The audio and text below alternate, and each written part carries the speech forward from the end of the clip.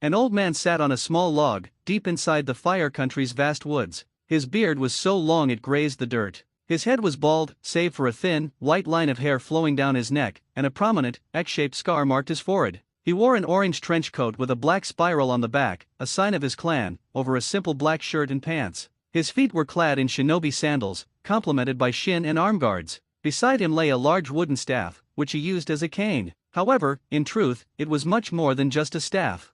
And who was this person in life? What was his name? Uzumaki Naruto. "You're coming with us," a masked Umbu shinobi, wearing a Konoha headband, ordered. He was backed by a team of 20 identical figures who emerged from the shadows. Emblazoned on the sleeves of their arms was the Uchiha clan crest, signifying who they served. The figure now identified as Uzumaki Naruto paid no attention, his gaze fixed on nothing in particular as he smoked his pipe, the very one that had once belonged to the third Hokage himself. "And what does your honorable Hokage and Uchiha want with me?" Naruto's voice, though old, remained strong. "You banished the 9-tailed beasts from this world. We're here to take you back to Konoha, where you're ordered to reverse what you've done and seal them again in those chosen by Hokage-sama. You're to create 9 new Jinchuriki for Konoha to use in the growing conflict with the other 4 shinobi villages rebelling against us," the Umbu captain commanded, watching Naruto exhale a puff of smoke. "My answer, just like the last time a team came to see me, is still the same." "No," Naruto replied firmly. The Umbu team suddenly drew their weapons.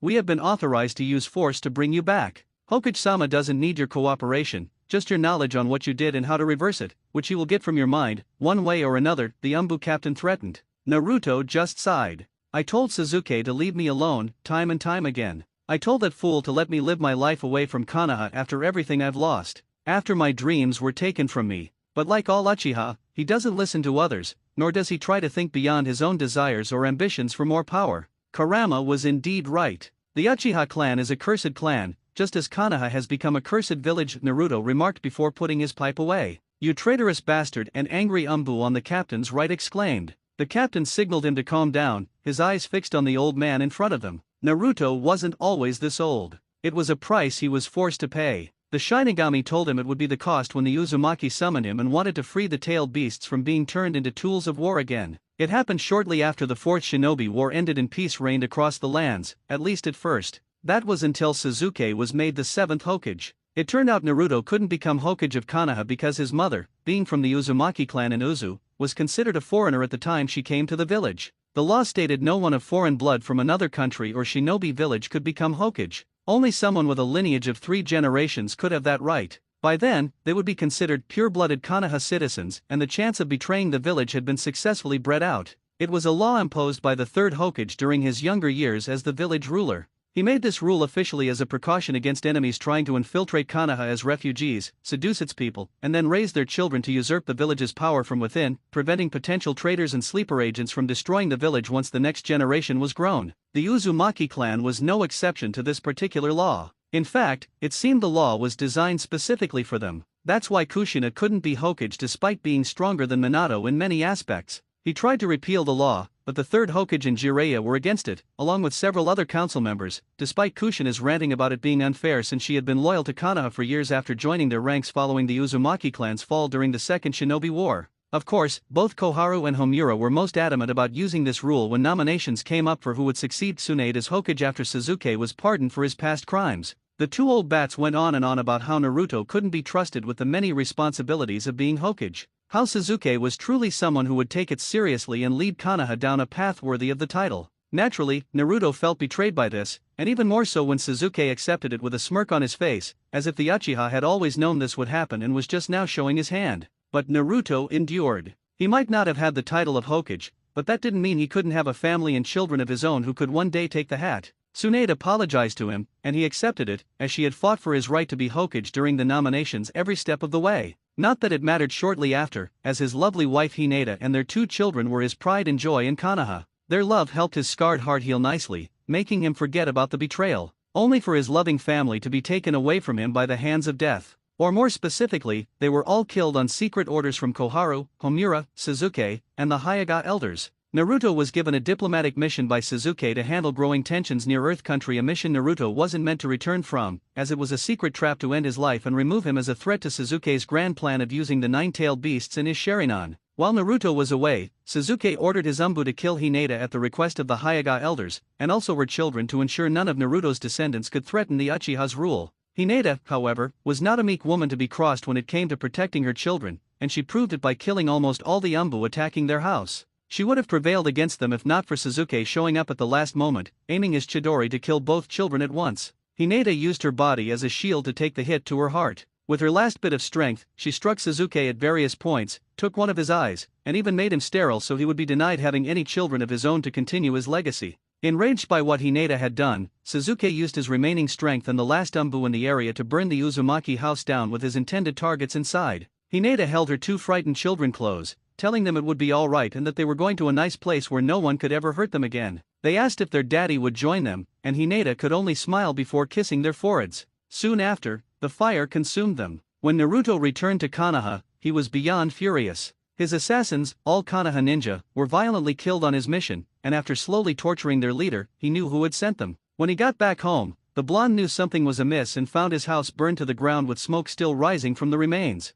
Walking through it, Naruto saw the bodies of his wife and children holding each other close. At first, Naruto didn't understand how this could happen, but a charred message written in her blood on the floorboards told him all he needed to know about who caused this. Uchiha Sasuke. Naruto wasted no time kicking down the door of the Hokage's office. He saw that Sasuke, the Hyuga elders, Homura, and Kohara were shocked to see Naruto not only alive but relatively unharmed. He was stained with blood, but it wasn't his. Many ninja in the tower tried to stop him from heading to Sasuke's office, but they were either killed or badly injured. Before they could do or say anything, Naruto unleashed his fury on them and the Umbu in the room. Homura and Kohara were the first to die. They were old and weak, so they were of no consequence, just like the Hyuga elders, who were too old to defend themselves. But Sasuke was a different matter and deserved to suffer greatly. The Uchiha was weakened from what Hinata had done to him, and Naruto wasn't going to give Sasuke a chance to win. The fight spilled into the streets below, where Naruto proceeded to beat the living hell out of Sasuke, calling him a traitor, a coward, a backstabber, a power-hungry bastard, and the murderer of his family. Despite everything, Sasuke smirked when Naruto called him the last part,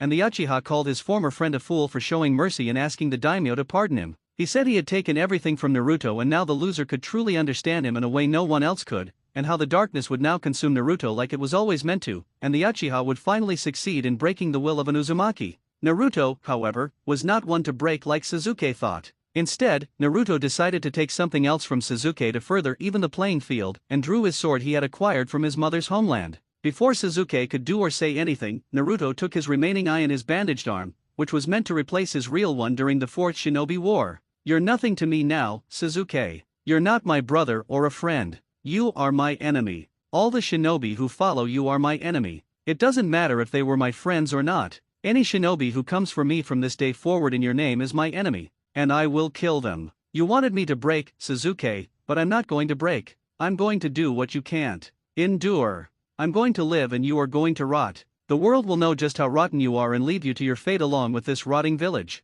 Those were his final words to Sasuke before Naruto left with Kurama so the Uchiha wouldn't use him for his own twisted purposes. Just because Sasuke lost his eyes didn't mean there weren't replacements he could use for the same purpose. Since then, Naruto had been a wanted man throughout Konoha and Fire Country despite what Sasuke had done. All Konoha ninja now had standing orders to find and kill Naruto should he be located, but that wasn't all. Apparently, the other Kages heard what the Uchiha had done and wanted no part of what the Hokage was planning. They closed off their borders and sent a message to Sasuke for his shinobi to enter at their own risk, for Konoha was now their enemy. Enraged, Sasuke, upon being healed, declared war on them all, calling each village a traitor to Konoha and declaring his to be the one true shinobi village of the elemental countries. How he was the supreme Kage who ruled over all the other Kages. He even went so far as to declare that all shinobi villages and their Kages should and would swear loyalty to him or be destroyed by his power, that they would bend the knee, or he would break their backs before ending their lives along with the lives of their descendants. Hence the beginning of the Fifth Shinobi War, or as the people of Konoha called it, the Rebellion of the Four Kages.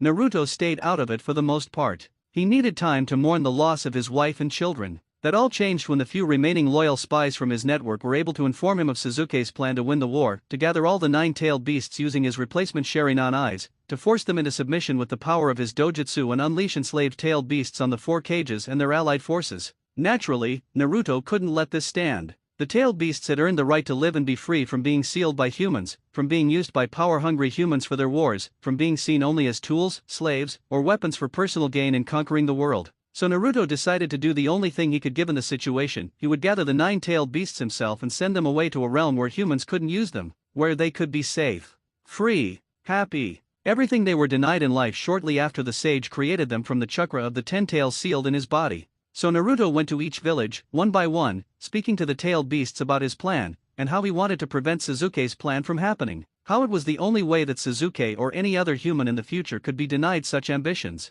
Reluctantly, each tailed beast agreed with him and eventually joined Naruto in the ruins of Uzu to perform the means to take them to such a place. Of course, opening a portal to a realm like that required a price to be paid to a deity capable of cutting a hole to such a place, and the only one Naruto could think of who could be summoned for such an assignment was the Shinigami. When the deity stood in front of him, Naruto told the Shinigami what he wanted and was willing to pay the price if it meant Sasuke's plans would fail. The Shinigami, for all his deadly appearance, looked quite impressed with the Uzumaki standing before him. As such, the Shinigami did not take his soul like Naruto thought he would, but rather asked for something else in return. Something the tailed beasts protested, since what was being asked was possibly worse. The Shinigami had demanded that the price for Naruto's overall plans to succeed was the man's youth, that the Uzumaki be turned into an old Uzumaki. Granted, he would still be strong, even by the standards of an elder Uzumaki, but still aged to the point where he would be a very old man. However, to even the playing field, the Shinigami gave Naruto's sword a piece of its essence to bond to the man and become what the deity had called a Zanpakuto,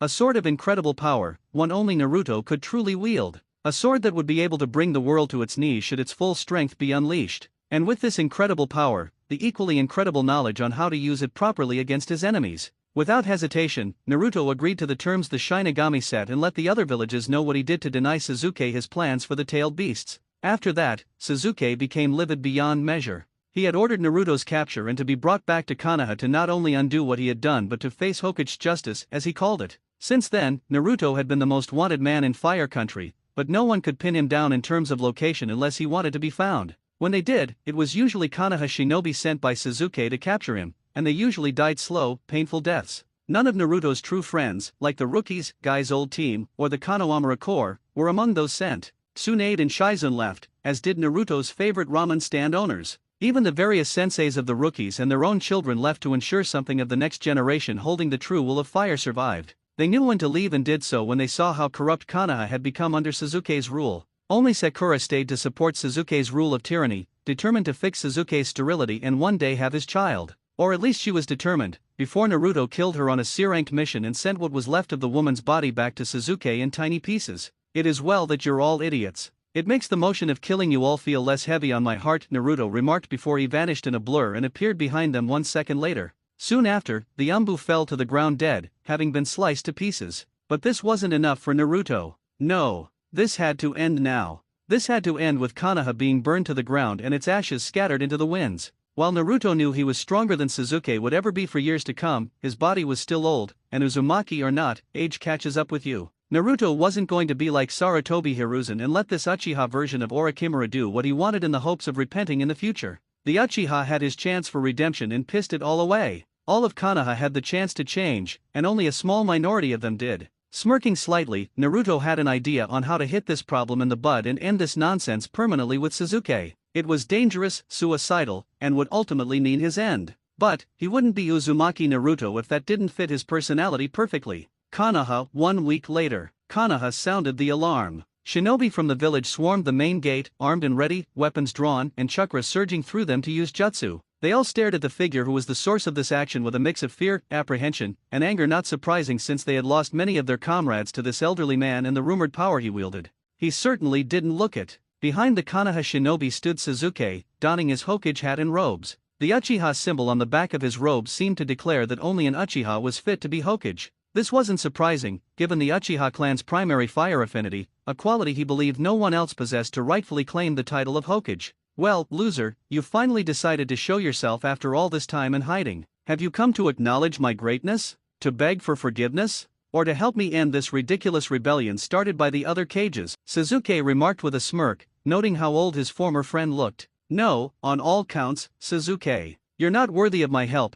much less my acknowledgement of your greatness. You're lower than trash, Naruto replied, causing Sasuke to scowl. Says the weak old man standing before me, who looks like a mere gust of wind could easily knock him over with little to no effort, Sasuke countered harshly. He watched as a smirk formed on Naruto's face, followed by a soft chuckle. Come now, Suzuki team. If there's one thing you should have learned by now after all this time, it's that you should never ever underestimate a member of the Uzumaki clan, especially when that Uzumaki just so happens to be me, Naruto declared, his eyes suddenly shifting from humorous to cold and icy. Restrain him, Suzuki ordered, his eyes now active. The shinobi moved in to take Naruto down. They were met with an invisible wave of pressure, and Naruto's hunched form straightened, the look of a warrior replacing the friendly, frail old man. Removing his coat, Naruto revealed a body that was not weak or frail, as he'd led them to believe, but a hardened warrior's physique, complete with battle scars. His eyes burned with a fury, fire, and conviction that Suzuki had never witnessed in Naruto before. Fools!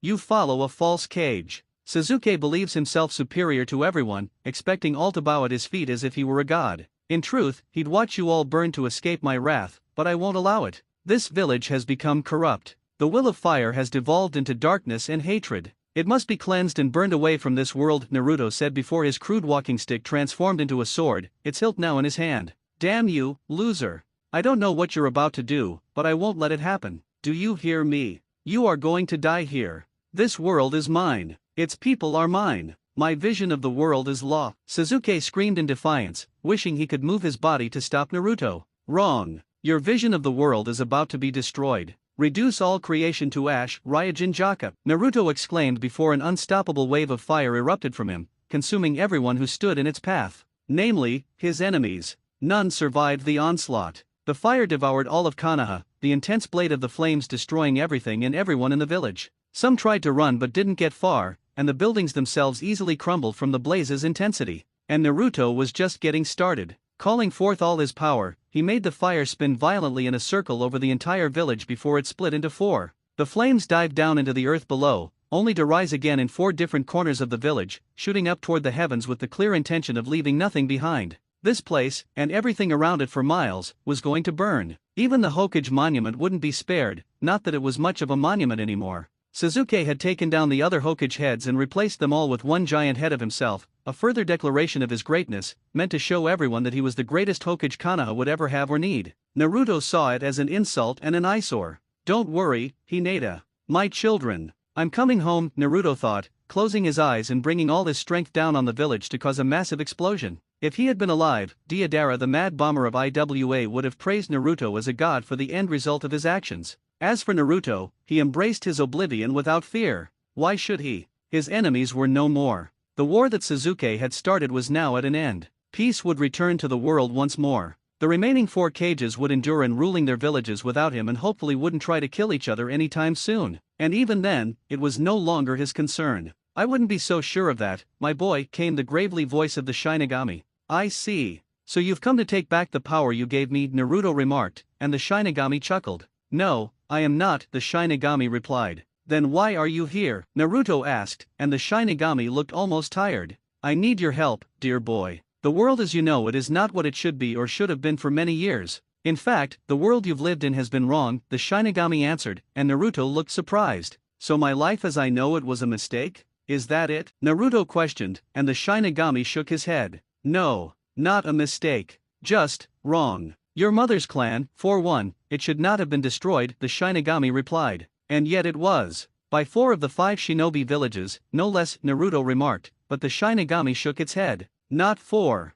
5. All 5 shinobi villages had a hand in it. Konoha included, the Shinigami replied, and Naruto looked at him in shock and horror. What? Naruto whispered as the Shinigami nodded. After Sarutobi Hiruzen became the Hokage, he feared for Konoha's future. He knew the Uzumaki clan was growing in strength and power. It would only be a matter of time before the clan, which was allied with Konoha, became its own entity. And given how members of the Uzumaki clan are the only ones capable of holding the Kyuubi, he felt they needed to be crippled to prevent them from ever having such strength, the Shinigami said, and Naruto was furious. Who else was involved in that decision? Who else knew the truth? Naruto asked, though he had a good idea about most, if not all, of them. Hiruzen's old teammates, of course. His former rival, Shinura Danzo. Orochimaru helped plot where to strike. And Jiraiya, in order to acquire your mother for the transfer of the Kyuubi from Mito to her, the Shinigami answered, and Naruto was once again floored. Jiraiya was involved? Orochimaru, I could see. Danzo and those other 2 bastards, too. But Jiraiya, Naruto questioned, feeling the bond he had with the sun and break. He helped disable the security and trap seals that would have destroyed the advanced enemy attack force. He also used his spy network to leak the secret passages the enemy ninja could slip into the village to perform the pincer attack Orochimaru helped devise to make it successful. He knew the one Uzumaki acquired from the clan would be able to do Fuinjutsu easily. In fact, Mito left a great deal of knowledge for her to learn from after your mother came here. Hiruzen knew this and made sure Kushina would put the skills gained to good use for Konoha's benefit. Didn't you find it odd that both Hiruzen and his student knew about your clan, your mother, and what they could do, yet they never once made sure you were taught those same skills, the Shinigami explained, and Naruto's face contorted with rage. What do I need to do? You clearly have some idea how to fix things so the life I've lived doesn't repeat itself, Naruto replied, and the Shinigami nodded. I will send you back in time, Naruto. Back before you were born. During the Second Shinobi War. You will alter events so your clan does not fall and Konoha as you know it does not act the way it did, the Shinigami answered. And what happens if I do something that alters time and erases me from existence? Do you care if I decide to crush Konoha if I so choose? Naruto questioned while the Shinigami shook his head. No, the first part won't happen. You will be sent back, but not as Uzumaki Naruto. You will, in truth, be sent back as another member of the Uzumaki clan. As for the village that helped betray you, do as you see fit unless I tell you otherwise, the Shinigami answered, and Naruto raised an eyebrow at the deity. So I go back in time as myself, but not as myself, so I won't risk destroying myself in the distant future. Is that correct? Naruto asked, and the Shinigami nodded. Yes. With the proper alterations to the timeline, your future self will grow up strong, well-educated, and, more importantly, have a family that will love you no matter what, the Shinigami replied, and Naruto nodded. I don't suppose it's too much to ask for a much younger body, is it? While I'm no slouch in this form as you know, I'd prefer to live long enough to at least see myself being born, Naruto replied, and the Shinigami chuckled. I can give you back your energy so you can live longer, but the form you are in stays the same. After all, I think you'd find it funny to see grown men barely a third of your current aged form being unable to win against you in a fight, the Shinigami remarked, and Naruto thought it over before nodding. Well, he's not wrong, Naruto thought before the deity gave him back his energy, and the old-looking Uzumaki felt stronger in the process. It is time. When you awaken in the world of the living, you will no longer be Uzumaki Naruto. He doesn't exist yet. You will be Uzumaki Yamamoto Genrya Saishiji Kuni, the Shinigami declared, and Naruto sweat dropped at the long-ass name. Can't you just call me Uzumaki Yamamoto for short? Naruto asked, and the Shinigami let out a chuckle while looking a bit sheepish. Yes, I suppose it is a bit long, the Shinigami remarked, and Naruto sighed at the deity. I'm ready. Let's get this over with, Naruto said impatiently. Even after aging into an old man, you still act impatient, the Shinigami commented. I'm an Uzumaki. What did you expect? Naruto countered with a small huff. Indeed, the Shinigami said before opening the necessary portal for the old Uzumaki to enter. It was time to change the history of the world as he knew it, for the better. It was an interesting experience for him to see his mother's homeland at the height of its power during the Second Shinobi War.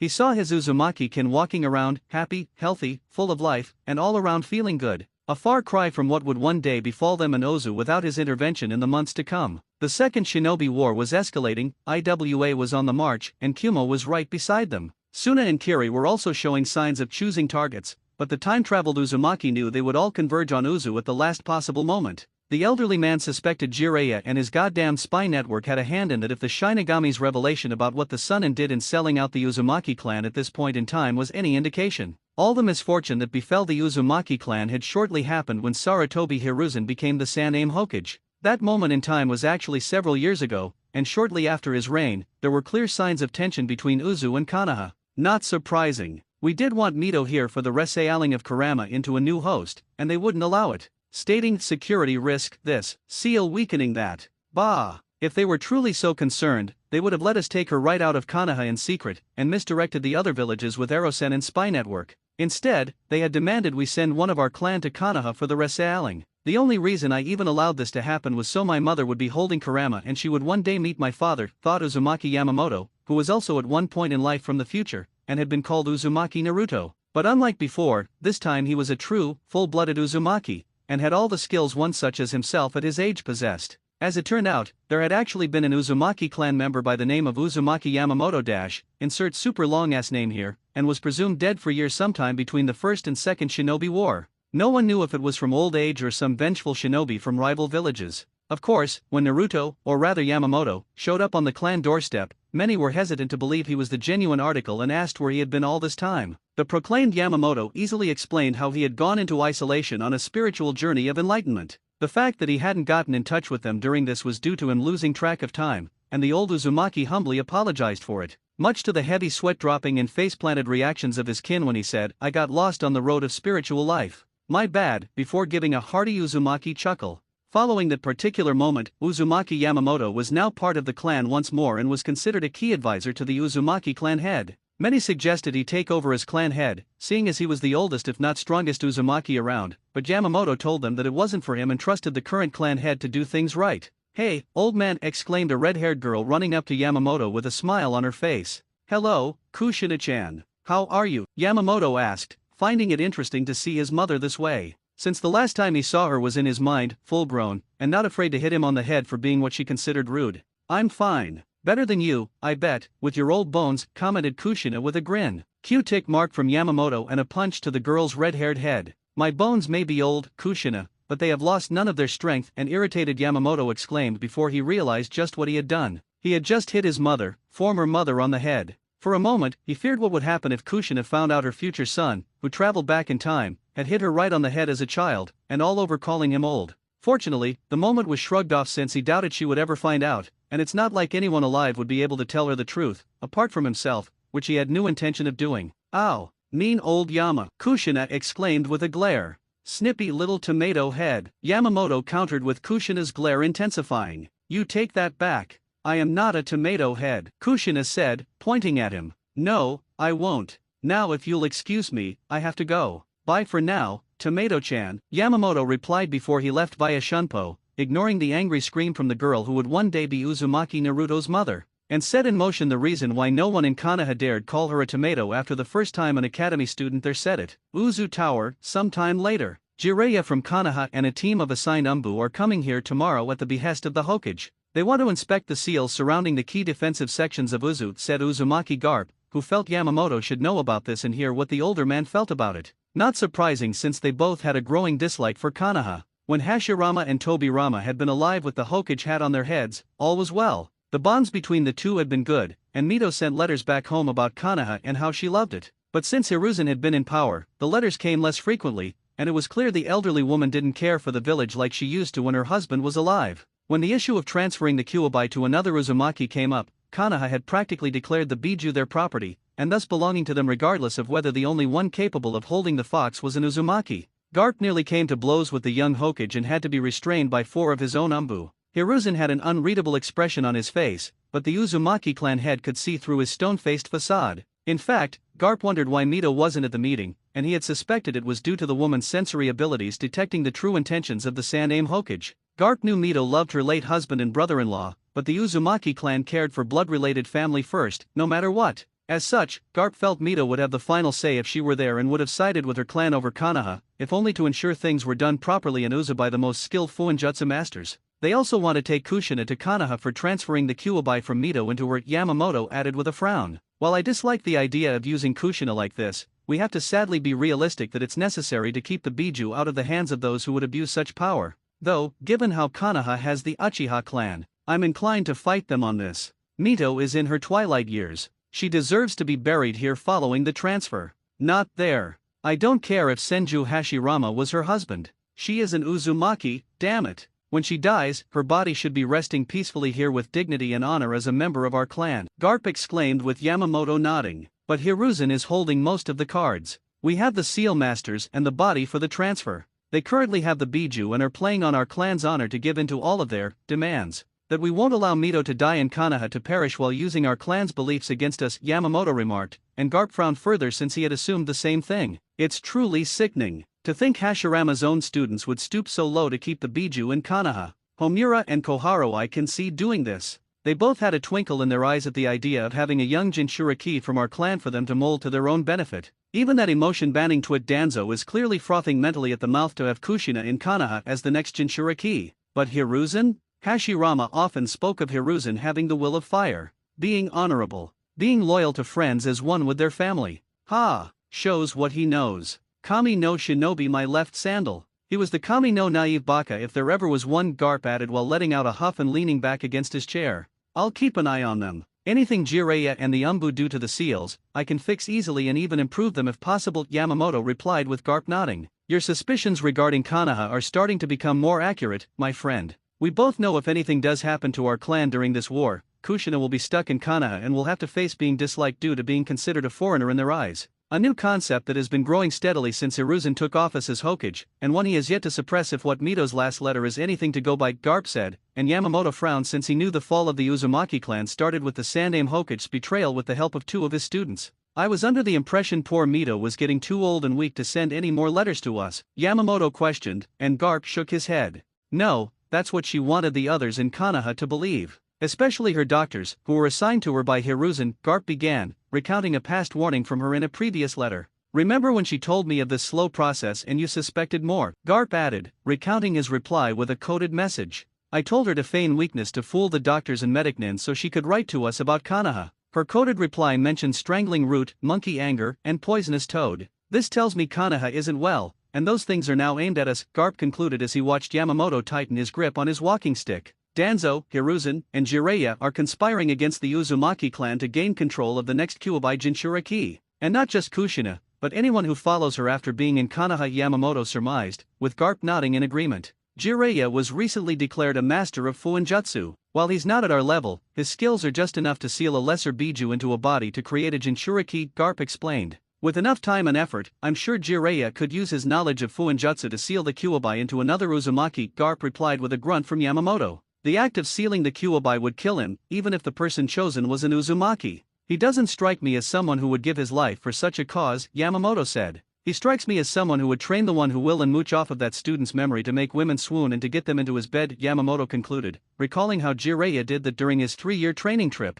Mito also warned me about the snake's slowly growing cruel mentality and to be cautious around the friends of the idiot monkey before I do something stupid, Garp added, reminding Yamamoto of Orochimaru and Hiruzen's two teammates. He was looking forward to killing them all again, and indeed we shall. First, we must deal with the poisonous toad and his small escort entering our homeland. Once that is resolved and Kushina is the new Kyuubi Jinchuriki, she should be allowed to come back home to us for a proper seal inspection from time to time. This is something we must strongly insist upon to Jiraiya to let him know Kushina will always be one of us first and foremost, no matter what Hiruzen or Konoha says about her being a Jinchuriki. The name Jinchuriki itself turns my stomach, Yamamoto stated with Garp nodding. Agreed on all counts, my friend, Garp replied as Yamamoto nodded and left the room. He had work to do. Uzu the next day. Jiraiya knew his presence, much less the Umbu with him, wouldn't be welcome in Uzu, but this was ridiculous. The man came through the secret passage with an armed escort of 10 Uzu-Umbu and got the distinct impression that these guys would kill him and his team if not for the orders from the Uzumaki clan head. Tensions had been building for some time, so Jiraiya could almost understand the need for such security, but he also felt it was insulting that Ozu would act this way toward him, a student of the Sandaime Hokage himself.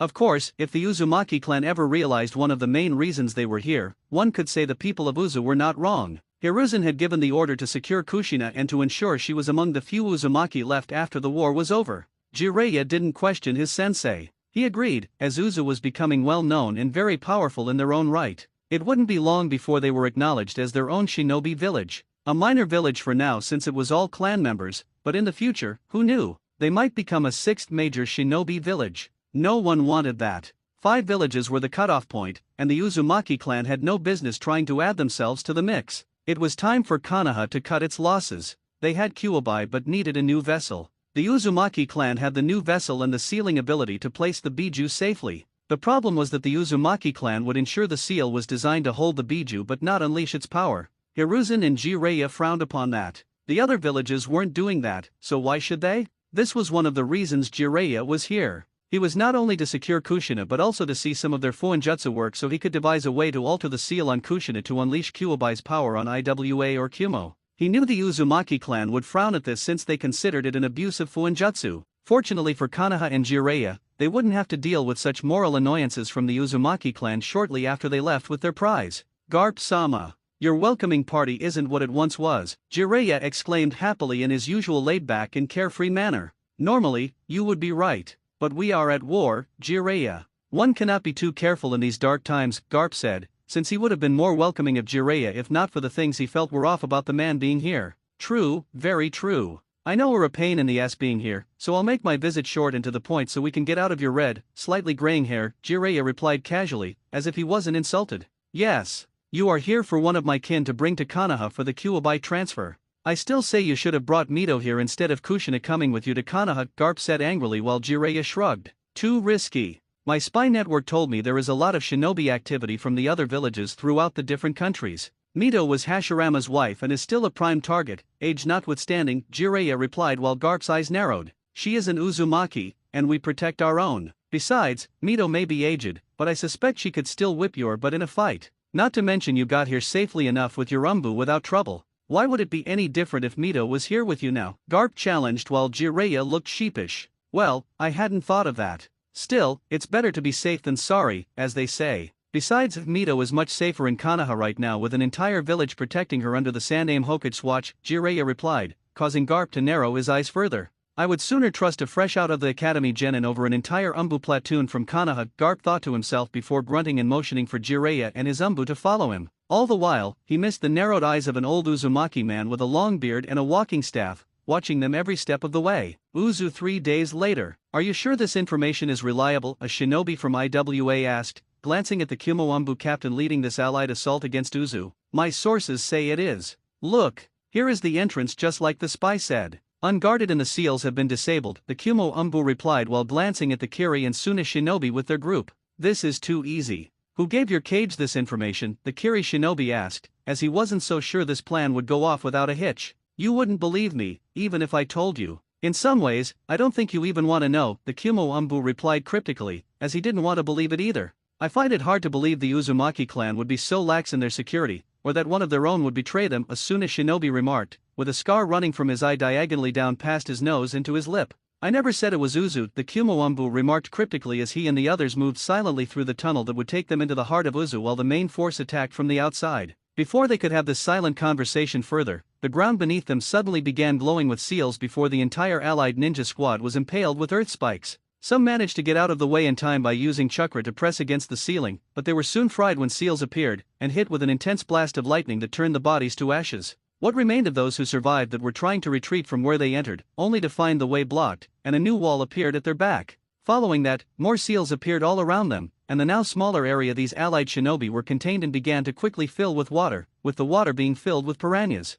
Naturally, there were no survivors. Walls of Uzu at the moment. Bodies lay everywhere. A lot of bodies. Shinobi from Kiri, Suna, Kumo, and IWA were all on the ground. Dead. Well, dead or quickly dying. They had been told an infiltration team would help in a pincer movement that would allow them to take down Uzu on two fronts. How the seals on the walls connected to traps and early warning detection had been disabled a few days earlier without the Uzumaki clan noticing. How that happened, they didn't really know, or maybe deep down for the smarter than average shinobi of this allied force, they didn't want to know. The point was, they had basically been assured a guaranteed victory and were eager to take it, only to find their eagerness in believing in an assured thing, even from their own cages when given this assignment, would ultimately be their undoing. How could this have happened? How could we have lost? Were we betrayed by our own cages? Did they really turn on us? Or did one of them betray the other to the Uzumaki clan without even realizing it? A dying Jounin from Suna thought while crawling away from the bodies around him and trying to escape in a futile attempt to report back to the Kaze cage of their staggering loss. Only to get a sword go through his neck and out of his throat. Reduce all creation into ash, Ryujin Jaka, an elderly voice said before the body on the ground and those around him were consumed in flames. And only the person causing the flames was the one walking out of it unscathed. Konoha 1 week later. You assured me the seals were disabled, Jiraiya. You and your entire team I sent to get Kushina were ordered to disable the seals around Uzu without anyone knowing the truth. The mission was a success, sensei. Those were your words, Jiraiya. When I asked about it, Hiruzen stated angrily at Jiraiya while Orochimaru was in the room along with Homura, Koharu, and Danzo, with displeased looks on their faces. I did. I made sure of it. Besides, if you want to pass along blame here, why not blame the team? He was the one who suggested the secret tunnel I used to get into Uzu for the enemy to enter undetected when the allied army attacked. Jiraiya protested while pointing at Orochimaru, who frowned since he did come up with the idea and the plan to perform the pincer movement accordingly. And it would have worked, too, provided Jiraiya's end of things went smoothly. Which it didn't. My end would have worked had you done your job, Baka. Now the Uzumaki clan are getting suspicious of us. They sent a letter demanding how the enemy not only knew of the tunnel used, but why some of their seals were noticeably damaged if not disabled? Not to mention the damage they saw was fresh and looked like it was days old when they began repairing it. The fact you were in Uzu the day such a thing happened to their seals makes us all look like traitors to our allies, Orochimaru replied with narrowed serpent eyes. Considering what we did or at least tried doing to the Uzumaki clan, isn't it true? Jiraiya asked with Hiruzen and the others frowning at him. That's not the point, Jiraiya. With the Uzumaki clan scattered, no one would have been able to piece it all together on their end. We could have easily picked up the survivors to bring them to us and be reorganized as a clan of this village we could easily control, at least regarding the usage of one of them to hold the Kyuubi. We could also learn how to use Fuinjutsu on a level like them, and they are not needed so much, Hiruzen said while glaring at his student. Yeah, well it didn't work out, but it wasn't my fault. I was careful. So was the Umbu teen with me. Though maybe if the members of Root weren't part of it, the Uzumaki clan wouldn't have been none the wiser, Jiraiya commented with Danzo frowning. And what does Root have to do with your own incompetence? Danzo asked with a frown. I don't know, maybe the fact those trained in your program have the emotional stability of a wet dishcloth. The Uzumaki clan has a lot of skilled sensors who can sense the emotions of people. Mito was one of them, remember? The ones in Uzu no doubt sensed how emotionless some of the Umbu and my escort were and made it known to Uzumaki Garp. Chances are he had some members of the clan snoop around where they went and saw the damage done before repairing it, Jiraiya replied with Danzo frowning further. Emotions people possess are a weakness, Jiraiya. My Root shinobi did their job per the instructions given to them. I highly doubt they are the reasons for your failure, Danzo countered with Jiraiya frowning at him. One day you are going to die an old man. Old and alone, Jiraiya remarked with Danzo not even twitching at the supposed insult. Considering how you live or intend to live in the future, Jiraiya, I expect to outlive you, Danzo countered with Jiraiya smirking. Fine by me. The world by that point would probably suck anyway, Jiraiya shot back. Enough. Both of you. We need to figure out how to stop this from making us look like we betrayed our own allies. Thoughts? Hiruzen questioned while the room went into silence once more for a time. They can't actually prove Jiraiya and his team damaged the seals after all the fighting that occurred, sensei. For all they know, the seals were damaged during the attempt to invade Uzu. Not Jiraiya, Orochimaru said while Hiruzen nodded. And the secret entrance, Hiruzen asked since that was another issue. We say the enemy found it while searching for a way to get into Uzu from behind while the main force obviously attacked from the front. They foolishly entered a well-hidden entrance made to be a secret trap and died because of it. It's not our fault the enemy found the damn place and entered believing it was unguarded in some shape or form, Jiraiya added with Hiruzen nodding in agreement there. The fact the Uzumaki clan would make such claims of us betraying them is an insult to Konoha and to you, Hokage-sama, Koharu added while knowing they could spin this in a way where the Uzumaki clan were coming off as paranoid. Even if the clan was actually correct. Even still, accusations still have a way of clinging to things. Not unlike a bad stench on clothing. You can scrub and clean the clothing all you want, but the bad stench will still remain. If only in memory, Homura remarked while making sure they understood this accusation made by the Uzumaki clan would not go away so easily no matter how hard Konoha tried to spin it. I get it. We're going to look like the bad guys here for a while until this mess blows over. Big deal. We have Kushina and Mito will be ready to transfer the Kyuubi into her soon, and that will be the end of it. I'm already coming up with ideas for different seals we could create for future Jinchuriki beyond Kushina so we have our future weapon once it's time for her to pass on the fox to another one. Hopefully an Uzumaki born here. That way we can have undisputed claim to the child should Uzu get involved again, Jiraiya replied since he felt his mission was an overall success with a minor bump in the road regarding the continued existence of the Uzumaki clan. It's not that simple, Jiraiya, Hiruzen replied while Jiraiya frowned. What do you mean, it's not that simple, Jiraiya asked while Hiruzen sighed. The Uzumaki clan wasn't happy when they did their investigation on the issue. They are considering breaking off all ties to Konoha. That means taking back all of the members of the Uzumaki clan, Jinchuriki included. Meaning we lose both Kushina and Kyuubi in one single stroke, Hiruzen explained while Jiraiya and the others looked angry. They can't. We needed Jinchuriki in Konoha.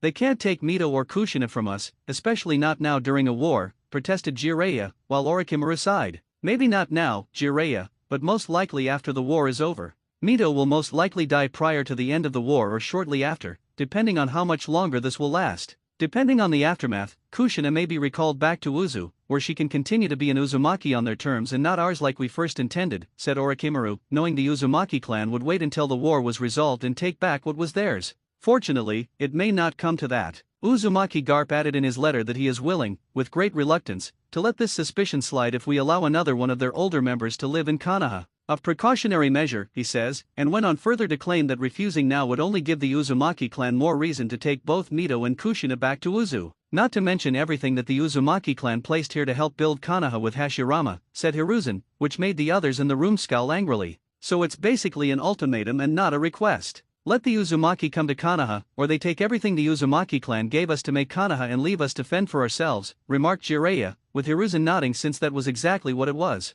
Ridiculous. What right do those islanders have to issue this demand to us? Konoha, the strongest of the 5 shinobi villages, exclaimed Koharu angrily. To be fair, Kohara-san, we would have made the exact same demand if the roles were reversed, said Jiraiya, with Danzo scowling. Irrelevant. Konoha is the only village that matters. Not Iwa, Suna, Kumo, Kiri, and most certainly not some island filled with Fuinjutsu users that call themselves a clan. I don't care if they are the cousin clan of the Senju. They are a constant threat, and as such should be eliminated before they have a chance to do anything to us in return, said Danzo, since he believed anything not born, made, or created in Konoha for him to control should either be destroyed or suppressed. Well, we can't now. They are most likely going to strengthen their defenses and keep their guard up around anyone sent to Uzu for any reason, commented Homura, while the others were seething at how their plan was ruined. That aside, say we agree to let this Uzumaki clan member to join Konoha. What does he or she contribute to this, and what is his name? Asked Jiraiya curiously, while the Hokage just sighed and rubbed his head. His name is Uzumaki Yamamoto.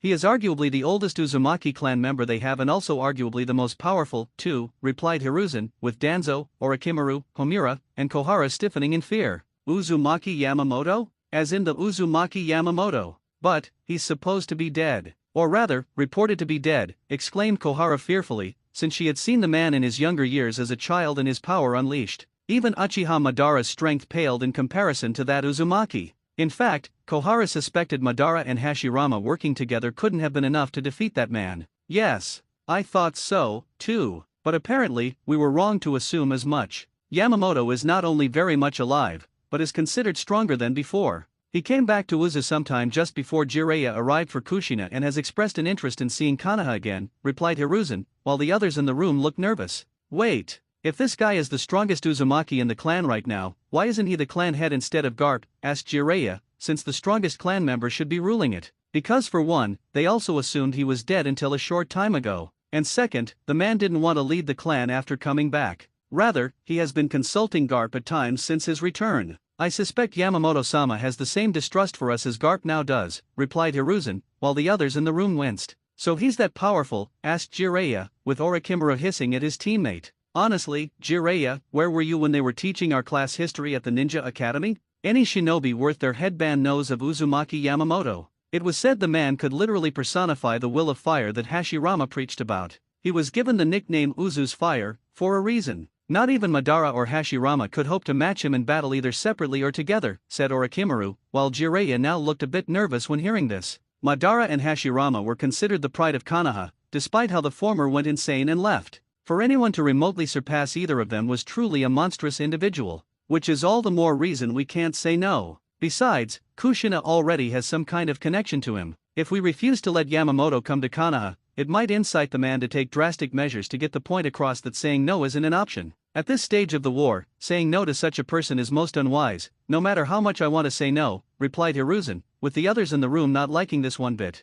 When is he expected here? Asked Danzo, so he could put some root umbu on the man for surveillance purposes. Tomorrow morning, answered Hiruzen, while seeing Danzo's frown increase. Tomorrow morning? So soon? Questioned Orochimaru, since he found this to be unusual, given how the letter was only received today. Like I said, Yamamoto has little love for Konoha. No doubt he wants to get here quickly enough in order to make sure Kushina isn't corrupted by our village, explained Hiruzen, while Homura and Kohara frowned. He should be given restricted movement throughout Konoha, remarked Koharu, while Homura nodded. And if I issued that command to him, who here is going to help me enforce it? Will you, Koharu? What about you, Homura? Danzo? Orochimaru, are you interested in enforcing such a command and making Yamamoto see things our way through the use of force? Questioned Hiruzen, while everyone in the room kept their mouth shut. So nice to know everyone in this room is a coward like me when it comes to this guy, thought Jiraiya, while keeping his mouth shut on the matter. We will figure out how to deal with Yamamoto-sama when he arrives tomorrow. In the meantime, we need to focus on the academy, and where to place Kushina in it.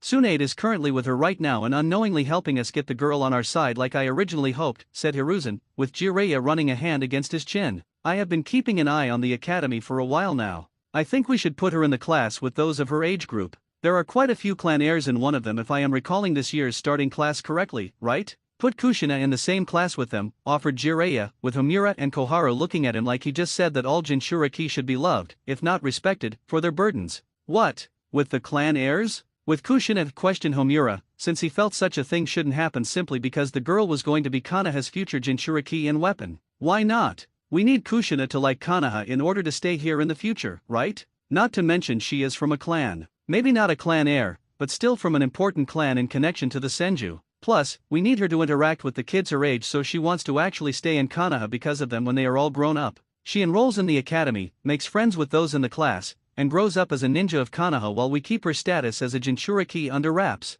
At least for the moment, anyway. When the time is right, we let it slip out, or create a scenario where she unleashes a good chunk of the Biju's chakra, despite the seal used to contain it. Even if Mito does give Kushina a similar seal to her own, I can always alter it in the future to change the purpose of the seal while under the pretenses of inspecting and future research. By the time the village tries to isolate Kushina due to her status as a Jinchuriki, we make it seem like we care, and she will want to keep what few friends she has left here no matter what, explained Jiraiya, with Hiruzen nodding at the idea. There is just one problem regarding the altering of the seal, Jiraiya. Yamamoto-sama is a master Fuinjutsu user. What makes you think he will even let you get within 3 feet of Kushina to inspect her seal, much less alter it to your specifications, questioned Danzo, while Jiraiya just shrugged. Easy. Time. Sensei said it himself. He's an old man. Sure, Yamamoto is strong for his age, but he won't live forever. Chances are he'll die sometime within the next 5 years of old age. We just pretend to be on our best behavior until that time, and after the old geezer kicks the bucket, we lure Kushina into our confidence and make up some reason for me to see her seal, replied Jiraiya, while Hiruzen once again nodded at the idea.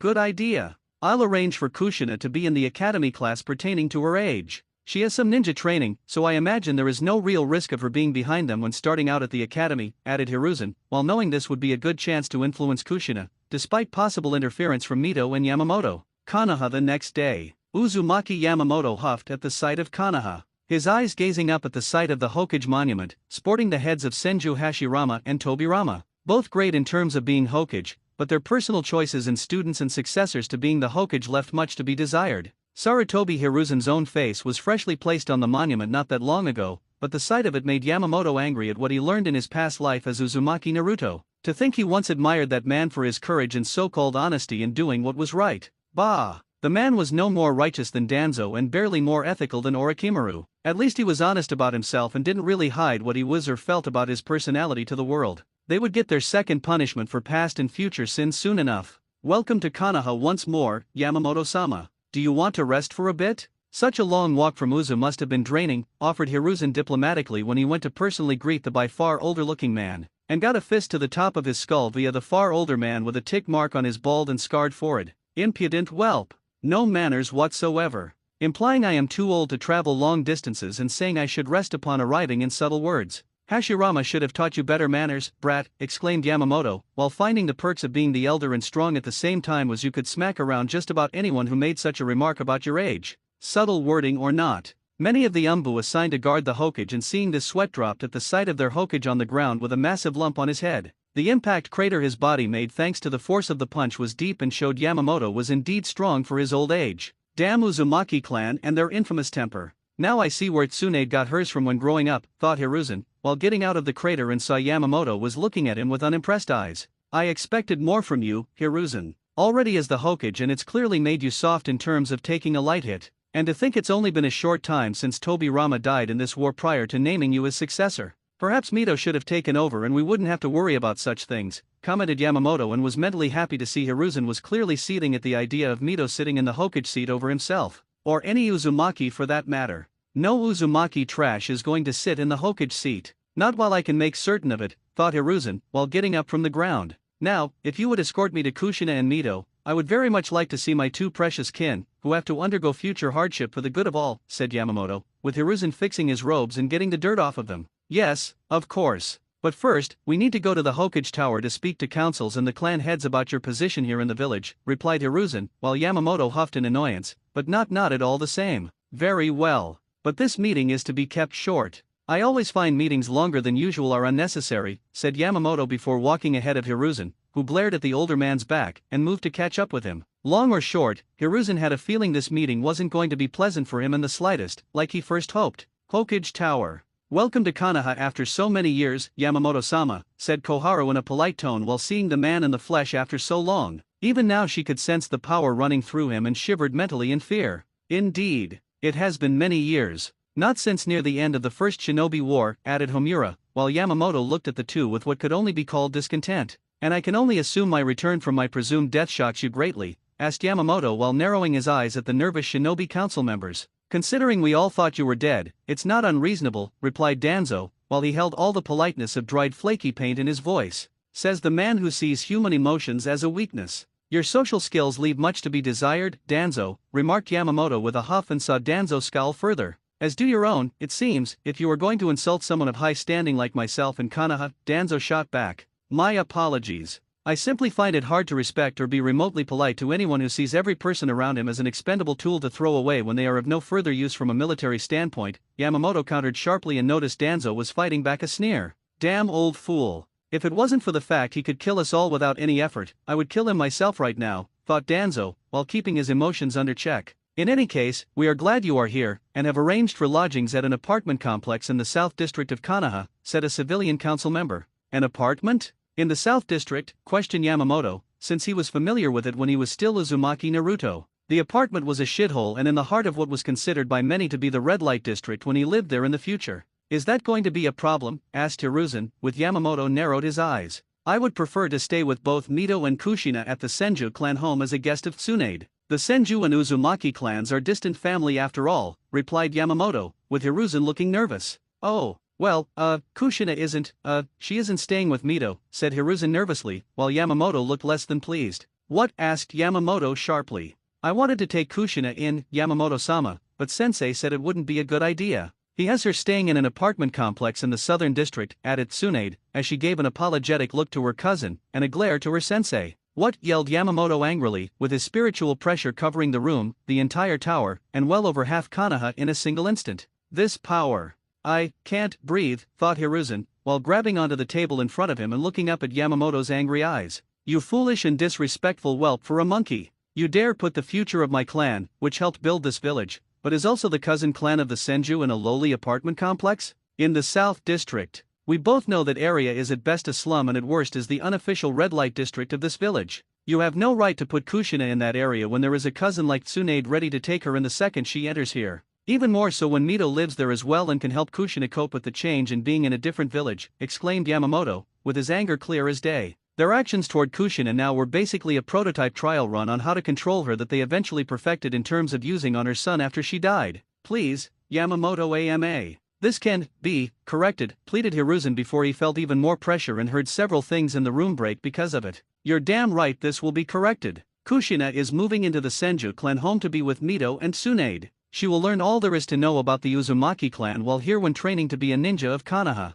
Not only that, but should the Uzumaki clan need her back in Uzu, I will not allow anyone to impede her from going for any reason, and will kill anyone who tries, stated Yamamoto, while giving Hiruzen a challenge me at your own risk look. You can't. It's treason, protested Homura before his heart nearly stopped at the sight of Yamamoto's eyes focusing on him. Silence your tongue. This is not up for discussion, negotiation, or compromise between us. This is going to happen, or I will kill everyone in this room, sans Tsunade, and let your children rule your clans and positions here in your place. Hopefully, they will do a better job than the rest of you idiots, exclaimed Yamamoto, with many now fearing the wrath of this old, yet still terrifying man before the pressure they felt left them. Only Tsunade, who was not the focus of Yamamoto's power, was the least affected by it. That won't be necessary, Yamamoto-sama. Kushina is more than welcome in the Senju clan home, wheezed Hiruzen, while Yamamoto gave a slight nod. Good. Now, if there is nothing else, I'm going to see my kin, Yamamoto said before he left the room, with Tsunade getting up to follow. Such power.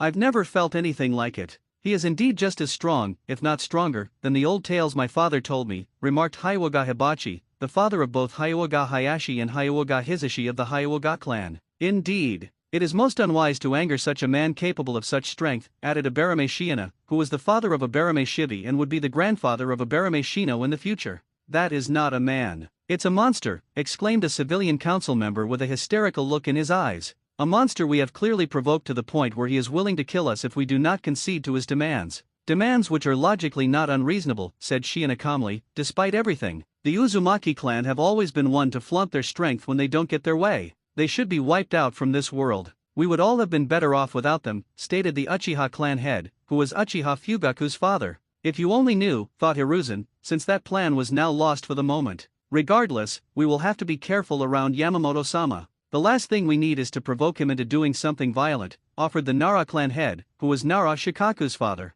The last thing he or anyone else wanted to do was see Konoha put in a troublesome situation or on the angry path of Yamamoto, or the Uzumaki clan in general. With Yamamoto, it's no wonder Kushina was blinded with love for Konoha. They practically force-fed her no alternative, thought Yamamoto, while putting all the events so far through his mind. Giving Kushina nothing but the bare essentials to live in Konoha. Only seeing Mito on occasion, and was basically the only member of the Uzumaki clan left after those in Uza scattered. When Mito died, Kushina would be all alone, with the exception being Tsunade herself. But the Senju could only do so much for her, and Yamamoto suspected Hiruzen had a hand in that, claiming some form of favoritism among clans that couldn't be shown even if they were related in some manner. By leaving Kushina practically all alone within Konoha, Hiruzen was making sure that all of her friends and comrades were all for the village. Getting her to form bonds with people who were loyal to Konoha and getting her to be loyal to the only place she believed was a good place to live. No doubt Hiruzen manipulated the events along with Danzo, Homura, and Kohara to make the girl rely on Konoha on a subconscious level. Yamamoto was going to make sure that didn't happen. Starting with having a long private conversation with Uzumaki Mito about his concerns regarding Konoha, after making sure Kushina was safe within the Senju clan home, Yamamoto looked at Mito, who was sitting on the cushy bed. She had indeed looked old, and her body showed as much with the wrinkles. Her sharp eyes still showed the fight in her, so that was some comfort. The woman was happy to see him and little Kushina. The poor girl was surprised to see him and would have made a crack about Yamamoto being old if not for the fact they were going to see Mito. In fact, Kushina was happy they were, since she didn't understand why she couldn't stay with Mito from the start. Not that it mattered anymore, since Yamamoto had taken care of the particular issue with the hokage. "You are looking well, all things considered," remarked Yamamoto, with Mito smiling at him. "I'm not too old to be completely bedridden, and I can still throw a mean punch when required," replied Mito, with Yamamoto smiling at her and the fact she hadn't lost the infamous Uzumaki wit. Still, it was time to get serious. "How have things been since Hiruzen took over as hokage?" asked Yamamoto, with his smile gone and a frown now on his bearded face.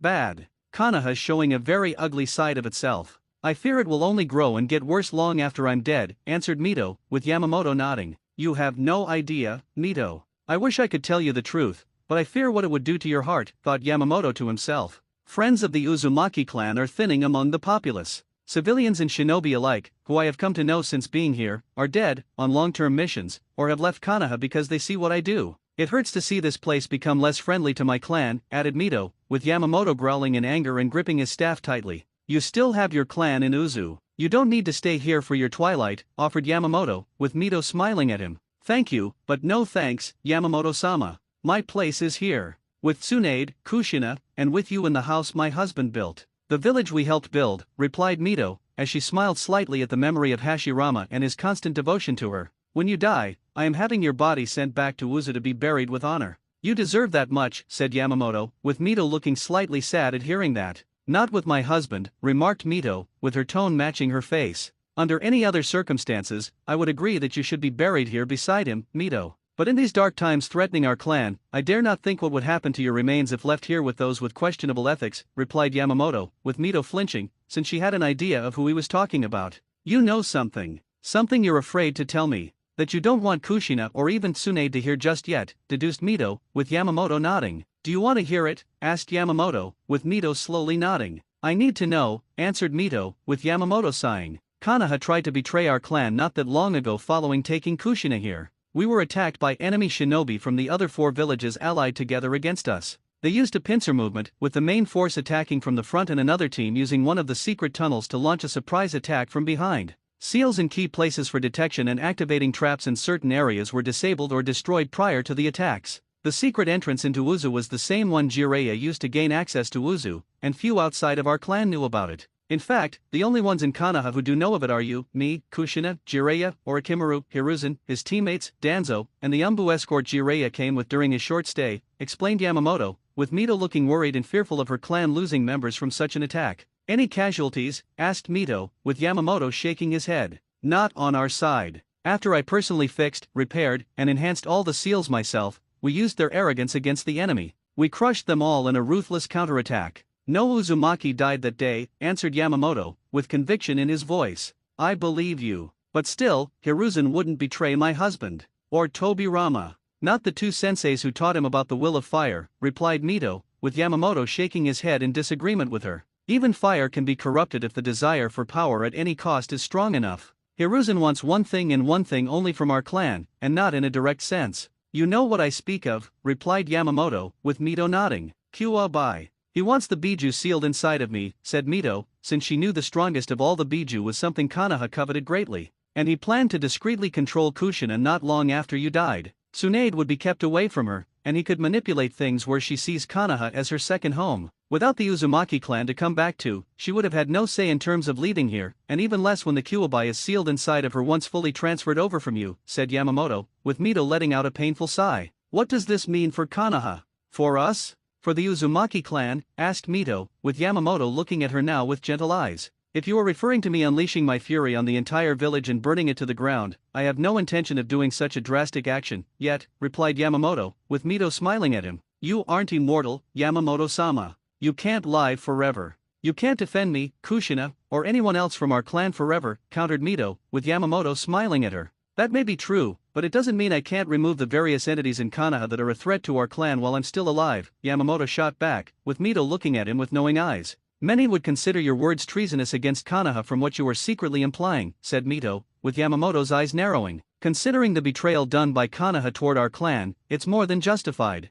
Turnabout is fair play, replied Yamamoto, since he knew it was only fair he counter Konoha's actions with his own. I don't want Konoha destroyed. I don't want my husband's village to be lost forever due to our desire for revenge, whispered Mito, with Yamamoto nodding to her request. The spirit of Konoha will remain intact. It's those who would corrupt Hashirama's beliefs for their own crude ends that will die, said Yamamoto, with Mito smiling at him again. You are not what you seem, Yamamoto-sama. I sensed as much from you when you let loose your power. There is a piece of the Shinigami inside of you, remarked Mito, while she had sensed as much from him with her sensory abilities. And what does that tell you about me? Asked Yamamoto, while keeping his eyes on her. That you are indeed Uzumaki Yamamoto and yet not Yamamoto at the same time. I have studied our connection to the deity well enough to know he did something to bring you back to this world, surmised Mito, with Yamamoto slowly nodding in admission. Do you want to know the truth? The entire truth? Asked Yamamoto, with Mito thinking it over in her mind. Tell me everything, slowly and carefully. If I cut you off, it is because what you were about to tell me is something even I shouldn't know, or shouldn't be spoken for others to possibly hear, answered Mito, with Yamamoto nodding.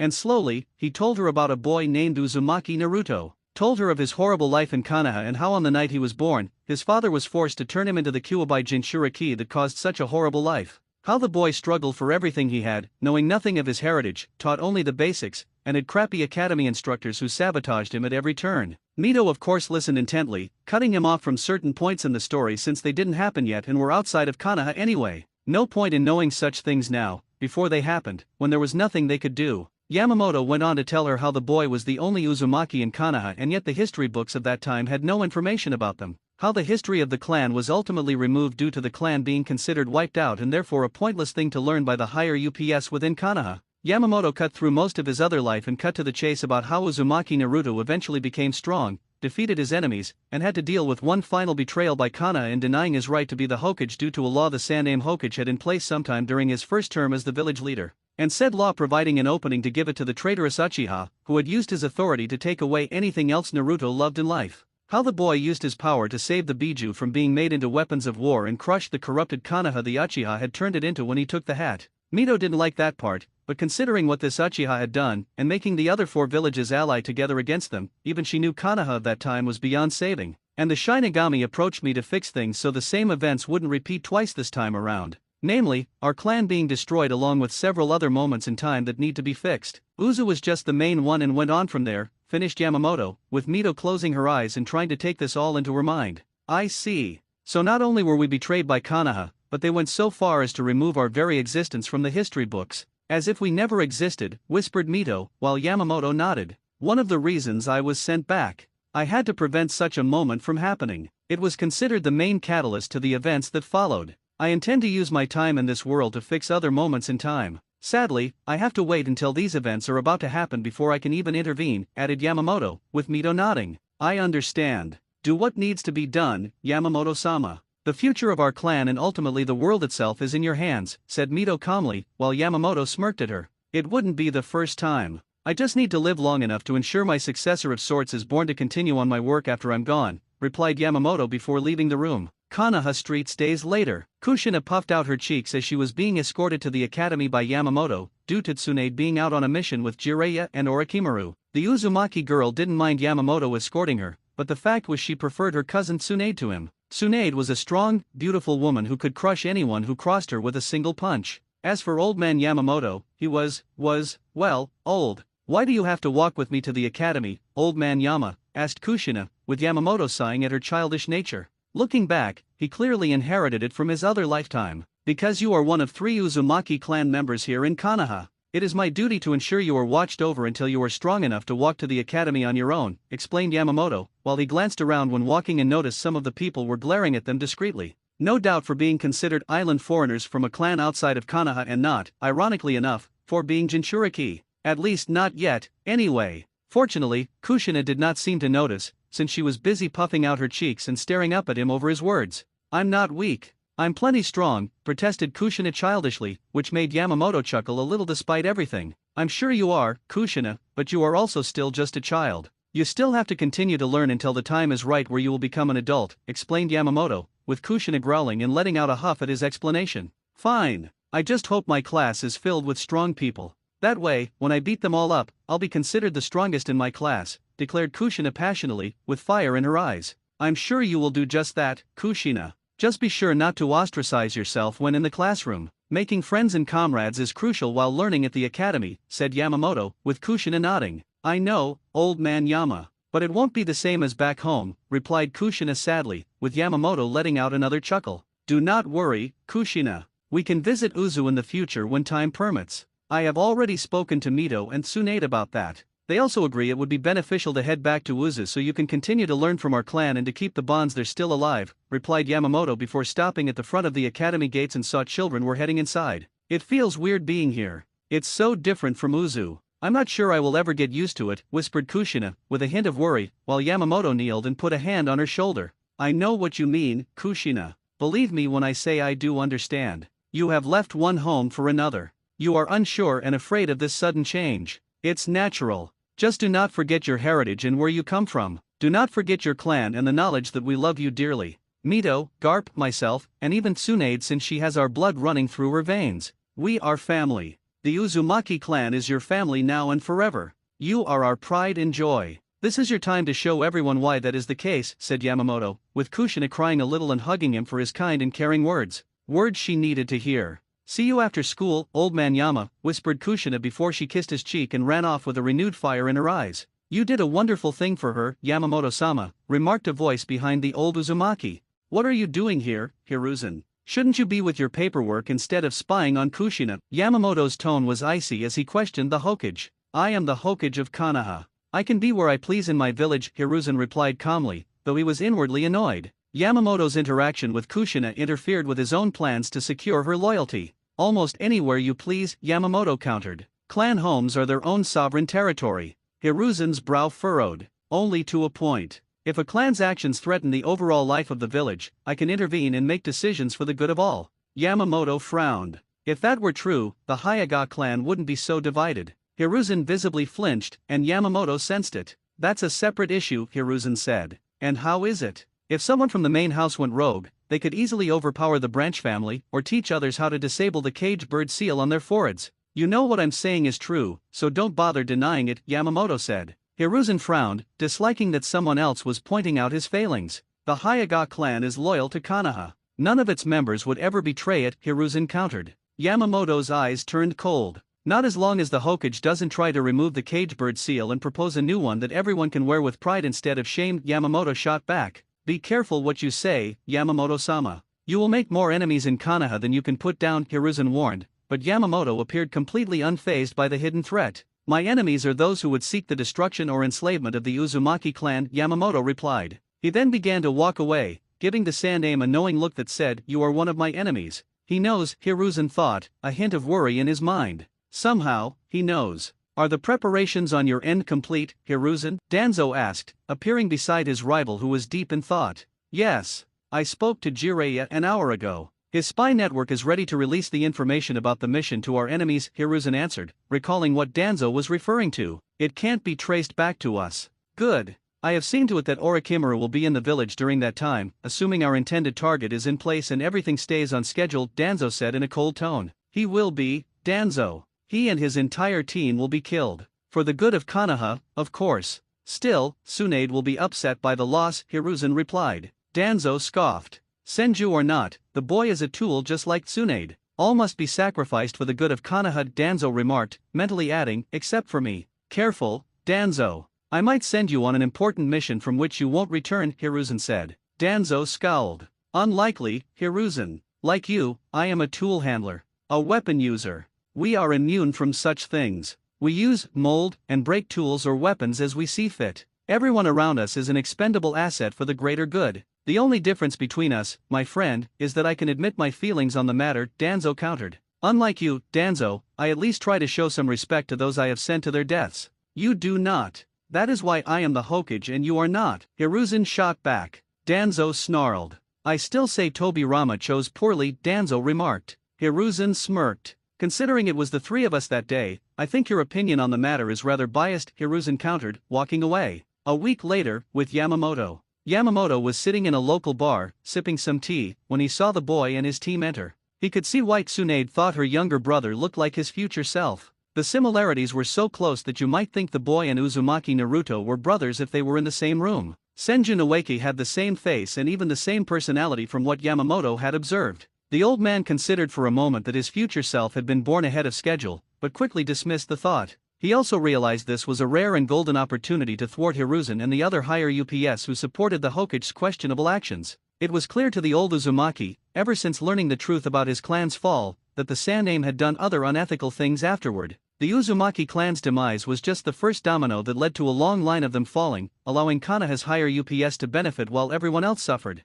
Over time, Hiruzen did things where he, Danzo, Koharu, and Homura benefited, and others, namely Jiraiya and Orochimaru, got the short end of the stick. Jiraiya was too loyal to fight back, and Orochimaru went rogue to plot revenge, using the disguise of his mentor's discovery of the unethical experiments he had supported. At this moment, Yamamoto knew Senju Noeka's death was the next domino Hiruzen was trying to knock down. Yamamoto had learned all about the boy's death as a grown Uzumaki Naruto and how Noeki was killed the day after his birthday. A birthday Yamamoto knew was yesterday because he had been there to give the boy a beginner's guide to Fuinjutsu and had seen Tsunade give him the cursed necklace. The very same necklace Tsunade believed was responsible for the future deaths of the boy and her future lover, Dan. Yamamoto made a mental note to intervene when that happened, too. I can't believe I have to go on a mission later today. I just turned 12 yesterday, Noeki exclaimed after his friends left and he sat in front of Yamamoto to air his grievance. I know. It was the same for me on several occasions when I was a young lad. Still, it just shows you the responsibilities ninja like us must take on, regardless of special events in our lives. Your enemies won't care if your birthday was today, yesterday, or even tomorrow. They will only wish to see you dead and your loved ones suffer, namely your sister and your grandmother, Yamamoto replied. Noeki sighed. Yeah, I guess you're right, Yamamoto-sama. At least the mission is supposed to be easy, from what the Hokage said. A quick snatch and grab of documents vital to ending the war sooner, Noeki said, having heard of Yamamoto in the past and seen how he acted with others in Konoha. The boy had no intention of disrespecting him. Never assume anything, Noeki. I had several easy missions assigned to me when I was a few years older than you. They turned out to be far more complicated and dangerous than my team thought. Always be aware of your surroundings and treat a mission outside these walls seriously regardless of the rank. Your C-rank mission can easily turn into an A or even S-rank mission, especially during times of war, Yamamoto explained before flicking the boy on the forehead. Ow, okay, I get it. No need to be mean, old man Yama, Noeki whined. Yamamoto smirked. If I wanted to be mean, little Noeki, I would tell your sister you were in the hot springs earlier peeping on women out of not so innocent curiosity, Yamamoto remarked. Noeki went pale at the idea of his sister knowing. Okay, point taken. No need to get big sis involved. She's been training to use some kind of super strength technique that Grandma Mito knows. I don't want to be her punching bag, Noeki pleaded, knowing his sister would beat the future pervert out of him. Good lad. Now hurry and go meet your team. And be mindful of what I said about your surroundings, Yamamoto commanded. Noeki nodded and headed off for his mission. After the boy left, Yamamoto frowned, knowing that simple words of wisdom would not be enough to ensure Noeki would return to Konoha alive and in one piece. If he truly wanted to ensure the future of the Senju clan and the mental stability of Tsunade, it was better for Konoha to have her in the village rather than drinking and gambling for years on end, her skills lessening with each passing day. He would have to do something discreetly to prevent the boy's death and the death of Tsunade's lover to keep Shizune there as well. Sometime later, with Noeki. The boy was terrified, and he had every right to be. Senju Noeki just had a near-death experience with a trap set to kill him and his team on this seemingly simple mission. First, the documents were fake. Second, his team was ambushed by 7 IWA ninja intent on thinning out the Senju bloodline. And third, Noeki was barely able to escape the explosive trap meant for them. Had he not listened to Yamamoto's advice, Noeki knew he would be dead right now, unrecognizable except for the necklace Tsunade gave him. But his luck and the luck of his team won out. Even more so when all 7 IWA ninja were struck down soon after the surprise appearance of Uzumaki Yamamoto. The old man had his sword already drawn, and without hesitation or mercy, he killed his enemies and sheathed his weapon before giving Noeki a once-over. Before smashing the boy into the ground with his fist. "Didn't you listen to what I said earlier? Honestly, if I had been 1 minute late, you would be dead. Or maybe severely injured with a fatal wound. Of course, maybe that would have made you realize your surroundings are crucial on a mission." Yamamoto exclaimed angrily, inwardly happy that the boy and his team had made it out in one piece, a little banged up but alive with all their limbs and body parts. "Ow, we did. That trap back there would have killed us if I wasn't paying attention to my surroundings, like you mentioned earlier," Noeki remarked, holding his head after the hit. "Had you paid full attention to your surroundings, you would have sensed the 7 IWA ninja waiting for the trap to be sprung. If so, you would have realized sooner this was a trap and would have retreated before calling for reinforcements to let more experienced shinobi intervene." Yamamoto countered, hitting Noeki's head with another one of his fists. "Ow, stop doing that. I'm sorry. I really am," Noeki pleaded. Yamamoto sighed at the boy's antics. "As you should be, Noeki. Few can say they've survived near-death experiences as a shinobi. Even fewer at such a young age during a time of war. Let's get you and your team home. The hokage must be told to double patrols around Fire Country to ensure this doesn't happen so often," Yamamoto replied, escorting the young team back to Konoha. And away from the secret pile of 15 bodies belonging to Konoha's Rudombu, all of whom Danzo had assigned to kill the 7 IWA ninja before bringing Noeka's dead body back to Konoha for genetic material extraction. At the Hokage Tower. "While I am glad young Noeki is safe, you had no business being outside of Konoha and interfering in this mission," Hiruzen exclaimed, glaring at Yamamoto, who looked as if he didn't give a damn and looked back at the Hokage with lazy eyes.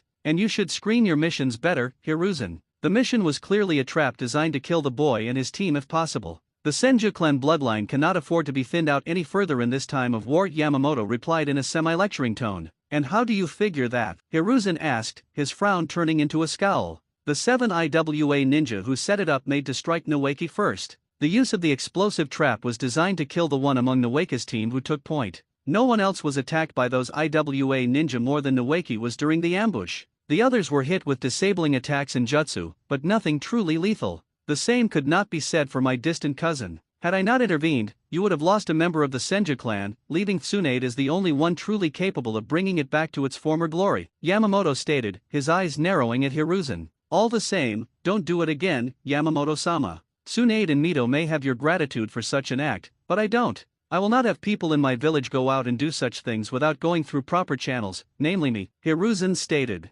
Yamamoto stood up from his chair and looked down at the Hokage. "This may be your village now that you are its Hokage. But make no mistake, Hiruzen, I will do what I must to protect my clan and my cousin clan from total annihilation. If you or anyone else stands in my way should something like this happen again, I will burn this village to the ground and relocate the survivors worthy of being spared my wrath back to Uzu. Do not test me on this," Yamamoto shot back before leaving the office. The moment he did, the Sandaime Hokage slammed his fist on his desk. Damn him, he ruined everything. Orochimaru doesn't have the genetic material needed to begin his experiments to transfer strong bloodlines to others who don't have them. I suppose I could have one of the doctors at the hospital get some of it from him or even Tsunade if we're that desperate. But they'll need an excuse for such an extraction, and Orochimaru isn't one to be denied for long. Especially when something stands between him and his goals to further scientific progress, Hiruzen thought, hoping his former student would get the results they were all hoping for and thus pass on the Senju's infamous and rare Mokutan bloodline, namely to Hiruzen himself, should the results show promise. It was no secret that human beings could be envious and jealous of others who wielded incredible power, even if that power was of genetic design and not one forged from hard work. Such people made others feel jealous. Hiruzen was no exception. He was jealous of Hashirama and even Tobirama to some extent in their mastery of their elements. More so with Hashirama, since he could do what no others, even within the Senju clan, were able to do, the Mokutan. The very ability to summon trees and wood-based jutsu, not to mention the subduing of the Biju with ease. Kami, it was practically screaming at Hiruzen to take and call his own. The power to control other forms of power. To be like a god. Hiruzen wanted it. He really wanted it. Hence why Orochimaru was put in charge of the secret project. If anyone could figure it out and get results, it would be his prodigal student. Tsunade would never consent to such a thing due to her own family being secretly used for it. Not to mention she was going into the medical field rather than the scientific one. And while the two occasionally intertwined, Hiruzen knew that Tsunade would not go along with such an idea, even from a medical standpoint, due to the ethics involved, with most people dying painfully from the body rejecting the bloodlines inserted into them. Jiraiya couldn't do it simply because that wasn't his field of expertise. The spy master was more into peeping on beautiful women in the hot springs for his research than finding ways to transfer bloodlines to others. Not to mention the man had the attention span of a fish the moment a woman with a nice figure walked into the room, and Hiruzen knew Jiraiya would practically demand an all-female staff to help him if he were remotely interested in such things. My root team I sent to retrieve the Senju brat's body were killed, Danzo commented from the shadows, a frown on his face. He's on to us. I don't know how, but Yamamoto is onto us, Hiruzen replied, his own face in a frown. We should remove him immediately. He's a threat to Konoha and our future prosperity, Danzo said firmly with conviction. Agreed. But not now. Not until after Kushina has the Kyuubi transferred into her. Any sooner, and we risk all three leaving for Uzu and the Uzumaki clan closing itself off with the most powerful of all the Biju in their village, Hiruzen replied. Danzo scowled, knowing the Hokage was right. I have been having some root umbu watching him since he arrived here in Konoha to oversee things regarding the transfer from Mito to Kushina. So far, he hasn't met with anyone privy to our plans for being the dominant power among the 5 shinobi villages, Danzo said.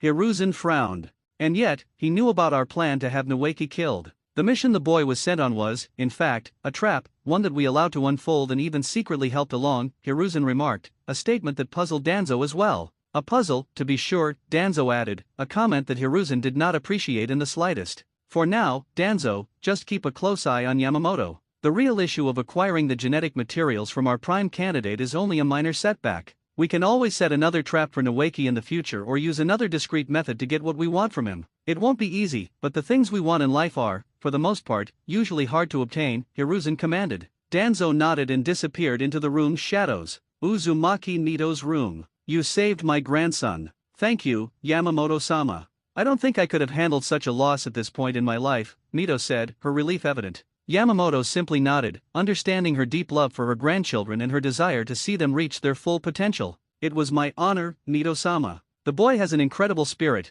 and it should be allowed to grow intact in the years to come, Yamamoto replied, his expression turning more serious. And yet, that is not all you wish to tell me about this matter, Mito added in a serious tone, sensing his emotions shift to a more negative state. I encountered poisonous roots lying in wait, Mito-sama. They were waiting for the boy to be killed, Yamamoto whispered, causing Mito to frown. They wouldn't dare. Even Danzo and Hiruzen wouldn't stoop so low as to kill the grandson of their 2 senseis, Mito countered, but Yamamoto shook his head. When it comes to the quest for power, personal ties have little strength against greed and ambition for obtaining desired goals, Yamamoto shot back. I see. I'll speak to Naoki and ensure his training regimen is increased. The same goes for Tsunade. I won't have this happen again while I'm still alive, Mito remarked, noticing Yamamoto looking at her with sad eyes. I'm sorry to say this, Mito-sama, but given that I stopped this moment from happening, chances are, they will just wait that much longer before trying again. My only advice is to keep on living. The longer you live, the greater the chance of Naoki and Tsunade getting strong enough to hold off against such an attempt in the future, Yamamoto said.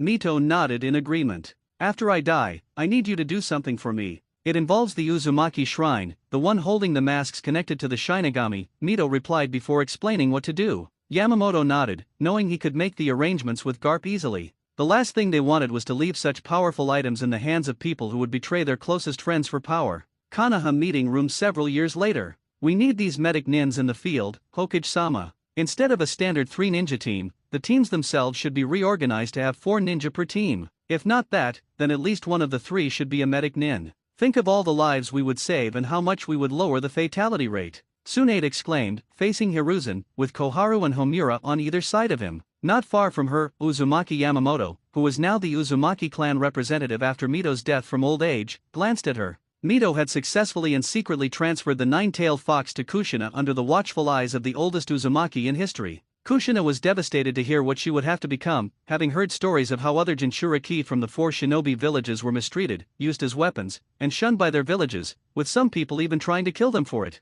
Yamamoto and Mito had been there to comfort the girl, telling her it was alright to be upset and not to worry, since she still had the Uzumaki clan in Uzu, not to mention Tsunade and Naoki from their cousin clan. Thankfully, no one outside the clan except a rare few know the truth. In fact, aside from myself, Tsunade, and Naoki, only the 3 people in front of us, Danzo, and Jiraiya know the truth. Orochimaru might have been told by Hiruzen as a premeditated warning, should the snake get into a fight with her in the future. Of course, that's me being optimistic here. Danzo more than likely told his most trusted of root nin about Kushina, and I wouldn't put it past Koharu or Homura to blurt it out to some people they knew would keep it a secret yet still hate Kushina all the same, slowly planting seeds of distrust and dislike among the higher UPS to make things difficult for the Uzumaki clan when we ask for Kushina to come back to Uzu for visits, Yamamoto thought, giving Tsunade a supportive nod for her idea. We can't right now, Tsunade. We are still fighting a war with IWA and Kumo. Kiri may have backed off for now, and Suna is considering a ceasefire altogether in light of the changing political climate within Wind Country. But the fact remains that we don't have the time or financial means to fund such a project.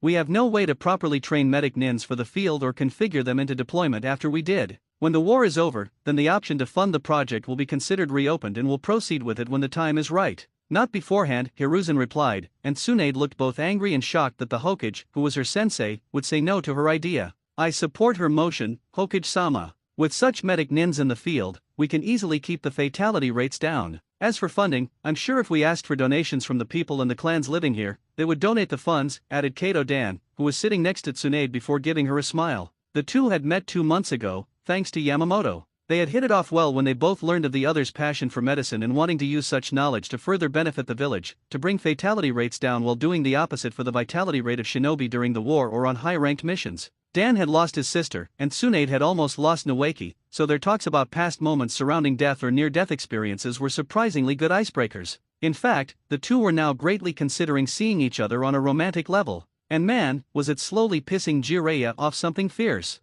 The Hokage's answer is no. Funding aside, this war is not giving us time to train medic nins for the field, and an attempt now would risk losing such skilled shinobi at the hands of the enemy, Homura said in a stern, authoritative tone. Furthermore, medic nins are meant to be kept behind enemy lines and away from the battlefield. If they were caught or captured, the enemy village could ultimately try to get key pieces of information out of them by torture and interrogation. They will become the weak link in the team, and thus the plan itself to involve them in shinobi teams is a flawed one, Kohara stated, causing Tsunade to grit her teeth in anger. The meeting soon ended, and everyone began to leave. Bastards! They see this more in terms of face value in the short term over the long one. If medic nins are well trained, they wouldn't be the weak link. They just don't want to take the time and effort to make this program a reality. Tsunade stated angrily while the man beside her, Kato Dan, smiled at the woman. I agree with you, Tsunade. It is unfair that the Hokage and his advisors shot down your idea for adding a medic nin to shinobi teams. I bet Kumo and IWA would be throwing a small party if they found out about the Hokage's foolishness, Dan said, joking at the end.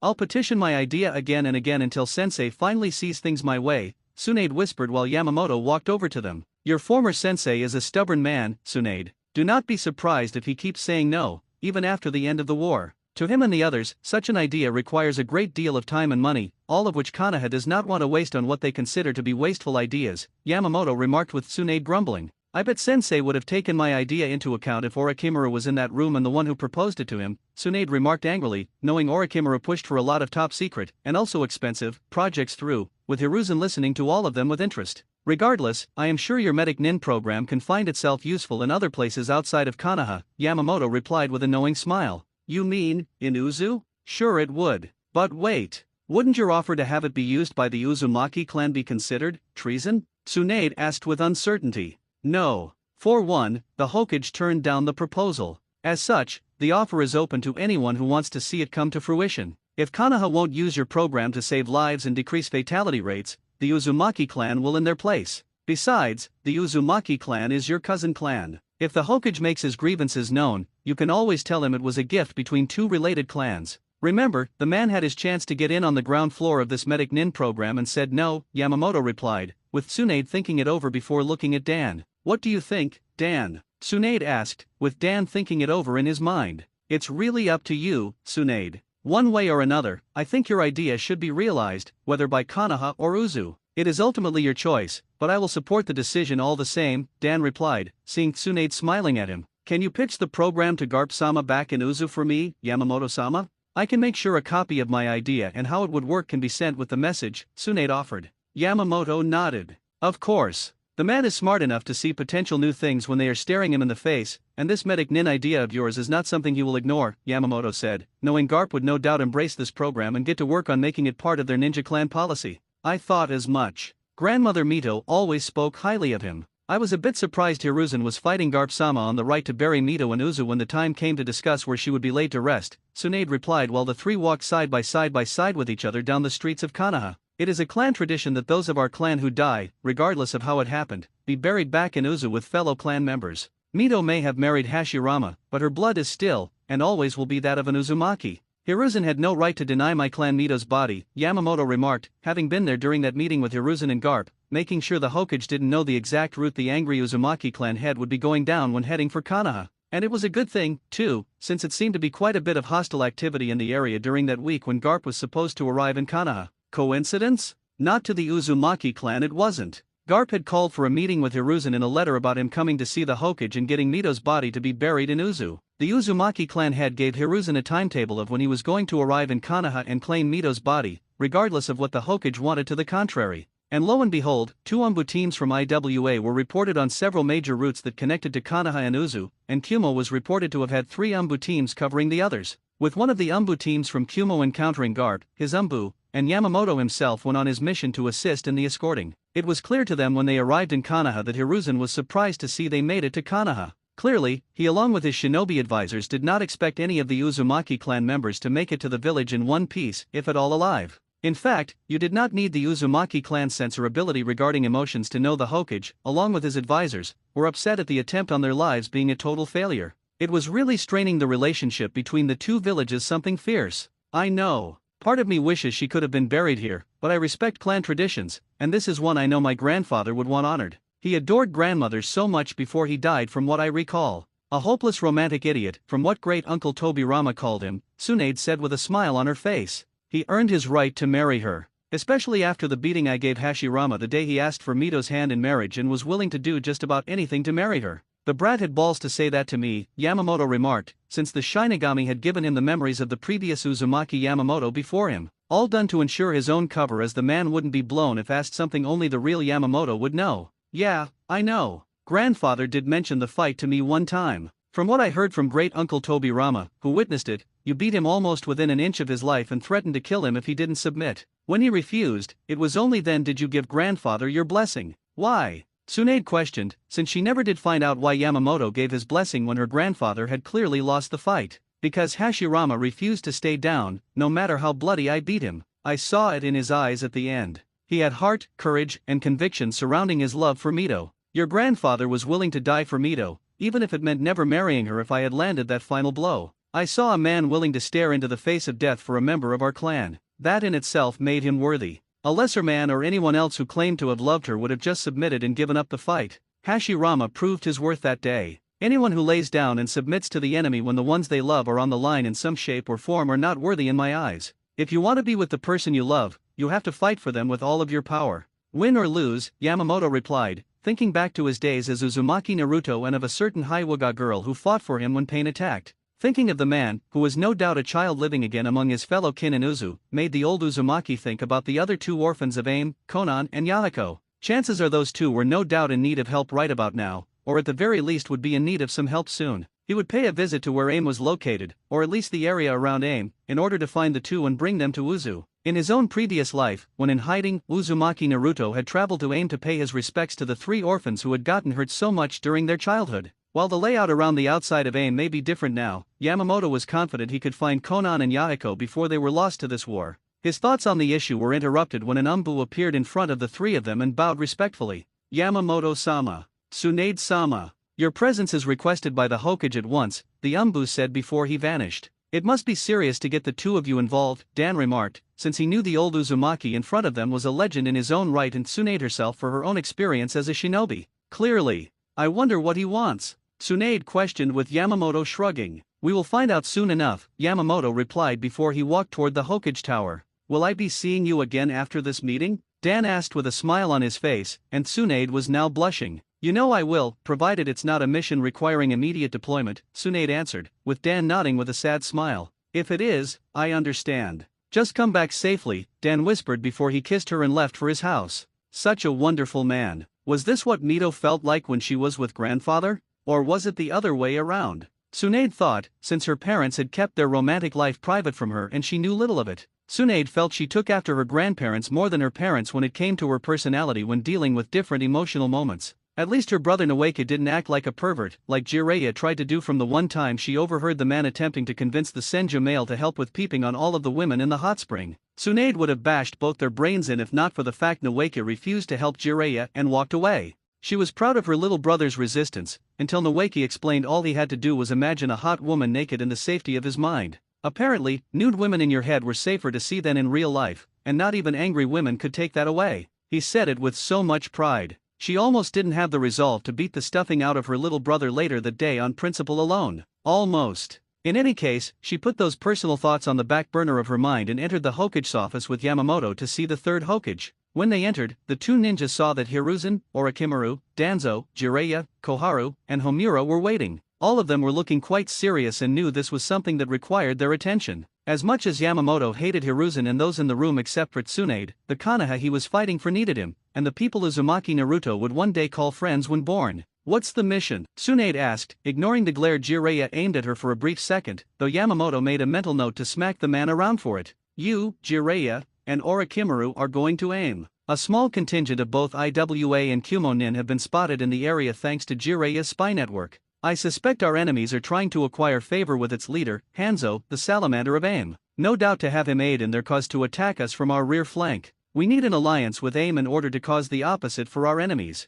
The three of you will go there to show Hanzo why you three are my students in Konoha's strength. If you impress him enough with your skills, I am confident he will side with us over Kumo, or IWA for that matter, said Hiruzen while Yamamoto narrowed his eyes. And why am I here, Hiruzen? Your uncle said you requested me as well as Tsunade for this meeting, remarked Yamamoto while seeing the Hokage nod to Danzo, who gave the old Uzumaki a mission scroll. The man also ignored how Homura and Koharu wanted to scold the Uzumaki for his lack of respect toward their teammate. You are going to aim as well, Yamamoto-sama, but for a mission far more dangerous in its design. In the event my students fail to meet Hanzo's expectations and he decides to side with our enemies, you are going to kill Hanzo and his supports, answered Hiruzen with Yamamoto scowling slightly since this mission was extremely fishy for his tastes. Why send me? Why not send Danzo? Or a team of highly trained Umbu? Questioned Yamamoto since he knew Hiruzen well enough to know that sending someone of his level was overkill. It was like sending a fully trained Jinchuriki with control over the Biju's power to fight an infant barely able to walk. Are you questioning Hokage-sama's orders surrounding this mission, Yamamoto-sama? Questioned Homura in a disapproving tone. Such a thing could be considered treason, remarked Koharu while glaring at Yamamoto with dislike in her eyes. I question the reason to send me, not the mission itself. It's overkill. Not only that, but what will happen in the off chance I failed my mission after they failed theirs? AIM will see the Konoha and Uzumaki clan as its enemy. AIM is closer to Uzu than any of the other shinobi villages and thus make things problematic for my clan. I have no intention of making my family a bigger target during this war, countered Yamamoto while giving Hiruzen's teammates a glare. Are you not up to this mission, Yamamoto-sama? Given your age, no one would think any less of you, challenged Hiruzen while Yamamoto's eyes narrowed in on him. Do not speak to me about age when compared to your weak monkey ass. Even now, I could take on everyone in this room and still have more than enough strength to flatten this village into nothingness, said Yamamoto while flexing his spiritual pressure on the people in the room and made to remind them all that he was far from weak. I stand corrected, replied Hiruzen with great reluctance since he was sadly outclassed by Yamamoto's power and hated it. He hated anything and anyone stronger than himself. I will take the mission, Hiruzen, but I highly doubt you will even need me there to fight Hanzo. Especially if all three of your students here are as capable as you seem to claim, remarked Yamamoto before walking out of the room with Tsunade right beside him. That old man is a pain in my ass, remarked Jiraiya bitterly since he had been watching the old man for a while now and was furious with Yamamoto for getting Tsunade interested in that sissy-looking Kato-dan. Enough, Jiraiya. We don't need you being distracted now of all times from the mission due to your own personal reasons regarding the imaginary romance between yourself and Tsunade, said Orochimaru offhand while Jiraiya bristled in anger. Hey! No one loves Tsunade more than me. Not you, Sarutobi-sensei, and certainly not that sissy boy Dan. Yamamoto team got those two interested in each other over their stupid concerns about the medical field. My field is spying, fuinjutsu, my research I do in the hot springs. Only one interests Tsunade and not in the way I can get her to swoon like she does with Kato-dan. How am I supposed to compete with that, protested Jiraiya, as he saw Orochimaru roll his eyes. Enough, Jiraiya. I will help you with this Dan person at a later time. Right now, I need you to focus on the task at hand with Hanzo and AIM, commanded Hiruzen while Jiraiya just grumbled but agreed with him. Territory around AIM. The two orphans of AIM looked up at Yamamoto in fear. They could easily tell this man was strong. He hit it well, but they had seen enough in their short lives to know this old Uzumaki was nothing to mock or sneeze at. He could crush them like bugs. Yet he gave them both a gentle smile. Who are you? Asked the boy, on guard against the stranger in this rainy land. A friend, replied Yamamoto calmly. Many have said that to us, said the girl with caution in her voice. And, questioned Yamamoto curiously. They were all liars, answered the boy. I am not them, replied Yamamoto with the boy and girl looking him over. Why are you here? Asked the boy. I am here for you too, answered Yamamoto with the boy and girl now being put on edge by his words. To hurt us? Asked the girl while the boy moved into a crude fighting stance. No. To help you, answered Yamamoto with the two children looking at him with looks of disbelief. Why would you help us? We are mere orphans. No one wants us, said the girl. It is because you are orphans that I wish to help you, countered Yamamoto with both children looking at him in confusion.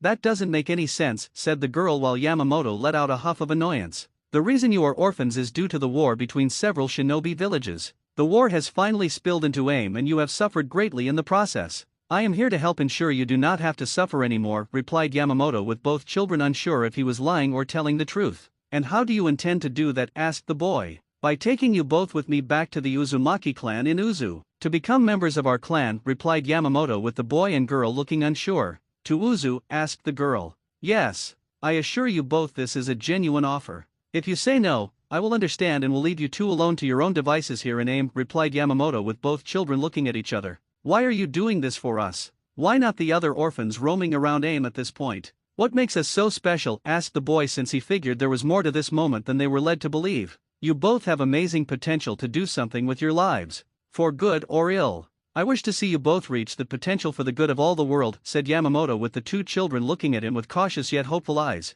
I heard if a member of a clan swears on their family honor, they have to follow through with it no matter what. Is that right? Asked the boy. Yes. And the Uzumaki clan, which I am a part of, takes such honor very seriously, said Yamamoto with both the girl and boy looking at each other again. Do you swear on the honor of the Uzumaki clan that your intentions in taking us away from AIM are for the right reasons? That this isn't some kind of cruel trap for some sick, twisted, and perverse enjoyment in seeing us be abused in some manner? Questioned the boy with Yamamoto nodding. I swear it on my honor as a member of the Uzumaki clan and on the souls of my clan's ancestors dating back to the time of the Sage of Six Paths himself, replied Yamamoto without hesitation and saw the two children lower their guard. My name is Yahiko, said the boy now identified as Yahiko. I'm Konan, said the girl now identified as Konan. And I am Uzumaki Yamamoto. Actually my full name is super long, so I decided to just keep it short at Yamamoto, replied Yamamoto offhandedly at the end. How far away is Uzu? Asked Yahiko with Yamamoto stroking his long beard. It is a country surrounded by water. An island country, actually. It's far away from AIM, but not too far. Well, over 2 weeks if we move fast enough, answered Yamamoto with both children looking a little upset they had to travel 2 weeks with little to nothing to Uzu. Hopefully, this trip would be worth the long wait. Konoha Hokage's office weeks later. This is inexcusable, sensei. He left the three of us to fight Hanzo. And for what? All for 2 measly orphans he took pity on, exclaimed Jiraiya while Orochimaru and Tsunade were in the room listening to him complain. I too must admit, sensei, Yamamoto's action in abandoning us during the mission is most disheartening. This cannot go unpunished, added Orochimaru, though he only added to Jiraiya's defense simply out of his pride being deflated after the defeat he suffered at the hands of Hanzo. Oh, get over yourself. Both of you. Yamamoto-sama shouldn't have gone with us in the first place. Him being there was overkill and all 3 of you know it, replied Tsunade while she saw the 2 men in the room trying to have their egos tended to by their sensei. You wouldn't say that if Hanzo killed one of us or was about to kill you. What if your precious Dan or Noeki was there, and Hanzo killed them? Would you be defending him then? Asked Jiraiya before he was floored by Tsunade with her fist to his face. First off, do not speak to me like that about Dan or Noeki again. Second, they weren't part of our team, and Yamamoto-sama knew that from the start when he was here for that mission briefing. Third, I know Yamamoto-sama would have never allowed it to get that far with us dying. He clearly had faith in us to get the job done with Hanzo regardless if we won or lost our fight. And finally, Yamamoto gave 2 orphans, who suffered in this war, partially because of us, a place to live, and be loved in Uzu. It was a loving act and you should show him respect, said Tsunade while she saw Jiraiya on the ground. Sadly, she has a point, Jiraiya thought Hiruzen, knowing his student deserved that hit no matter how much he wanted to scold Tsunade for it. Getting back to topic at hand, sensei. Are you going to punish Yamamoto-sama for his abandoning of his mission in AIM? Questioned Orochimaru curiously. Hiruzen was silent for a second to consider his action on the matter. On the one hand, he could try to impose some form of punishment on Yamamoto for what he did in AIM. On the other hand, if Hiruzen did that, he would have to reveal why Yamamoto was there, and the mission the Uzumaki was sent on wasn't what you would call sanctioned.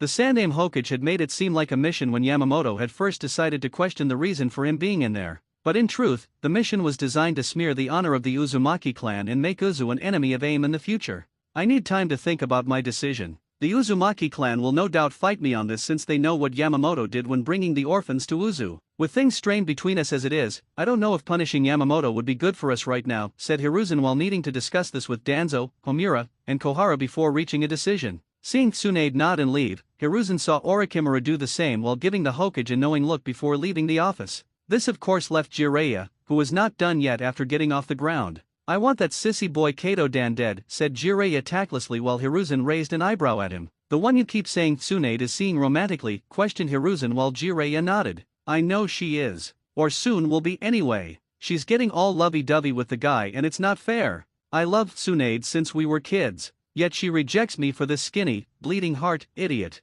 He'll ruin her. We need to remove him from the village and Tsunade's heart before he has the chance, stated Jiraiya angrily at his former sensei. Tsunade will clearly be devastated if Dan dies, Jiraiya. What about her feelings on this matter? She will not be so emotionally vulnerable that your advances will be accepted like you think, Jiraiya, questioned Hiruzen while Jiraiya scoffed. Tsunade doesn't know what she wants. She doesn't need some wimp like Dan in her life. She needs a guy like me. A manly man like me. Someone who can take care of her every need. I just have to show her the cold, hard, painful truth and I can't do that unless Dan is removed from the picture, countered Jiraiya while Hiruzen sighed. And what if the two getting together helps produce children to further carry the Senju clan line, questioned Hiruzen before Jiraiya surprisingly glared at him with surprising anger. No one is allowed to get Tsunade pregnant but me. Understand, sensei? Not Dan. Not Orochimaru. Not some guy on the street looking to get lucky. Me, exclaimed Jiraiya while he had a crazed look in his eyes. I'll look into it, Jiraiya. There are some missions we might be able to use for what you have in mind.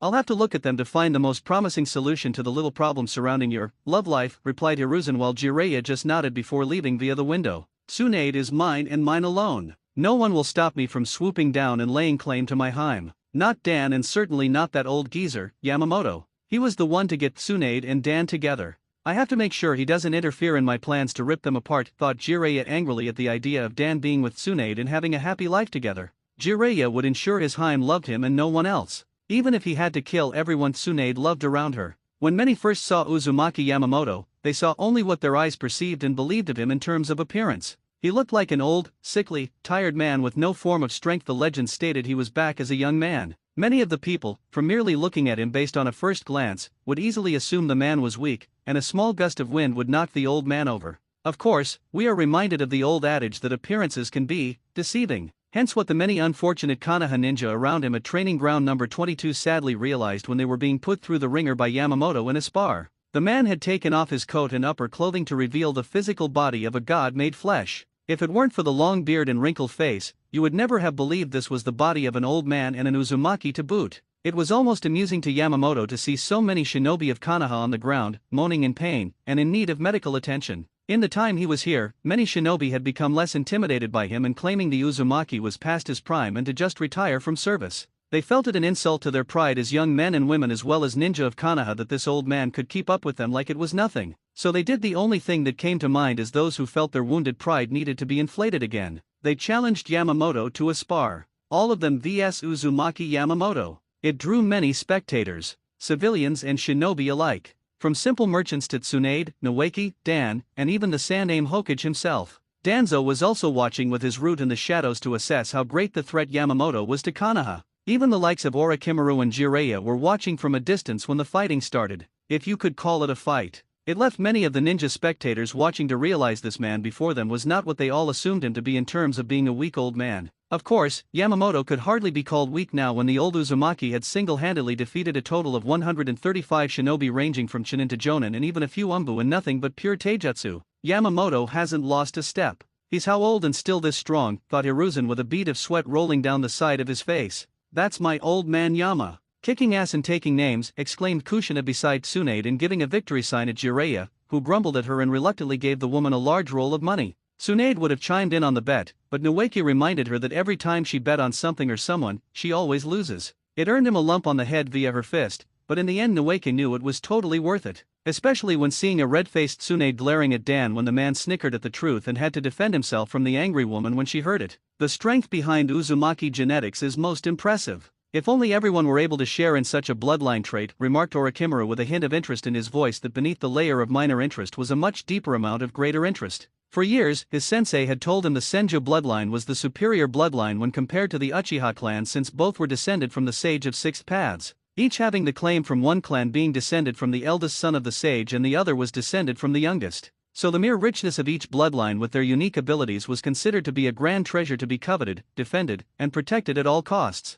For the longest time, Orochimaru believed his sensei's words were absolute. That is, until he witnessed Uzumaki Yamamoto, the oldest living Uzumaki, effortlessly besting men in the prime of their lives. Yamamoto was over 100 years old, a contemporary of the warring clans era before Hashirama and Madara's treaty formed Konoha. It was almost impossible for a mind as brilliant as Orochimaru's to grasp how this ancient man could defeat individuals who, by all accounts, should have been stronger. He knew the Uzumaki were a cousin clan to the Senju, and by a small extension, also related to the Uchiha. This connection to the Sage of Six Paths himself placed them in the same category that Hiruzen assigned the other two. However, it puzzled Orochimaru why his sensei didn't extend the same level of protection to the Uzumaki clan as he did to the Senju and Uchiha. Surely the Uzumaki were just as deserving? He made a mental note to address this with his sensei later in private. Does anyone else here still wish to continue this spar? Yamamoto's voice boomed as he surveyed the scattered, defeated bodies. No, we're good, and Umbu on the ground mumbled, his mask cracked in half. With a slight huff, Yamamoto pulled on his upper robes and picked up his staff sword, his posture once again that of a frail old man. Yet, no one was fooled. The other shinobi gave him a wide berth, their eyes filled with genuine respect for the old man's power. Well, most of them. You were awesome as always, old man Yama. Noeke shouted excitedly, a familiar reaction after seeing the elderly man thoroughly trounce the elites of Konoha. He was certain a few Uchiha and Hyuga were in that pile of beaten bodies. Noeke, show some respect, Tsunade scolded, while Yamamoto merely smirked. It's alright, Tsunade-chan. The boy is just showing his support. Besides, Konoha's ninja forces needed this much-needed wake-up call from me. There's been a growing sense of arrogance among their ranks lately, Yamamoto said, his brow furrowing as he recalled the haughty swagger of some Konoha shinobi. You have to admit it, Tsunade-chan, it's been like this for a while. We're winning the war against Kumo and IWA, and it's making some people in the village believe we're invincible. I think we can both agree from a medical standpoint that arrogance is a poison in itself, Dan chimed in, having overheard some drunken shinobi at the bar boast about their superiority.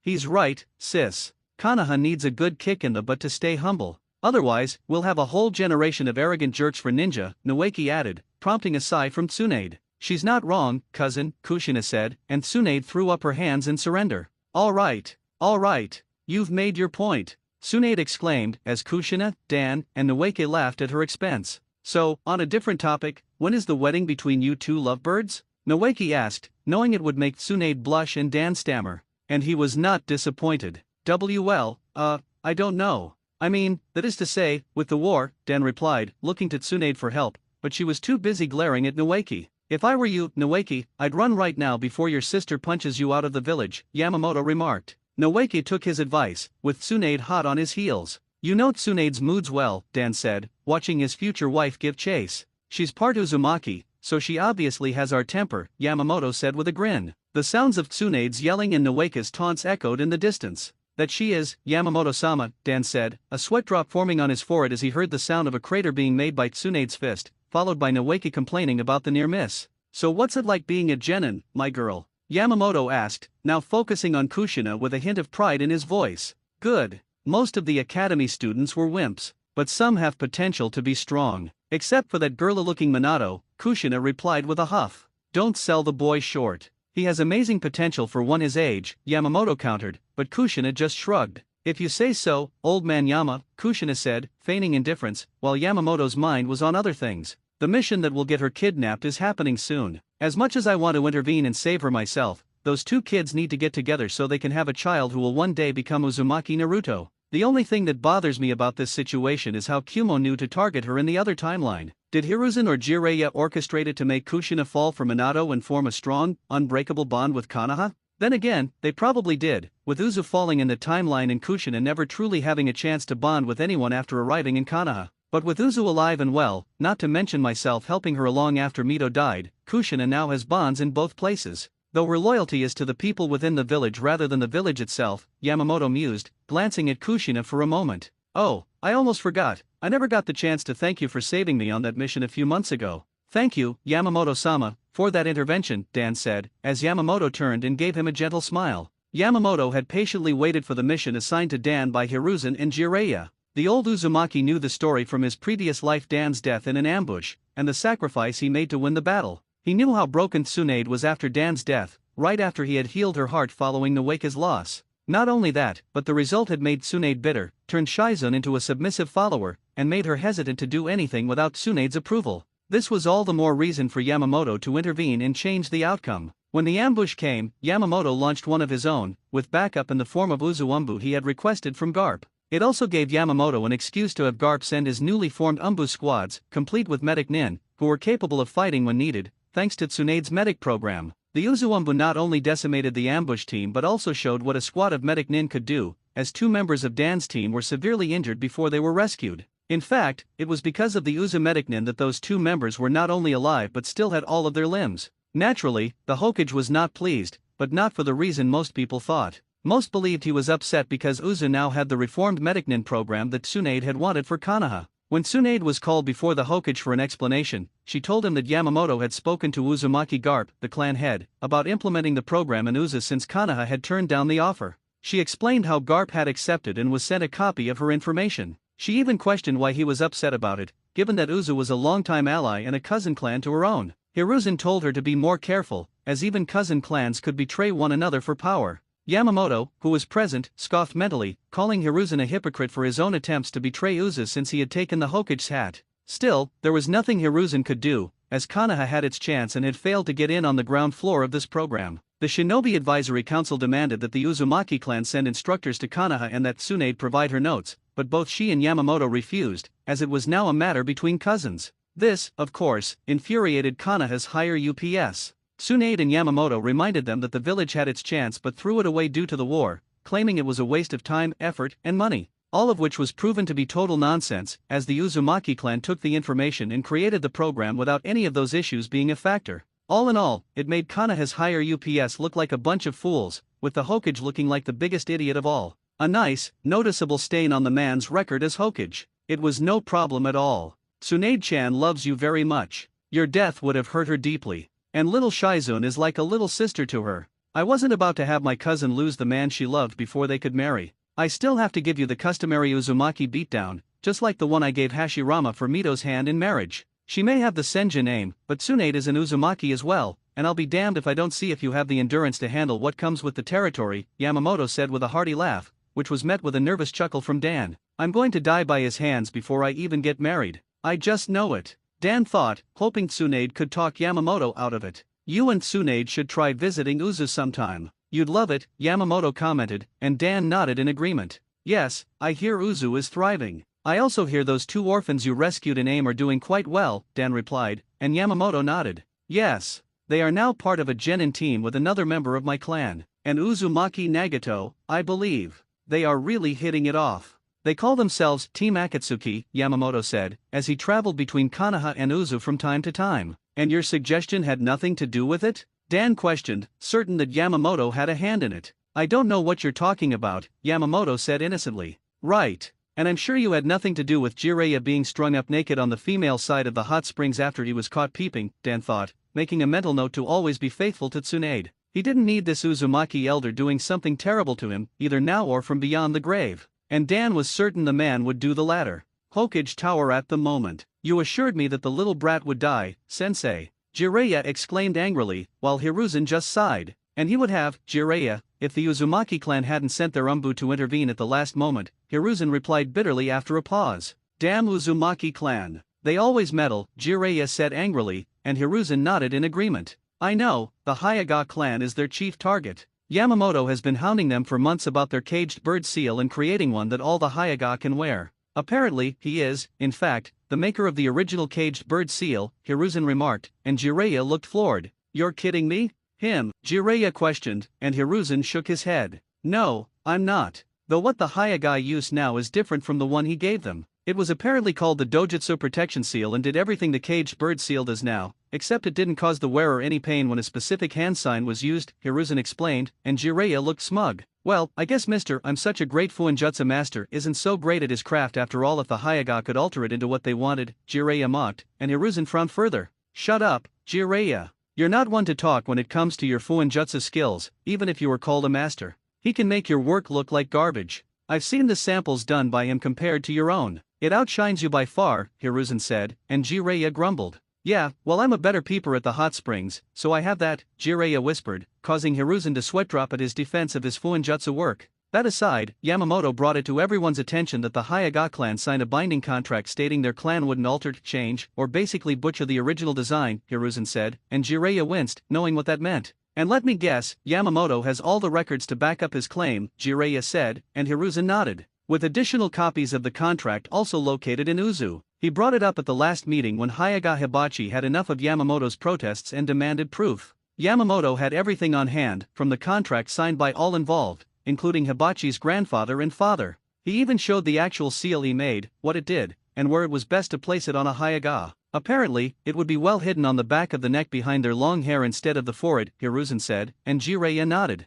What did Hibachi say to that? Jiraiya asked, and Hiruzen sighed. He claimed the contract was a fake and the signatures were forged. Not to mention he called the Dojutsu protection seal inadequate and thus shouldn't be used since it did not provide proper hierarchy structure to any clan who chooses to use it, Hiruzen replied, and Jiraiya sighed. So he tried to bullshit his way out of it, Jiraiya surmised, and Hiruzen nodded. Pretty much. Yamamoto told Hibachi if he didn't change things within his clan now, there would be bad blood between the inner parts of the clan in the future that would go so deep, even the fear of the caged bird seal wouldn't stop the branch family from one day seeking revenge. Hibachi, of course, misread the words as a threat and banned any Uzumaki from entering the Hyuga compound, Hiruzen said, and Jiraiya shook his head. What does the fire daimyo have to say about this? Such matters normally reach his ears, Jiraiya questioned, and Hiruzen sighed. Right now, the current fire daimyo is hoping we resolve this internally before he's forced to intervene. I told him we would handle it, but according to the laws, I might have to side with Yamamoto on this. I don't want to, for obvious reasons. But if I go against him, I risk the old man revealing other matters both of us can't afford to see brought into the light, Hiruzen replied, and Jiraiya scowled. Meaning what we did in terms of secretly betraying Uzu. I still say they can't prove it, Jiraiya said, but Hiruzen shook his head. Among other things. Namely our actions regarding the near-death of Senju Noeki and our more recent attempt to get rid of Tsunade's future husband, Dan. He made it quite clear that our hidden actions could be proven if we challenge him further, Hiruzen added, and Jiraiya snarled. I'll kill the bastard myself if he marries Tsunade. I don't care if I become a missing nin for it. I'll kill him, go into hiding for years on end, and you can pardon me as your last act as Hokage before your successor takes over so no one can touch me, Jiraiya commented, and Hiruzen gave him a hard look. Jiraiya, you will not do such a thing. I need both you and your spy network. I can't have either if you become a robed ninja on the run. I can't protect you. I can't provide you cover. And I certainly can't stop Tsunade from hunting you down to commit unspeakable acts of vengeance upon your person after your attempt, said Hiruzen as Jiraiya clenched his fists as if he wanted to punch something. So that's it? Just let that weak boy marry Tsunadeheim? My Tsunadeheim. To let him pollute her pure bloodline with his own, questioned Jiraiya, and Hiruzen scoffed. Spare me your theatrics, Jiraiya. Your own bloodline heritage is nothing worthy of praise, and you know it. Remember, you've been an orphan your entire life, while Dan is not. Between the two of you, based on bloodlines alone, Dan has you beat. Unless you can provide undisputed proof that you are the son of some great high-ranking clan, or even the long-lost child of our own fire daimyo himself, you are outmatched, replied the Saname Hokage, and Jiraiya ground his teeth together. You know I don't have such proof, stated Jiraiya angrily. Then shut up about it. What's done is done. Besides, this will be a blessing for Konoha in the long run. For years, Tsunade has ignored, shunned, or punched out every male suitor until Dan came along. We need more Senju clan members, Jiraiya. Noeki will find his own girl soon enough, and Tsunade with Dan will help us have more than just two among our ranks. This means we can easily acquire the genetic material from those future children under the guise of medical research for Orochimaru's plans. Konoha will still get stronger as time goes on. Everyone wins, exclaimed Hiruzen firmly while Jiraiya glared. Not everyone, replied Jiraiya while he moved to leave. I am warning you this one time, Jiraiya. Do not go after Kato Dan. I only indulged your request to have him killed because I thought it was the better choice. I had also hoped you could convince Tsunade to be with you in the years to come and that the two of you could produce a child greater than either parent. But now that window of opportunity has long since been closed and cannot be opened again. Just let it go, commanded the Saname Hokage, and Jiraiya scowled deeper. Never, whispered Jiraiya before leaping out of the window. Damn it, Jiraiya. Your obsession will become a problem for me and Konoha in the future. I just know it, commented Hiruzen, since his student always acted foolishly and made everyone associated with him look bad. Senju clan home, sometime later. So Minato saved you from those Kumo nin, huh? Well, good for him. I always knew that boy had a decent-sized brain in his head, commented Tsunade while Kushina blushed a bit in embarrassment at being captured, rescued, and finally regarding Minato saving her. It's nothing special. I just let some of my hair out to leave a trail. He even mentioned how nice my hair was, and I shouldn't try to take out too much, replied Kushina while she tried to hide her blush. What's this? You're blushing. Does my dear fiery tomboy for a cousin have a crush on one Namikaze Minato-kun? Questioned Tsunade with Kushina now blushing further and glaring at the Senju. Says the older woman, who was only now getting married prior to entering her hag years in life, countered Kushina, and Tsunade's forehead sported a tick mark. What did you say? I am not old in the slightest, exclaimed Tsunade while Kushina shot a raspberry at her. So you say, but I can already see the color gray forming in your blonde hair. And is that a wrinkle? Teased Kushina as Tsunade got angrier. That's it. You are dead, yelled Tsunade before the two ran around the room with one chasing the other. Well, now I know where I get it from, thought Yamamoto, with the old man smirking at the sight of the two causing chaos around him. How he was going to miss it when he was dead. The Shinigami had appeared before him just last night in a dream and told Yamamoto his time was almost up. The second Shinobi War was coming to an end soon. Dan was alive, Noeki was alive, the Uzumaki clan was alive, and most of the dark things that led to more dark things in the future were no longer possible. Yamamoto knew Madara was still alive, in hiding in his little lair, waiting for his opportunity to find someone to carry on his legacy and the will that was in fact Kagaya's own. She had used her influence to poison Madara's mind beyond repair because of his already upset attitude toward his life, which made him an easy target between her choices and targets. She could have targeted the Senju line, but Hashirama had put a stop to that with his outlook toward life, and the Uzumaki clan was following him in that regard too. Hence the one side with hatred already in their heart on the Uchiha side being the prime targets. Some things will sadly have to occur from what the Shinigami told me, like how Uchiha Obito will become Madara's pupil and try to let Kurama out of his seal to attack Konoha. But unlike last time, there will be a good number of Uzumaki clan members present, and I will ensure a repeat of before doesn't happen. Konoha would not be attacked by the fox, no one would die, and no one would know Uzumaki Naruto was the Kyuubi Jinchuriki, thought Yamamoto, as he would leave instructions for Garp and the Uzumaki clan in general to be read following his death for the day when the Kyuubi would be sealed inside of his future self. Provided of course, his mother or father sealed it into him on the night of his birth. There was always a possibility that outcome would change. Still, as long as Obito failed in his mission, it should be enough, at least for a time. For now, all Yamamoto had to do was hold on to his life long enough to ensure certain issues didn't happen following his death. 2 weeks later, Uzumaki Garp was reading a long, yet important letter sent by Yamamoto, and it was not a good one. The letter stated the old man was finally feeling his age and that his days of living were numbered. In his letter was a set of instructions regarding a certain issue to be carried out upon his death, and all of them surrounded Konoha.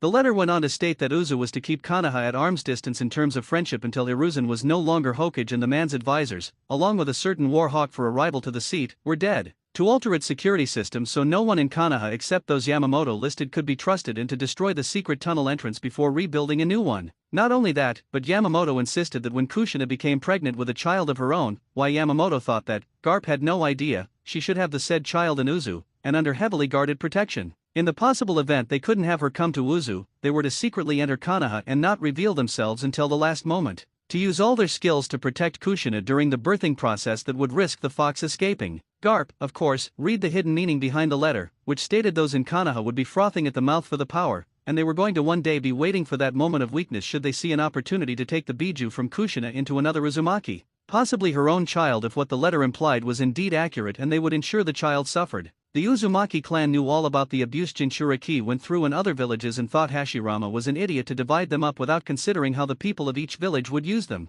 Both Yamamoto and Garp wanted to smash their fists into the man if he were alive here today, Mito's husband or not. This letter is seriously troubling. Yamamoto was the one who ensured our survival all those years ago when the Second Shinobi War was at its peak of violence. Not to mention he saved our cousin clan member Noeki and Tsunade's lover Kato Dan in the belief that their deaths would hurt Tsunade. At first, I questioned how he knew but shrugged it off as an old man's wisdom, instincts, and intuition being razor sharp from years of experience. But this? No. This warning is not just a warning. This letter is basically of blast it all. What's the word? Premonition. Yes, a premonition. A foretelling of the future and of things to come if we don't act. Mito clearly trusted him to get the Shinigami masks from the shrine here in secret. She trusted him to watch over Kushina after she died in Konoha. Hell, I trusted him long enough to see he was indeed a full-blown Uzumaki in every sense of the word. He saved our clan from total annihilation several times over. If I don't listen to him now when this might be his last final act in warning us, I might as well be a total idiot, thought Garp before calling for his most elite Umbu within the clan. Yes, Garp-sama, asked the Umbu captain of Uzu. We're going to strengthen and alter our defenses.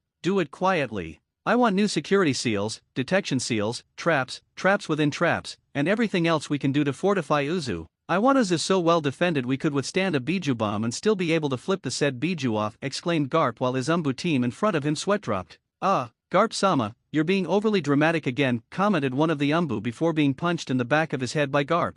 I am not. Now get to it. I have a letter here from Yamamoto-sama himself. From what the message he sent me states, the man foresees trouble ahead if we don't do something about this, and fast, stated Garp angrily while shaking his fists at the now scared group. Yes, Garp-sama. Right away, said the Umbu captain before his team left after picking up their fellow Umbu who was on the ground. Yamamoto-sama made it clear that Konoha might try something like they did before in the future. Was he referring to another shinobi war? And if so, when will that happen? No matter, I have to put things in place before that happens, thought Garp before he was back at his desk making additional preparations for the future. Konoha, 4 months later. Uzumaki Yamamoto was dead, confirmed by Tsunade herself. She cried, of course, like all those that knew him. The cause of death? Natural. The man died in his sleep. Peacefully. Happy. It was clear to the woman that the old man had faith in the future being bright with a few cloudy spots but nothing those he knew couldn't endure. The man had done so much for Uzu, his cousin clan, and Konoha to a slightly lesser extent. It was a blow to the Uzumaki clan to know such a great man had left this world and only after the second shinobi war ended just 1 month ago. He even left Kushina a nice large home to call her own right near the Senju clan compound after secretly purchasing the plot of land before constructing it. The old Uzumaki informed her of it in his will and where it was located so she could dispel the genjutsu for herself. Yamamoto explained in his will the house was big because you will need it one day when having a family of your own one day with that special man in your life, which caused Kushina to blush when read out loud since she had a good idea of what he meant and who he was referring to in terms of that special man. When Tsunade presented the report to Hiruzen, the Sandaime Hokage hid the happiness he felt knowing the old Uzumaki was dead. The man had been a pain in the Sandaime side for so long it was almost hard to imagine Yamamoto had died and could no longer influence things in Konoha. The Hyuga clan had been on the defensive for so long due to the push for a reform regarding the division of their house. Now with Yamamoto dead, the issue would hopefully stay buried again, and the Hokage was sure he could keep any further complaints made by Kushina at bay. Oh, if only that were true. I need to get access to that man's body. Or get Orochimaru to gain access to it before the body starts to rot. Once he has enough Uzumaki genetic material, I'm sure he can use it to find a way to extend our lives beyond normal expectations. Once we mix it with the material I can gather from the Senju clan, the means of being truly immortal with godlike powers will be in our grasp, thought Hiruzen while smirking at the idea of living for so long and using the various powers given by such bloodline splicing to control unfathomable power. I take it you heard, asked Danzo while appearing from the shadows. Naturally. Tsunade just left to mourn his death in private. I take it you feel some form of emotion known as happiness in that emotionless husk you call a body, Danzo? Perhaps a small smile, questioned Hiruzen with Danzo staying emotionless the whole time. Emotions are for the weak, Hiruzen. I feel nothing for Yamamoto in terms of a reaction to his death. I didn't care for him when he was alive, and his death is no different. I take it Orochimaru will be informed shortly so he can acquire some genetic samples from the corpse for testing, countered Danzo with Hiruzen smirking at the predicted answer. Yes, though my student might already know and be doing it right now. Currently, the body of Yamamoto is in the morgue. It's easy enough to sneak in, take what is needed, and sneak back out without anyone knowing, replied Hiruzen while Danzo nodded. The Uzumaki clan will come to claim his body. We should destroy it and claim some kind of accident caused such an outcome, offered Danzo, since it would be so easy to do that. A final act of revenge against Yamamoto, I take it? And to hurt the Uzumaki clan no less, questioned Hiruzen since the idea did have some appeal to him. They set our master plan back by several decades. They ruined our chances of becoming without dispute the strongest village of the major five. They don't deserve anything we have in Konoha. They don't deserve anything. I say deny them what they claim is owed and never apologize for it, stated Danzo harshly while stomping his cane angrily at the man. Hiruzen saw how Danzo was gripping his new cane tightly in his one remaining hand and remembered how Yamamoto had crippled him 3 months ago. Danzo had tried to approach Yamamoto in private in the belief he could turn the man to his side in overthrowing Hiruzen for the title of Hokage, hinting that the old man should assist him in removing the Sandaime because of the man's past sins against the Uzumaki clan and the Senju clan.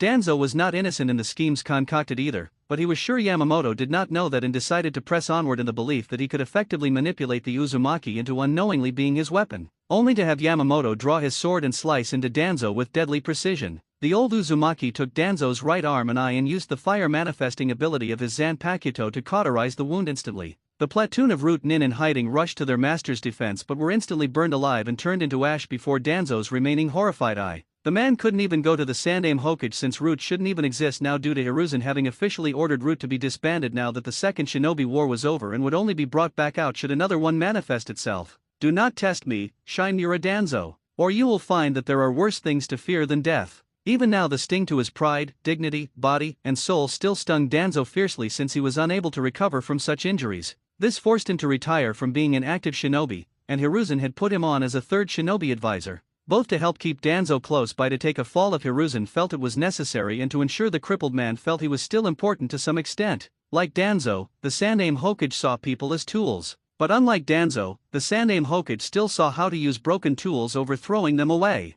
Tsunade had of course tried to heal his injuries, but the Sunin had told Danzo it was not possible, even with her skills. At best, she could give him a new eye to replace his lost one so he could see better. Danzo turned it down though, since he didn't want a normal, weak eye to replace his sharp one. Yes. I'm sure the permanent mark Yamamoto left on your body and soul has nothing to do with it, commented Hiruzen while smirking at Danzo's crippled state and knew the man was lying straight through his teeth. Konoha, the morgue. Ah, the body of Uzumaki Yamamoto himself. Such an intriguing figure. Even in death, his form still looks as imposing as ever. He doesn't even look dead. Just asleep. Don't you agree, Jiraiya, remarked Orochimaru with a grin on his face since he sensed Jiraiya here in the morgue seconds after arriving himself. Yeah, my heart is all aflutter. Hurry up and get what you need, Orochimaru. I want my time to spit on the corpse and give his stupid wrinkled face a punch to take to the other side, commented Jiraiya angrily since he was pissed that not only was Tsunade married to that sissy boy Dan, but not long after their honeymoon, she was pregnant. She even had the nerve to say that if the child was a boy, it would be named after Yamamoto.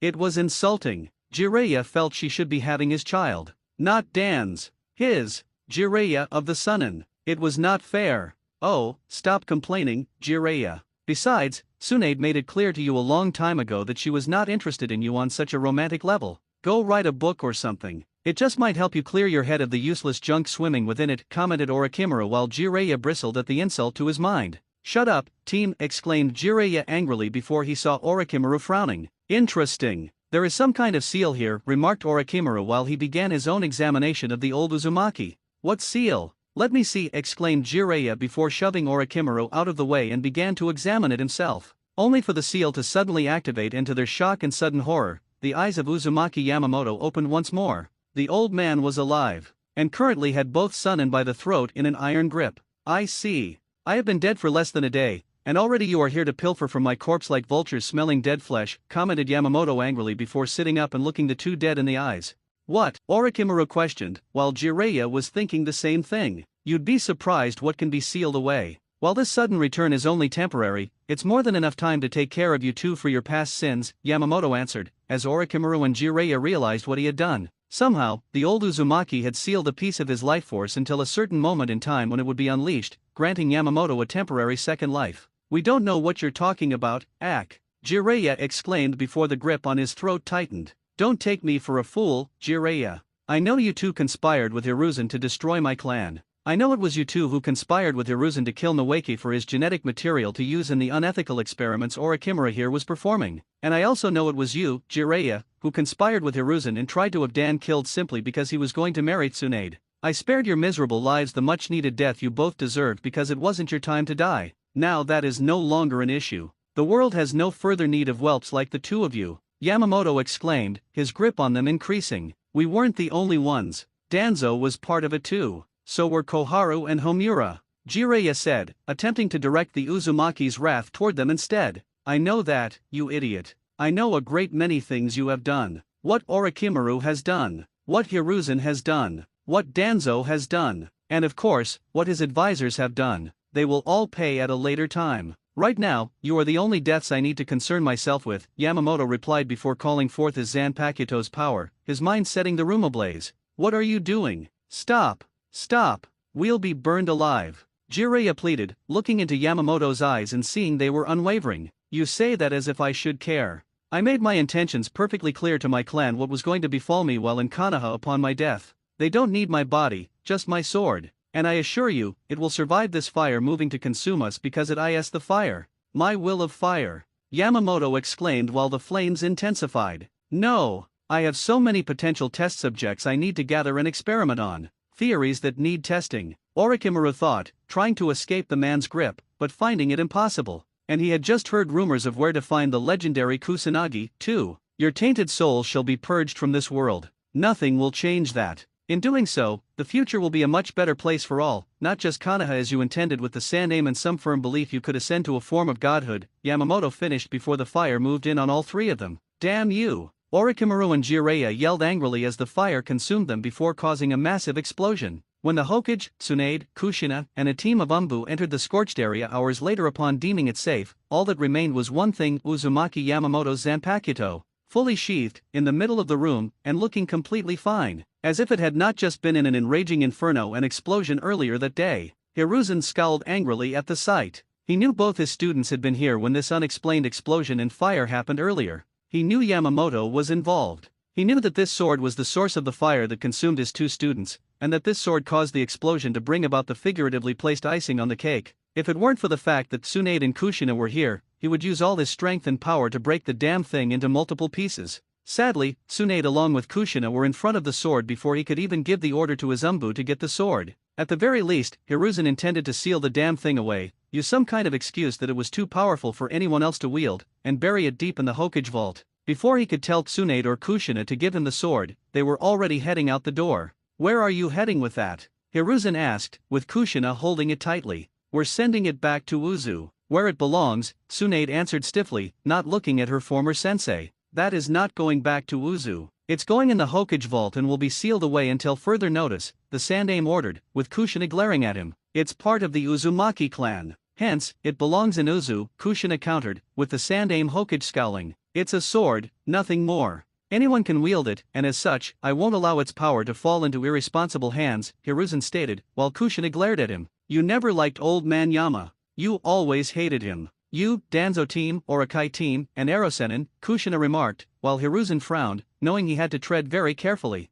I didn't hate him, Kushina. I just didn't approve of him constantly interfering in matters that were not something he should be interfering with in the first place, regardless of his intentions, Hiruzen countered, while the two women glared at him. He only interfered when the time called for it. Because of his interference, both Noeki and Dan are alive today. Uzu is alive and a strong, reliable ally with them using my medic program to bolster their strength. The man helped make the transition for Kushina being here easier. He was going to unite the Hyuga clan into a single, united house through legitimate means. Kushina exclaimed, with Hiruzen knowing most of the clan heads, sans the Uchiha and Hyuga clan head, supported Yamamoto on many occasions. Regardless, his sword is still too dangerous for anyone to wield. Look what it did here in this room, Tsunade, Kushina. Because of his weapon, Jiraiya and Orochimaru are now dead. The village is now weaker because of him, Hiruzen stated, while Tsunade glared at him. And just why were those two here in the first place? Neither of them had the right to be here, much less to see him, Tsunade said, while Hiruzen bit back a curse at the slip-up of mentioning those two being here. I don't know. But I'm sure it was to pay their respects to such a great man, Hiruzen lied, while Kushina and Tsunade glanced at each other. You didn't need to be an Uzumaki sensor to know the Hokage was lying about that. I doubt it, sensei. Regardless, I'm not surrendering Yamamoto-sama's sword to you or to Konoha. I have already spoken to Garp-sama about this prior to now. He's claiming the sword as a clan relic, and thus will not allow Konoha to have the sword in the village's possession. Something about Konoha's tainted fire in the letter when reading his reply, Tsunade said, while Hiruzen glared at her. And I'm saying the sword is not theirs to claim. I don't care what clan Yamamoto was born from. That sword is not leaving Konoha or the vault. It is my command as Hokage, and it will be obeyed. Hiruzen replied, while the Umbu moved to take it from Kushina. Try, and Uzu will end the alliance with Konoha. Not only that, but the Senju clan will leave this village, and any other clan that chooses to follow, Tsunade threatened, with Hiruzen looking shocked before frowning and ordering his Umbu to freeze with a simple gesture of the hand. You would abandon the village your family helped build? Hiruzen questioned, while Tsunade glared at him. If this village is going to spit on the legacy of my family, then yes, I will leave it to fall down because of people like you who are causing it to rot from the inside. Just admit it, sensei, ever since you have become Hokage, there has been an ever-growing dislike for the Uzumaki clan here in Konoha. Kushina saw it growing up and was able to endure it thanks to Yamamoto-sama and Grandma Mito. I saw it too. So did Noeki and even Dan as the years went by when looking at the people. There were even the 3 different failed break-in attempts at the Senju clan home with evidence suggesting the culprits were after Uzumaki clan secrets. The fact someone tried to enter using means only a friend could get into the home in secret suggests someone inside Konoha was responsible. At first, I thought the people were hating the Uzumaki clan because Kushina herself wasn't from here originally. But now I realize they are doing it due to them being stupid and arrogant while someone high up has been secretly urging them on, Tsunade replied, while her former sensei just stared back at her and she knew he knew about them. What she didn't know was that Jiraiya was the one behind them. But the Uzumaki seals when it came to security were second to none. Jiraiya had barely managed to make it out of the house all 3 times barely alive. He was officially on a long-term mission during each attempt so no one would question if the man suddenly came back to Konoha with a new understanding of Fuinjutsu. Jiraiya also had to lay low following these events due to his injuries requiring time to heal, and it was only due to his false alibi that no one suspected it was him. Though Hiruzen was now wondering if perhaps Yamamoto knew, but chose not to reveal anything because he decided it was better used as optional leverage in the future. Hiruzen also wondered if perhaps Tsunade and Kushina knew due to Yamamoto telling them so they would keep their guard up around Jiraiya. That's a heavy accusation to be made by you, Tsunade, one close to being called treason if the implication in your voice behind it being me is any indication, Hiruzen remarked, while Tsunade just looked at him. Is it true, sensei? Swear on the life of your wife and children that you had nothing to do with any of it? Or the law you tried to pass stating those born of foreign nationality can never become hokage? Even if the person proves they are not only qualified, but loyal to a fault, and have served Konoha faithfully? You know, the one you tried to push through when neither Nawaki nor myself were around to vote against due to missions when the time came to decide on the issue, Tsunade questioned, while Hiruzen glared at her. That law is to protect us from foreign people from becoming the leader of this village and destroying us from within. Who is to say a ninja from another village like Iwa or Kumo leaves under the pretense of defecting, becomes Hokage years later, and then uses his or her position to weaken us to the point where our enemies can crush us with ease? Hiruzen challenged, while Tsunade and Kushina stayed silent for a second before Tsunade smirked. You didn't deny being a part of the past crimes I mentioned earlier, Tsunade remarked, while Hiruzen's eyes narrowed. I am the Hokage. You don't have the right to judge me on my decisions whether they are possibly ethical or not. In this case, every action I have done is beyond reproach. Now give my Umbu that damn sword, or you two will be thrown in jail for treason and kept there until the next Hokage is appointed, Hiruzen threatened, while Kushina's eyes were now narrowing before she felt a faint pulse of assurance from the sword. Getting what the sword was telling her, Kushina stepped forward to the total surprise of Tsunade, and gave it to the Umbu captain. Only, as soon as she let go of it, Kushina, Tsunade, Hiruzen, and the other Umbu with them watched in horror as the new holder was consumed in fire by the sword and turned into ash.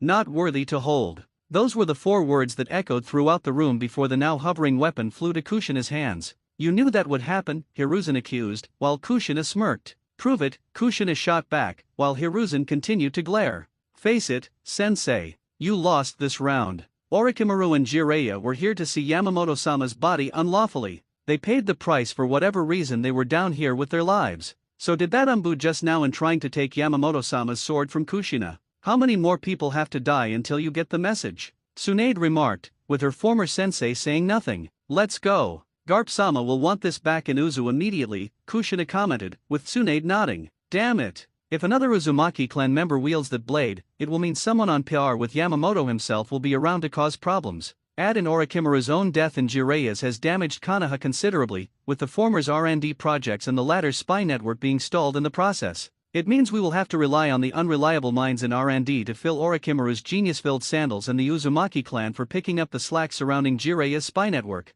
The former isn't that much of a problem, but the latter requires we lean on Uzu more for support, and they have made it clear they are not above cutting ties with those they deem an enemy if the signs are there, Hiruzen thought, while upset the Uzumaki clan was so influential within Konoha right now. Hiruzen still couldn't believe the Uzumaki shrine was removed of all the masks with the contents sent to Uzu and the temple itself was destroyed by Yamamoto himself. He had intended for Orochimaru to secretly visit the temple after Mito died to see if the man could learn the secrets behind it. Kushina wouldn't have been an issue since Hiruzen would have kept her away from it, but Yamamoto, Mito, and the Uzumaki clan had all meddled in his schemes, preventing the near annihilation of the Uzumaki clan or order to monopolize the right to having the Kyuubi in Konoha. The Senju clan having a second chance to rise up again after their own moment of near extinction and thus prevented Hiruzen from monopolizing their power for his own gains. Taking of the Shinigami masks from the Uzumaki clan shrine. Those could be used to free any soul from the Shinigami and thus could possibly be used to cheat the deity of any soul in its possession, namely, himself. Hiruzen wanted to live forever to wield the power of a god and crush his enemies underfoot without anyone knowing the truth until it was too late to stop him.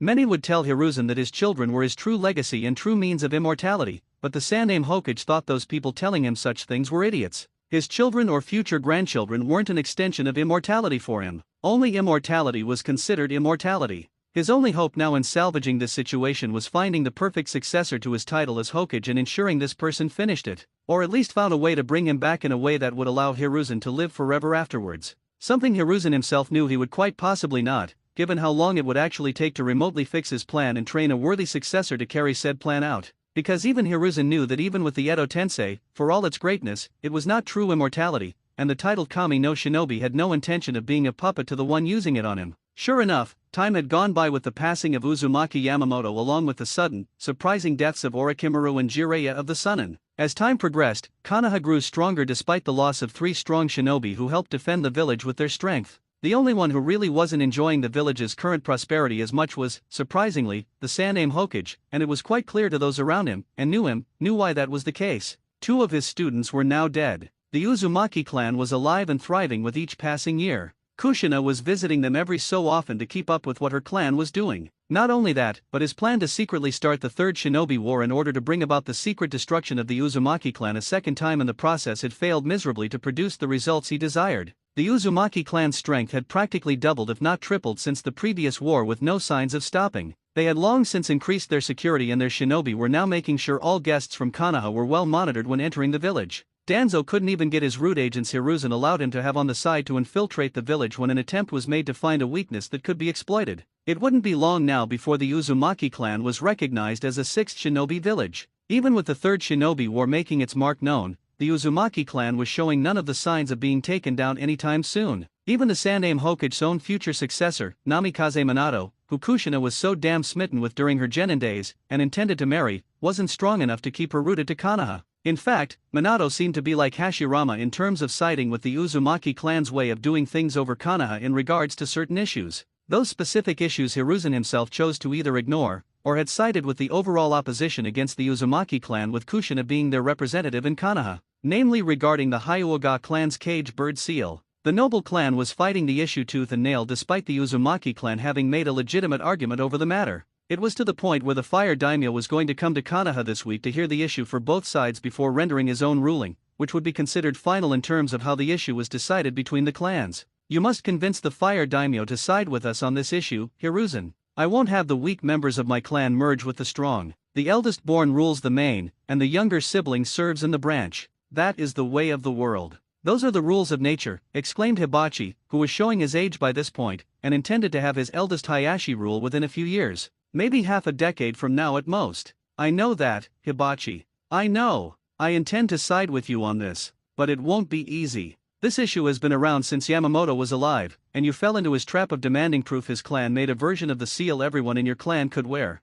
You are quite fortunate that I have been able to properly stall the decision for so long since this started, and the war we are currently having gives us some leverage to hold off on the issue until the war is resolved, said Hiruzen, with Hibachi snorting. So you say, Hokage-sama. But the war won't last forever. And you won't be the Hokage forever. Rumor has it you will be passing the hat to your successor, who just happens to be in love with Uzumaki Kushina, the very same Kushina who wants the seal altered so my entire family can wear it, Hibachi countered, while seeing Hiruzen's eyes narrowing at his words. Perhaps, but you forget yourself, Hibachi. You forget that once I step down, I will be in a position to become a member of the Shinobi Advisory Council. My years of wisdom in being the longest-running Hokage to date thus far will have a great deal of influence on my successor when we discuss things. Add in Danzo, Koharu, and Homura, we will be sure to influence Minato to follow the course we set for him. Besides, my original plan was to name Orochimaru as my successor, but as you well know, the dead can't become Hokage, said Hiruzen, with Hibachi huffing. Just bring them underfoot, Hiruzen. I will not have my clan and its traditions destroyed by sentimental fools who believe in a loving family over a strong clan hierarchy, said Hibachi before leaving with a look of annoyance on his face.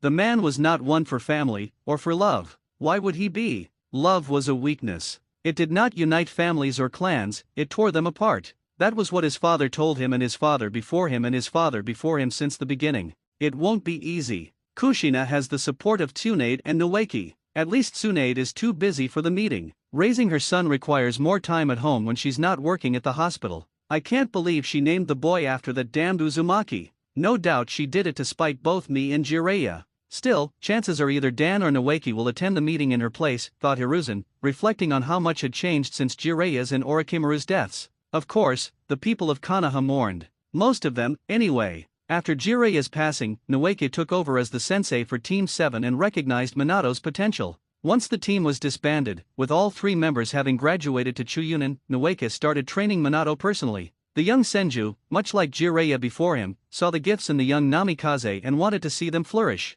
This is why Naoki showed the blonde some of the things in the Senju library from his great-uncle Tobirama regarding spacetime ninjutsu and the seals used to mark places you wanted to teleport. Minato had a clear aptitude for Fuinjutsu, using it in a manner similar to Tobirama in his youth. In fact, Minato told Naoki he was on the verge of perfecting his own version, the Hiraishin no Jutsu. Once it was perfected, it would allow him to reach different locations almost instantly and stop his enemies before they could do any harm. The Senju encouraged Minato's abilities and even convinced Kushina to help him with the sealing formula, as such a thing would be extremely complex, even for an Uzumaki. Minato's growing strength made him a strong candidate to become Hokage, but there were other contenders in the wings. Heitake Sakumo, 4-1. The man was also a talented shinobi and considered by many to be Minato's rival in the same way Danzo had been Hiruzen's rival for the seat. Given Minato's closeness with Kushina, the Saname was tempted to switch his nomination from the Namikaze to Heitake and even try to pit the two against each other, and he was tempted to try that option. Why not? The two were very much alike in many ways, just as Hiruzen and Danzo had been in their younger years.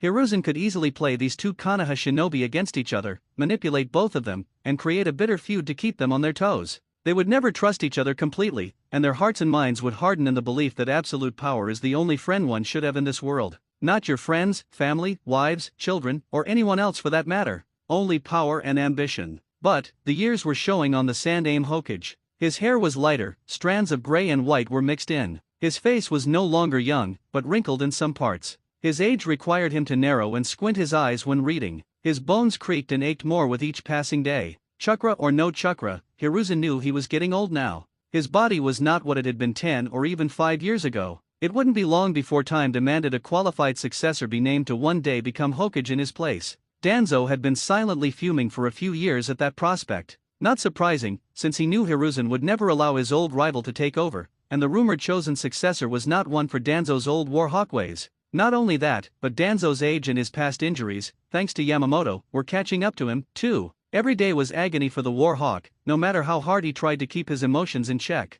You could see Danzo was in pain even when it didn't show on his face, due to his limp while walking with his cane. You could see the subtle twitch of muscle in his one remaining hand or his face struggling to maintain a stoic facade. Konoha Uzumaki clan home. He's up to something, remarked Kushina, looking out the window with a slight pout and a scowl on her face. Who? Asked Minato, since he was visiting his lover and future wife. The old monkey. I can see it in his eyes. I can practically see the smoke coming out of his head from all his brainstorming, remarked Kushina while Minato let out a chuckle. I'm sure that's just him smoking that pipe of his so much. I hear his son Asuma does the same thing with cigarettes these days. Strong pair of lungs in that family, said Minato, causing Kushina to scowl even more. I mean it, Minato-kun. Hiruzen won't side with us when the fire daimyo decides this debate with the Hyuga clan over their caged bird seal. He's never sided with us. Not even when Yamamoto-sama was alive, replied Kushina, her eyes sad at the mention of the elder Uzumaki. I know. I miss Yamamoto-sama, too. Remember, I met him several times before he died. Such a nice, wise, and kind old man, replied Minato with Kushina letting out a huff.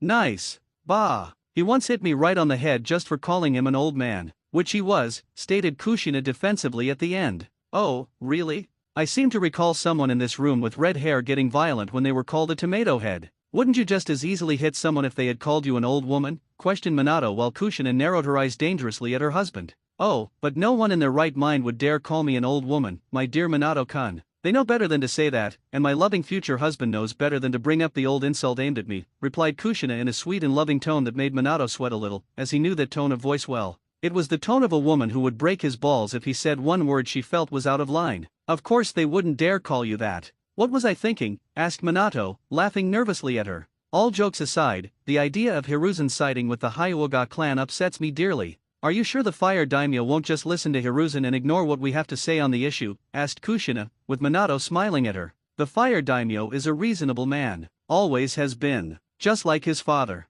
It's his son we should be happy isn't on the throne yet. He's not what you'd call a strong-minded person. He's easy to flatter and in some extreme cases, even fool. The exact opposite is his younger brother, but due to the rules of succession, the eldest will become the new daimyo. Which is a shame, because the youngest is more like the father than the eldest, commented Minato, with Kushina frowning. Then it's a good thing we're nipping this issue in the bud now rather than later. If the fire daimyo's idiot eldest took over before now, I fear our efforts, and old man Yama's own before his death, would be for nothing, said Kushina, with Minato hugging her from behind. Calm down, Kushina. Trust me when I say this issue will be resolved soon, said Minato calmly, while Kushina huffed. It better. And just so we're clear, if we don't get our way in this meeting, there will be no special make-out time with me for a whole month, stated Kushina, pointing at Minato's chest, and the man looked at her in horror. No, yelled Minato inside his head, and his libido yelling at the intellectual part of his brain to do everything in its power to win this debate. The man's future sex life with Kushina depended upon it. Hokage Tower days later. Thank you for coming, Daimyo-sama. Especially during this time of war between the 5 shinobi villages, said Hiruzen while bowing to the man in his office. Yes. I'm hoping I can resolve this particular issue being generated between the Hyuga clan and Uzumaki clan over this caged bird seal, questioned the fire daimyo while sitting in his designated chair, with a few of his advisors and his samurai bodyguards standing at attention behind him. Yes. This issue has been going on for a while now. Since the previous shinobi war when Uzumaki Yamamoto was still alive, replied Hiruzen while the fire daimyo nodded. Ah, yes. Yamamoto-sama. A great man. Strong and brave. I will truly miss him, said the fire daimyo while Hyuga Hibachi, who was in the room waiting for his opponents, gave the Hokage a knowing look. Indeed. He was the one who kept hounding the Hyuga clan over this issue. I have tried to get them to resolve this peacefully, but Yamamoto has, or rather, had been, well, quite angry over the issue. He refused to compromise with the Hyuga clan, said Hiruzen, as he saw the fire daimyo frown and turn his head when he saw Kushina enter the room with Minato, Dan, Tsunade with little Yamamoto held in her arms, and of course, Noeki, who was also there to support Kushina. It was a little intimidating for Hibachi, though he hid it well. Daimyo-sama, I, Uzumaki Kushina, am here to petition for the removal of the caged bird seal from the Hyuga clan, said Kushina politely while keeping herself composed with a regal look not unlike Mito had done when addressing others. She mentally thanked old man Yama for literally and figuratively beating such things into her skull as a child. The man knew his stuff and how to get the message across to others. Kushina just wished he didn't have to hit so hard to make his points get across with every lesson. And I am here to fight it, commented Hibachi, while mentally frowning at the elders not supporting this here with him. While he knew they had faith in his diplomacy skills, Hibachi would have also liked them here to further prove they supported him in fighting the opposition. I will hear both sides. Kushina-san, you may start first, said the fire daimyo, since he knew the woman wouldn't want to go second. She was clearly fired up and ready to go. Why delay her passion on the matter from being heard? Thank you, daimyo-sama. As you may or may not know regarding this issue, the caged bird seal is a seal used by the main family of the Hyuga clan. It is used by them on the branch family of the clan itself. Designed to seal the dojutsu their clan possesses upon their death, explained Kushina in a polite tone. And for good reason. People have been trying to steal the secrets behind our dojutsu for years, exclaimed Hibachi while glaring at her from his position. Don't interrupt her again, Hibachi-san. Or I may just side with Kushina out of spite for your rudeness, threatened the fire daimyo, with Hibachi gritting his teeth. Yes, daimyo-sama, said Hibachi while glaring at Kushina. Thank you, daimyo-sama. Now, as I just explained, the caged bird seal does seal away the dojutsu-based bloodline of the one who has the seal upon their death. What you do not know is the seal used also has a secondary function. A painful secondary function that the main family uses on the branch family whenever they see fit to discipline the branch family, continued Kushina while Hibachi was getting angrier with each passing second. A secondary function? Asked the fire daimyo curiously. Yes. Now, as I mentioned, the caged bird seal itself is only on the branch family of the Hyuga clan. On their foreheads, to be exact. When a main family member makes a very specific hand sign and adds chakra, the seal activates and causes the branch member of the Hyuga clan incredible agony that goes directly to their brain, explained Kushina, with the fire daimyo frowning and looking at Hiruzen. It sounds like slavery. Quite barbaric if you ask me. Did you know about this secondary function? Asked the fire daimyo to Hiruzen, while the Saname Hokage looked nervous under his gaze. I'm afraid the answer is yes, daimyo-sama. Everyone here in Konoha has known since the founding of the village and from the interactions with the Hyuga clan, answered Hiruzen calmly, though he could tell Hibachi was giving him a look that said, defend my clan, damn you, while focusing on the fire daimyo. Unbelievable. Continue, Kushina-san. I see you have more to say on the matter, said the fire daimyo, with anger clearly being shown in his eyes. Thank you, daimyo-sama. Now, the seal's secondary function can only be used by the main family of the Hyuga clan. And the seal can be used at any time for any reason by the main family. I myself once witnessed a branch family member having his caged bird seal being used on him by a Hyuga elder, simply because that elder could use it on principle for what he had called necessary usage for keeping the servants in line and didn't stop until he nearly killed the poor boy. A boy no older than 15 years old, I might add, said Kushina while Hibachi looked ready to foam at the mouth. A child? You allow this clan to put such a seal on a child? Questioned the fire daimyo angrily, with Hiruzen looking more nervous. The laws of Konoha made it quite clear that such things fall under clan matters and clan affairs. All the shinobi clans in Konoha have their own autonomy so long as they are loyal to Konoha and unite with everyone to fight outside enemies, replied Hiruzen, with the fire daimyo looking displeased. Continue, Kushina-san, commanded the fire daimyo.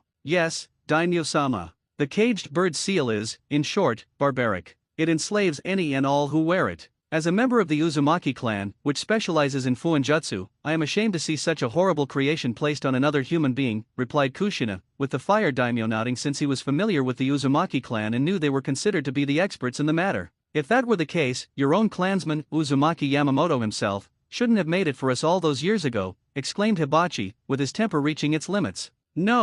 No, you idiot, thought Hiruzen, with wide eyes at Hibachi's words. Is this true, Kushina-san? Did Uzumaki Yamamoto himself make the caged bird seal used by the Hyuga clan? Asked the fire daimyo, while seeing Hibachi was looking smug and Kushina glaring at the Hyuga clan. Yes and no, daimyo-sama. Uzumaki Yamamoto did, in fact, make a seal for the Hyuga clan on this matter. However, what Hibachi-san failed to say when interrupting me was the seal Yamamoto-sama made was, in fact, the original design from what the Hyuga use now, replied Kushina, with the fire daimyo raising an eyebrow. Original design? Asked the fire daimyo with a frown and saw Hibachi starting to panic over his words, opening the means to look into this further. Yes. Yamamoto-sama originally created the Dojutsu protection seal, which I have a copy of the design right here for you to see. I also have a copy of the caged bird seal for you to see as well in order to compare them both in terms of design, said Kushina, as she had all the necessary documents for this battle with the Hyuga clan over the seal, and saw Hibachi looking just about ready to explode with rage.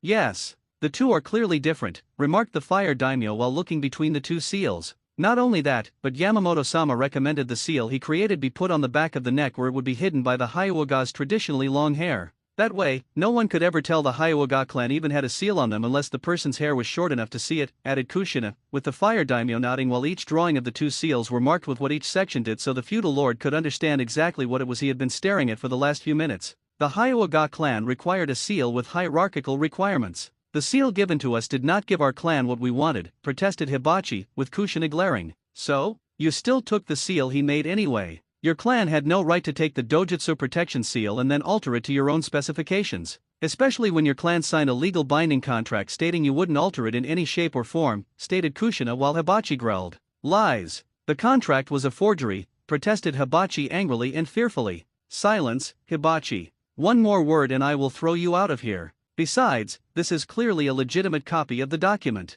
The seals of both clans are on this copy, too, meaning it is not a fake in the slightest. If you wish to challenge this, produce handwriting samples from previous documents from your clan signed by your family, Hibachi, replied the fire daimyo, with Hibachi biting back a hate-filled remark he would normally say to a lowly poor commoner on the street. As you can see from the contract signed by both clans, the various alterations made to the Dojutsu protection seal into the caged bird seal were a breach of the contract. They had no business making the alterations in the first place, much less using the caged bird seal on their own family members. It is a seal that enslaves people to another's will. And as I recall correctly, slavery in any shape or form is still illegal in all of Fire Country, said Kushina, with Hibachi wanting to lash out at the woman with his gentle fist, but couldn't due to her being so well protected by her support in this matter. That it is, Kushina-san. Slavery is indeed illegal and this caged bird seal clearly enslaves the wearer, remarked the fire daimyo while looking from the evidence in front of him to Kushina and finally Hibachi. Daimyo-sama, I wish to speak up in the name of the Hyuga clan for its right to defend our traditions, said Hibachi, with the fire daimyo frowning.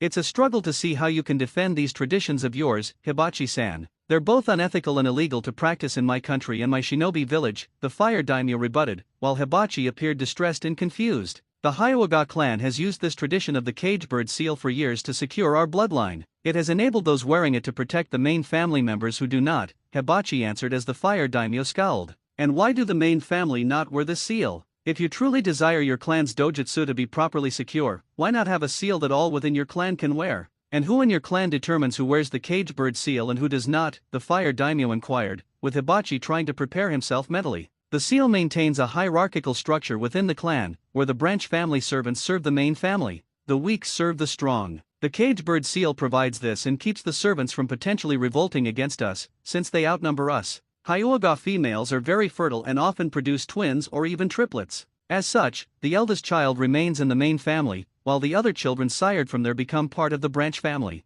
Only our strongest genetics reside in the main family, while the weak become the branch to serve us as our labor force in any way we demand, Hibachi stated while the fire daimyo stroked his white beard, pondering his words. And just how exactly do you know the eldest child is the strongest? The fire daimyo questioned, causing Hibachi to pause for a second in confusion. It's only natural. The eldest is always the strongest. The younger siblings are tested, of course, but by the time we have the siblings spar to test this, it's clear the eldest always comes out on top as the victor, Hibachi responded, and the fire daimyo frowned. But such matches are unfair due to the conditions in which they are both raised. The eldest receives the best food, clothing, teachers for your gentle fist, and training to use your bloodline to its fullest potential. The younger sibling or siblings do not have that because they are already sent to the branch family, where they are conditioned to always submit outright to the main family, as you just said earlier. Who is to say the younger sibling is not the stronger of the two, yet is forced to wear the caged bird seal, and unable to reach their full potential? Even more so if the siblings happen to be twins, the fire daimyo countered, with Hibachi scowling. With all due respect, daimyo-sama, but not even you can challenge years upon years of conditioning, breeding, and traditions the Hyuga clan has perfected since the warring clan's era, Hibachi retorted, and Hiruzen let out a groan. Idiot! Hiruzen thought, knowing the pride of this Hyuga would be a pain in the ass. Can't I? You underestimate my influence, Hibachi-san. I understand you have twins in your own family, is that right? The fire daimyo asked, and Hibachi nodded with a scowl. I do, Hibachi replied, and the fire daimyo nodded. Good. Then we can easily test your belief that the eldest is the strongest. What I see will determine my final decision on this issue. From what I've already heard, the caged bird seal is a barbaric thing that should never have existed, and the fault of its existence lies only with the Hyuga clan. You had a perfectly good seal to use from the Uzumaki clan, yet you decided to change it despite a binding contract stating otherwise, the fire daimyo responded, causing Hibachi and the others around him to look very confused. With all due respect, daimyo-sama, but, are you going to ban the use of the caged bird seal? I just want to be sure I am understanding you correctly, Kushina stated, and the fire daimyo nodded. Officially? Yes, I am. I find it too horrible and too barbaric to be allowed as a continued practice. However, Hibachi's claim that the eldest is superior to the younger sibling has my interest for entirely different reasons. I want to put what this man believes to the test by having his twin children fight each other, the fire daimyo answered while seeing Hibachi go pale and sputter. Daimyo-sama. Surely you can't. Hibachi protested before looking at Hiruzen for some form of help. He received none. Bring out your twin children immediately, Hibachi-san. I want them to fight each other with everything they have in terms of skills, strength, and ability. Kushina-san will also be there with you to ensure no one tries to influence the match before it even starts, the fire daimyo commanded, with Hibachi looking ready to have a seizure or a heart attack. A test? For what purpose? He's already made his decision? So why have my sons fight? Hibachi thought while leaving with the others to assist in this matter. May I ask what brought this unexpected event on, daimyo-sama? Hiruzen asked, hoping to get a glimpse of the man's plans for having Hibachi's twin sons fight each other in front of him. You may ask, but I will not give you the answer, Hiruzen. I find my time here in Konoha to be most vexing, in terms of what I have heard one of your clans doing since the very founding of this village. Do any other clans participate in such barbarism with the use of fuinjutsu? The fire daimyo questioned while glancing at the hokage. No, daimyo-sama. The Hyuga clan is the only one that uses the caged bird seal or anything remotely related to it, the hokage answered while the fire daimyo narrowed his eyes at him. Good. Because if they did and you allowed it, I would be considering the idea of having you replaced sooner rather than later, the fire daimyo commented before getting up from his chair and making his way to the Hyuga clan compound. Hyuga compound a short time later. This is outrageous. I won't accept this decision. Even if he is the fire daimyo, our clan has a long line of traditions, and I for one will not tolerate some outsider, no matter how high the pedigree, to influence them, a Hyuga elder angrily exclaimed. The decision is no longer up to you, Elder San. The fire daimyo has spoken. The caged bird seal is to be stopped in its use from here on out, Kushina said with a frown on her face, despite the fact that she was happy with the decision. Foreign whore. You and your clan of island foreigners just couldn't leave well enough alone, the Hyuga elder exclaimed before being super punched by Kushina through the wall. You're so lucky Yamamoto-sama isn't here, or he would have burned your clan home to the ground until only ashes remained. Kushina exclaimed angrily. I am so glad she's not angry at me right now, Minato thought while seeing the woman he loved was ready for a fight in her pissed-off state. Let's just get this over with, Hibachi said while giving Hisashi a look that meant lose the match or you die, before looking at Hayashi with a glare that said dominate and don't hold back. Don't even think about taking a dive. You fight with everything you've got, Kushina whispered to Hisashi, who had mixed feelings about it. On one hand, if he did win, chances were the Hyuga elders of the main family would use the cage bird seal on him regardless of the fire daimyo's decree. On the other, if he did take a dive, it would only prove his father's belief that keeping the eldest as the leader and the sibling under thumb to serve was correct. The cage bird seal would be gone from future generations, which Hisashi was very grateful for since he wanted to have a child of his own one day, but the belief that gave the cage bird seal its purpose and the strength to become a part of the clan traditions would remain. If I fight and win, I will most certainly die. But my death will bring new life and hope into our divided clan for the next generation. If I fight and lose on purpose, I will most likely live, but the chance of the cage bird seal returning in the future in some other twisted form will remain, Hisashi thought before seeing the fire daimyo walk into the sparring room the Hyuga used for these kinds of things. Brother, I know what you are thinking. I hate the seal too, but to lose to you is not an option. Father will kill us both. He has no problem performing such an act and going off to sire some bastard with one of the branch family women he believes will give him the heir he wants before retiring as clan head, Hayashi thought while knowing his own brother knew their father never cared about their mother. She was a breeding tool. He called it being pulled from fertile stock. Hayashi and Hisashi knew their mother didn't love him either. That her only joy in life before she passed away years ago was to give life to strong twin boys. Boys she raised to the best of her ability to love each other and not let some damn cage bird seal stand in the way of brotherly bonds. Of course, their father tried to stamp it out of them, saying Hyuga traditions, in one rant and protecting Hyuga genetics, in another.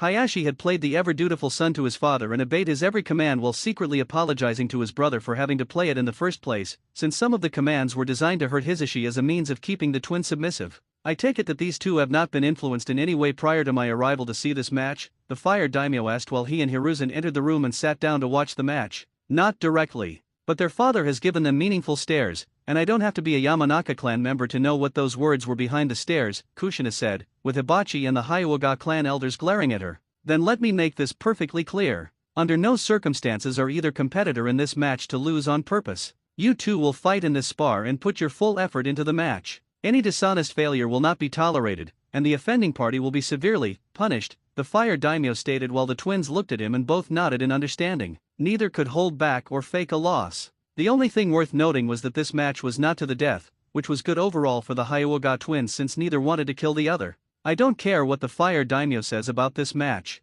Should Hisashi win, I will kill him myself in front of everyone and ensure one way or another my way is seen as the correct one. Hibachi thought while looking at Hisashi removing the cloth on his forehead to show his cage bird seal so everyone would know who was who in this match. Hibachi was also mentally saying lose to your brother or else, to Hisashi, though it was unknown if the young Hyuga would listen. Ready? Begin, the fire daimyo commanded, with the two twins of the Hyuga clan getting into their fighting stances and attacking each other. I still don't see the point in this, daimyo-sama. You have already made your decision regarding the cage bird seal, Hiruzen remarked while seeing Hisashi surprisingly hold his own against Hayashi. Just call it simple curiosity of a personal nature, the fire daimyo replied while Hayashi landed a few hits on Hisashi, but the younger of the twins stayed strong. Why isn't Hisashi losing? He's actually holding his own against Hayashi. Damn it, boy. I will not be made a fool out of by your sudden hope for the future. You are fated to be a branch family member and serve your betters, Hibachi thought angrily while seeing his youngest son pushing Hayashi back. Such strength.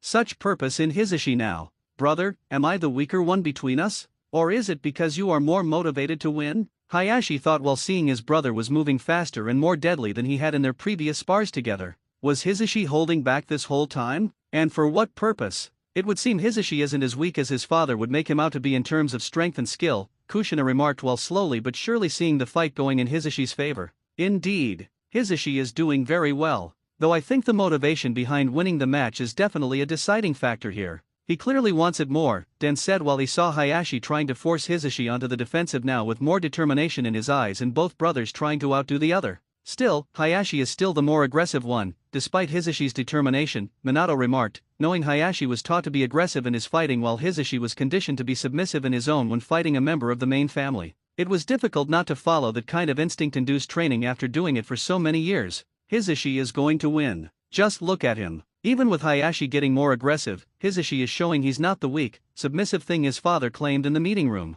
Eldest being the strongest, my right foot. That's not always the case. It's not about who is firstborn. It's about who is more qualified to lead, Kushina remarked, since she knew old man Yamamoto could have easily become clan head again and replaced Garp, but chose not to because he knew Garp was suited to lead the clan. From what I'm seeing, Kushina's thoughts on the matter are not wrong, the fire daimyo thought while thinking of his own children and their personalities. On one hand, his eldest was, by the birthright laws of succession, the one to rule upon his father's death and take over fire country. But the boy was a bit simple-minded in how he did things. His mind did not seem to focus on the important issues at hand. He seemed to always let others make opinionated decisions for him based on their desires and their interests rather than thinking things over properly. His youngest was the exact opposite. The fire daimyo's youngest had focused on studying, learning, training himself even with the samurai should the time come to fight for what was his own, and understanding the needs of how to run the country. Some of his advisors implored him to have his youngest take the throne since he clearly wanted to make the country's future strong. The more traditional advisors claimed the eldest should rule simply because he was the eldest and it was his right to rule by birthright alone. I must win this match. Not just for the future of the branch family. Not even for my own future child or children I will one day have. But also for myself. To prove that I can be just as strong if not stronger than my brother. To prove that my father is wrong. I must win to break the cycle. This is my one chance to bring about change. A chance to break the chains of fate that bind our clan down amongst the changing of the times. Hisashi thought before he saw his chance in his brother's weakened stance and struck with deadly precision. Hayashi screamed, as he was hit by Hisashi's attack and sent flying back with his body staying on the ground, defeated. Hyuga Hisashi had won. Hyuga Hisashi is the winner. Congratulations, dear boy, on your victory, the fire daimyo said with Hisashi bowing to the man before moving to help his twin brother up, only to stumble and fall to the ground while screaming out in pain with his seal active for all to see. His father was to his right, the hand sign in place, and a face showing absolute anger at his son winning his match. You will pay for disobeying the traditions of the clan, Hisashi. I don't care if you are my son. You are a disgrace to the Hyuga clan and my blood, Hibachi stated while seeing his youngest son crying out in pain. Hibachi, stop this at once. I command it, the fire daimyo exclaimed angrily. I don't care if you are the fire daimyo. I don't care about your rulings on the cagebird seal or what you decree following this farce of a match. I will not allow my weakest son to have delusions of grandeur in believing he is anything but what I say he is in life, and in this clan. I am his father, his better, his superior, and I say my son dies before having a chance to enjoy the taste of his victory.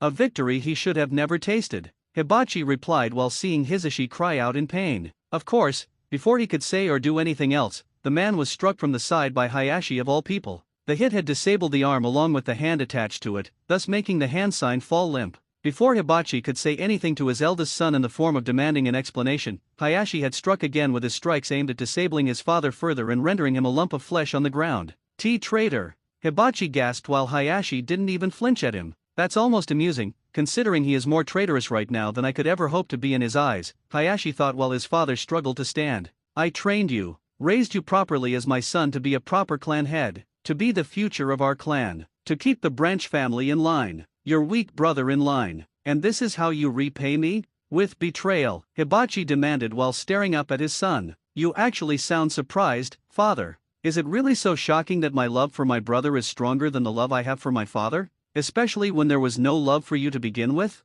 Hayashi asked, and Hibachi spat at his son's feet. Love? Bah! You should be loyal to me simply out of duty to the clan alone. Love is nothing to me. Just a word. An empty word. Genetics, lineage, and the bloodline traits coming from the strongest of our line, they are all that matter. It is the duty of this clan to keep such things from being changed. It is the way of nature.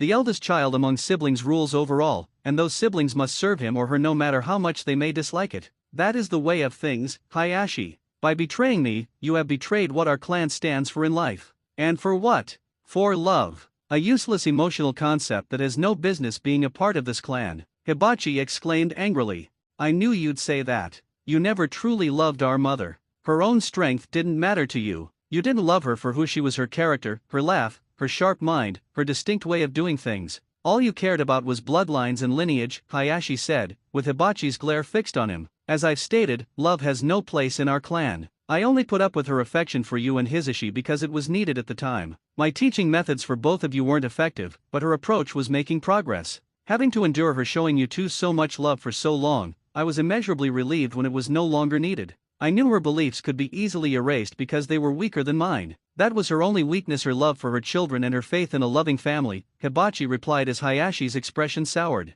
The other clans follow her beliefs without issue. We should be able to do so too, Hayashi countered, and Hibachi now looked at him as if he had just said the Biju were sentient beings with a right to freedom. They are not our clan. We are the most prestigious and powerful clan among all the others, more so than the Uchiha, Senju, and Uzumaki. This is all thanks to our way of doing things. The superior approach to breeding, traditions, and clan policies has enabled us to rise above our so-called rivals. And you would throw it all away? Hibachi exclaimed, and Hayashi sighed. What's the point of reaching the top of the mountain, father? What's the point of it all if there's no one you love to share it with? Or have you forgotten the simple truth that the mountaintop is always cold and lonely? You might as well sit on a throne and rule over dead bodies as their king, Hayashi responded, while Hibachi, despite his wounds, struggled to stand. I would still be a king. Hibachi shot back at his son. Yes, but you would be the king of nothing. And a king is only a true king if he rules over people who willingly wish to be ruled by him, Hayashi countered, and his father looked at him with fury. And I would still rather be the king of nothing, for that is far better than being a peasant of everything, Hibachi said before Minato and Dan picked him up and escorted him from the room. Resolution and aftermath. My apologies that you had to witness that, Daimyo-sama, Hayashi said while his brother was being supported by Tsunade and Kushina. No need. It proves not everyone is suited to be a parent. I trust the man's actions will guide you on how to be a proper parent to your future children, Hisashi-san. Hayashi-san, the fire daimyo stated, and the twins both nodded. Yes, Daimyo-sama, the twins said in unison. Good. Family is important, but so is who leads it. I see now that it is not the eldest child of a family who is meant to rule. It is the one who trains for it, studies for it, the one who prepares to rule so they can rule well. The strongest and most worthy of ruling, whether it be a clan or a country, is not the firstborn child but the one who actually puts in the effort, the fire daimyo said, his words seeming like an ominous foreshadowing for the future of not only the Hyuga clan but his own country. With the matter now formally settled, the fire daimyo departed with Kushina, Tsunade, Hisashi, and Hayashi without looking back. If one of them had, they would have noticed that Hiruzen was not at all pleased by this turn of events, nor were the Hyuga elders. They had not anticipated Hisashi's victory, nor had they expected the true reason behind the fire daimyo's desire for this match in the first place, and they were powerless to stop it. Hiruzen now understood that the fire daimyo was testing whether his youngest son was more deserving of leading fire country than his eldest son. Hiruzen did not like that. For one, the fire daimyo's eldest son would be easier to manipulate than his younger sibling. The hokage knew the fire daimyo's eldest son was a rather conceited young man, always believing whatever someone told him and having no idea how to run things properly without the help of his advisors. Some of these advisors did not have the best interests or the overall good of fire country at heart. Some of them were eagerly awaiting the day when the new daimyo could be easily manipulated, allowing them to funnel money into their own pockets. Hiruzen had planned to keep such people under his thumb so he could use them to call in favors to make the new feudal lord listen to what the hokage had to say on matters. But now that would not happen. And deep within his aging heart, the Sandaime hokage found himself blaming Uzumaki Yamamoto for all of this.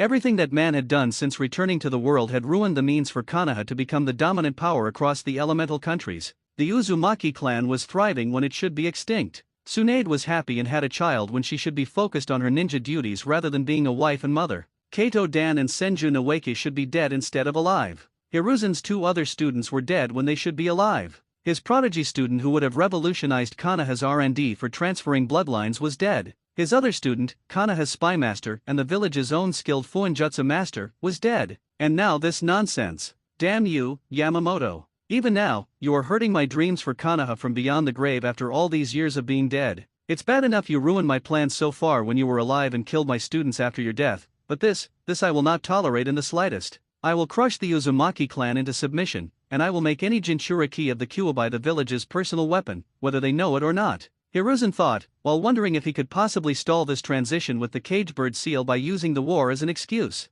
and prolong the war as much as possible until he could counteract the decision itself. Execution and clan reforms. Hyuga Hibachi's public execution had not been a pleasant event. Not at all. Well, not for Konoha, at least. If anything, it had once again become a rude reality check for the population at large, a rude awakening to the various clans within Konoha and how certain clans, specifically the Hyuga, were not as noble as they claimed to be when compared to others. Of course, all of the other clans knew about the Hyuga clan's Cagebird seal. You'd have to be an idiot not to be aware of it to some extent when working with members of the branch family and seeing the seal on their foreheads. Contrary to some kind of common belief, the Hyuga did sometimes take off their headbands, and those from the branch family could not hide the seal they wore on their heads. Some had done so with a cloth wrapped around their heads underneath their hitai, but not always. If anything, it even helped distinguish who in the clan was from the branch family from those in the main family, since the main family never wore anything over their foreheads. Not that it mattered anymore. Hibachi's execution, during which he remained defiant of the daimyo until the end, drove the point home. and the fire daimyo stated his own reasoning behind it.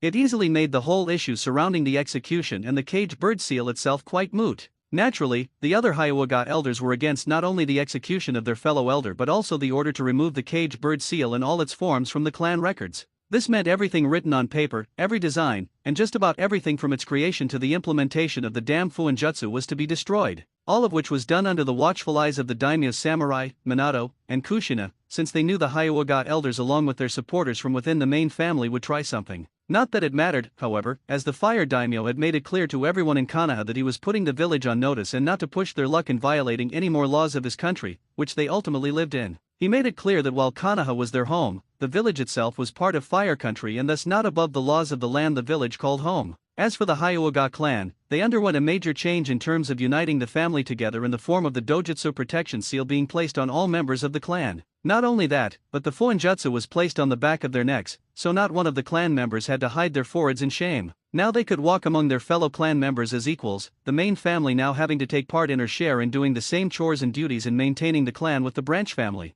In doing so, the clan itself began to heal from years of strain, abuse, and pain inflicted by the main family upon the branch family. This was a good thing since Hisashi had only recently learned that some branch family members, prior to this moment, were secretly planning a coup against the main family. It would have failed, of course, but the aftermath would have caused an irreversible rift. Even more so, since Hisashi had planned to inform his brother of this and nip it in the bud before it could be enacted. It would have been swept under the rug, of course, so not even the Sandaime Hokage would know about it. Fortunately, thanks to the efforts of the Uzumaki clan and their allies on this sensitive issue, such a disastrous crisis was prevented, and it paved the way for another one concerning a member of the Heitei clan. Hokage Tower Meeting Room. I understand. Heitei Sakumo chose to abandon his mission in favor of saving his comrades, Hiruzen remarked while looking over the information in front of him. Disgraceful. The mission takes precedence. He should be punished publicly, too. He brings shame to his clan and the village, Danzo added coldly. And how is it disgraceful? How many ninja did his actions save?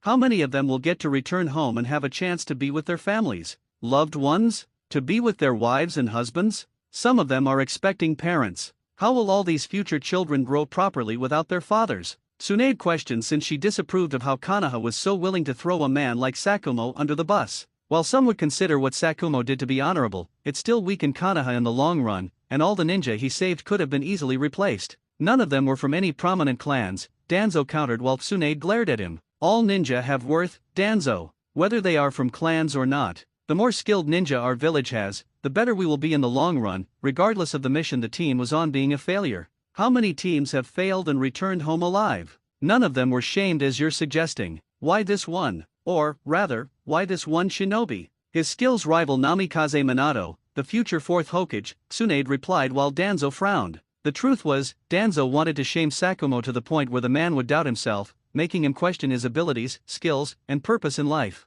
Only then would Danzo secretly recruit him into the fold of his root forces, which he was able to restart at the beginning of the Third Shinobi War. With the future fourth Hokage's rival in his grasp, Danzo could make a new kind of power play for the title of Hokage. At the very least, he was planning to make Sakumo the heir to his root organization. At most, Danzo would be the puppet master behind Heitei, whether the man took over the title of Hokage from Minato or not, thus being the true power in Konoha, while no one would be the wiser. Hiruzen would have his successor in Namikaze Minato, and Danzo would have his own in Heitei Sakumo. The cycle of their rivalry would continue long after their deaths. Even so, the actions of Sakumo, no matter how noble during this mission, must be dealt with harshly. He must be made an example of in terms of how all Konoha shinobi should conduct themselves when on missions. The mission must come first. Always. No exceptions. Tobirama-sensei knew this too, Danzo countered while Hiruzen nodded slightly. Danzo is right. While Sakumo did a noble thing, the mission must always come first. He will have to be punished for it, Hiruzen added, since he knew his time as Hokage was coming to an end, so any decision he made before Minato took over didn't bother him in the slightest.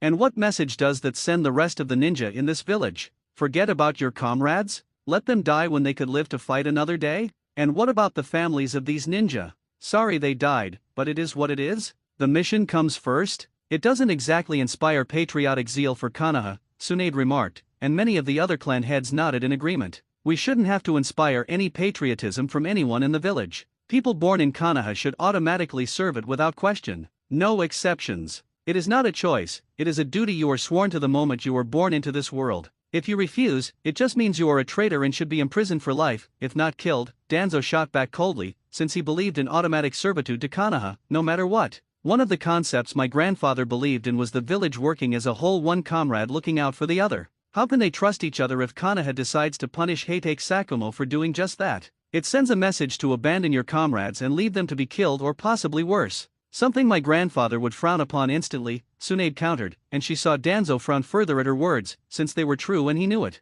though that didn't mean he had to like it. Konoha streets.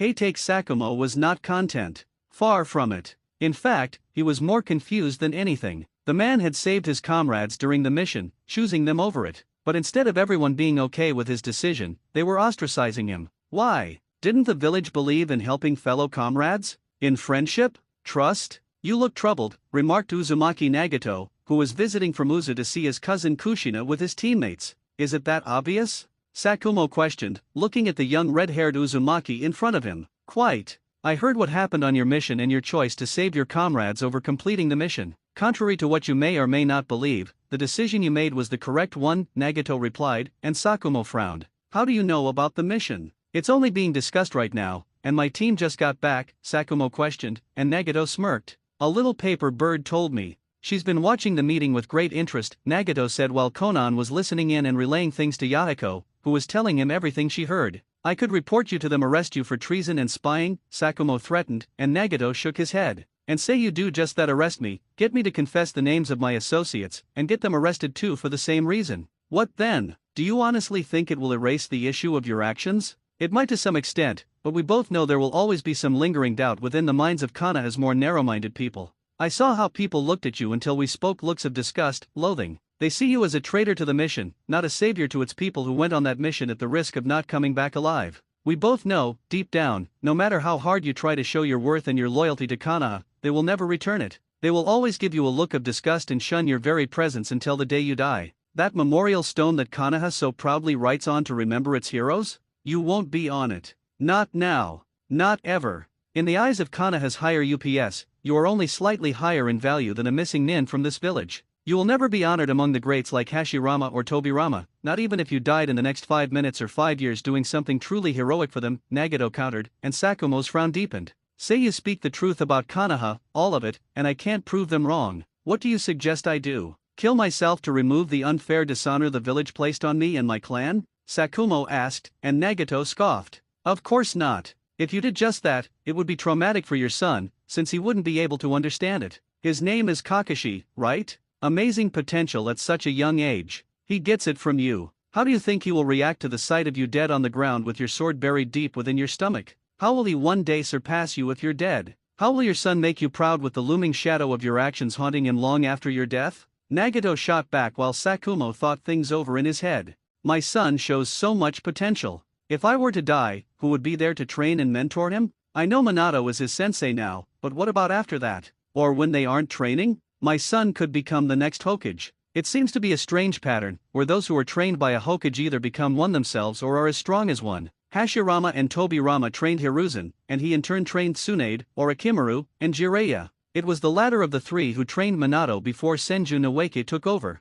Even now, Hiruzen plans to make him the next hokage, so Kakashi has a good chance of becoming one himself. But with the way things are going in Konoha and my actions on that mission, regardless if it was the right choice at the time, it will always be a stain on both our reputations, Sakumo thought with a heavy heart. There's an alternative you haven't fully considered, Nagato said, as if he were reading the man's thoughts. What alternative? Sakumo asked, and Nagato's smirk widened. Hypothetically, you and your clan could join Uzu. You could all become a part of the Uzumaki clan, Nagato offered, and Sakumo's brows furrowed in a frown. You mean my clan and I would trade one shinobi village for another? You can't possibly believe my life here in Konoha will become that horrible, can you? Sakumo questioned, and Nagato shrugged. You were the one who suggested killing yourself to remove your so-called shame from the mission where you sacrificed yourself for your ungrateful comrades. In Uzu, you would have been praised for prioritizing them over the mission. Family comes first. The people in this village should truly treat their own like family. They should watch over and protect one another like family, as they did when Hashirama and Tobirama were alive and held the title of Hokage.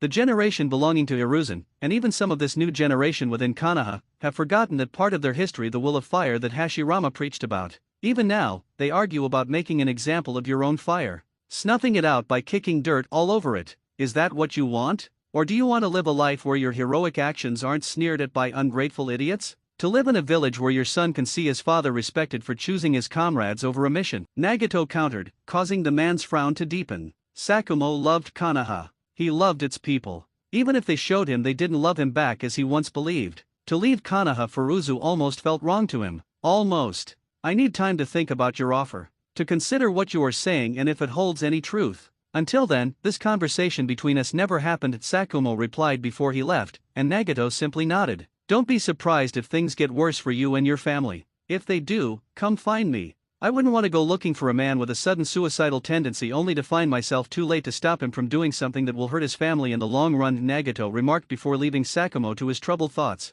You know as well as I do that he'll come looking for us in the future, Yahiko remarked once Nagato was away from the main village population. Of course I do. I also know the man's sense of honor would have led him to kill himself if a second option like ours hadn't presented itself, Nagato replied, and Yahiko smirked at him. I'm surprised Yamamoto-sama's letter was so spot on about what would happen long after he died. How do you think he knew it would happen just as he said? Yahiko asked with curiosity. I don't know. He's an Uzumaki. Maybe the man saw the future through a seal or some form of spiritual insight before he returned to the clan all those years ago. Whatever the reason or the source, we must be more on guard than ever before with our clan and our thinning bond with Konoha, Nagato replied, and Yahiko's frown deepened. Yeah, I hear you on that. After we found several of Konoha's roots snooping around Uzu's defensive line 2 days ago, it's not a real surprise. Old man Garp is pretty pissed off at Konoha for sending them since they weren't supposed to be there. The Fuinjutsu on their tongues was easy to remove, and we got them talking about why they were there in the first place. To think Danzo is trying to sell us out to our enemies by finding weaknesses in our defense so Iwa or Kumo could attack us before this war ends, Yahiko said, since he, Konan, and Nagato had been the team that caught the root ninja and brought them to Uzu for questioning. An end is coming soon.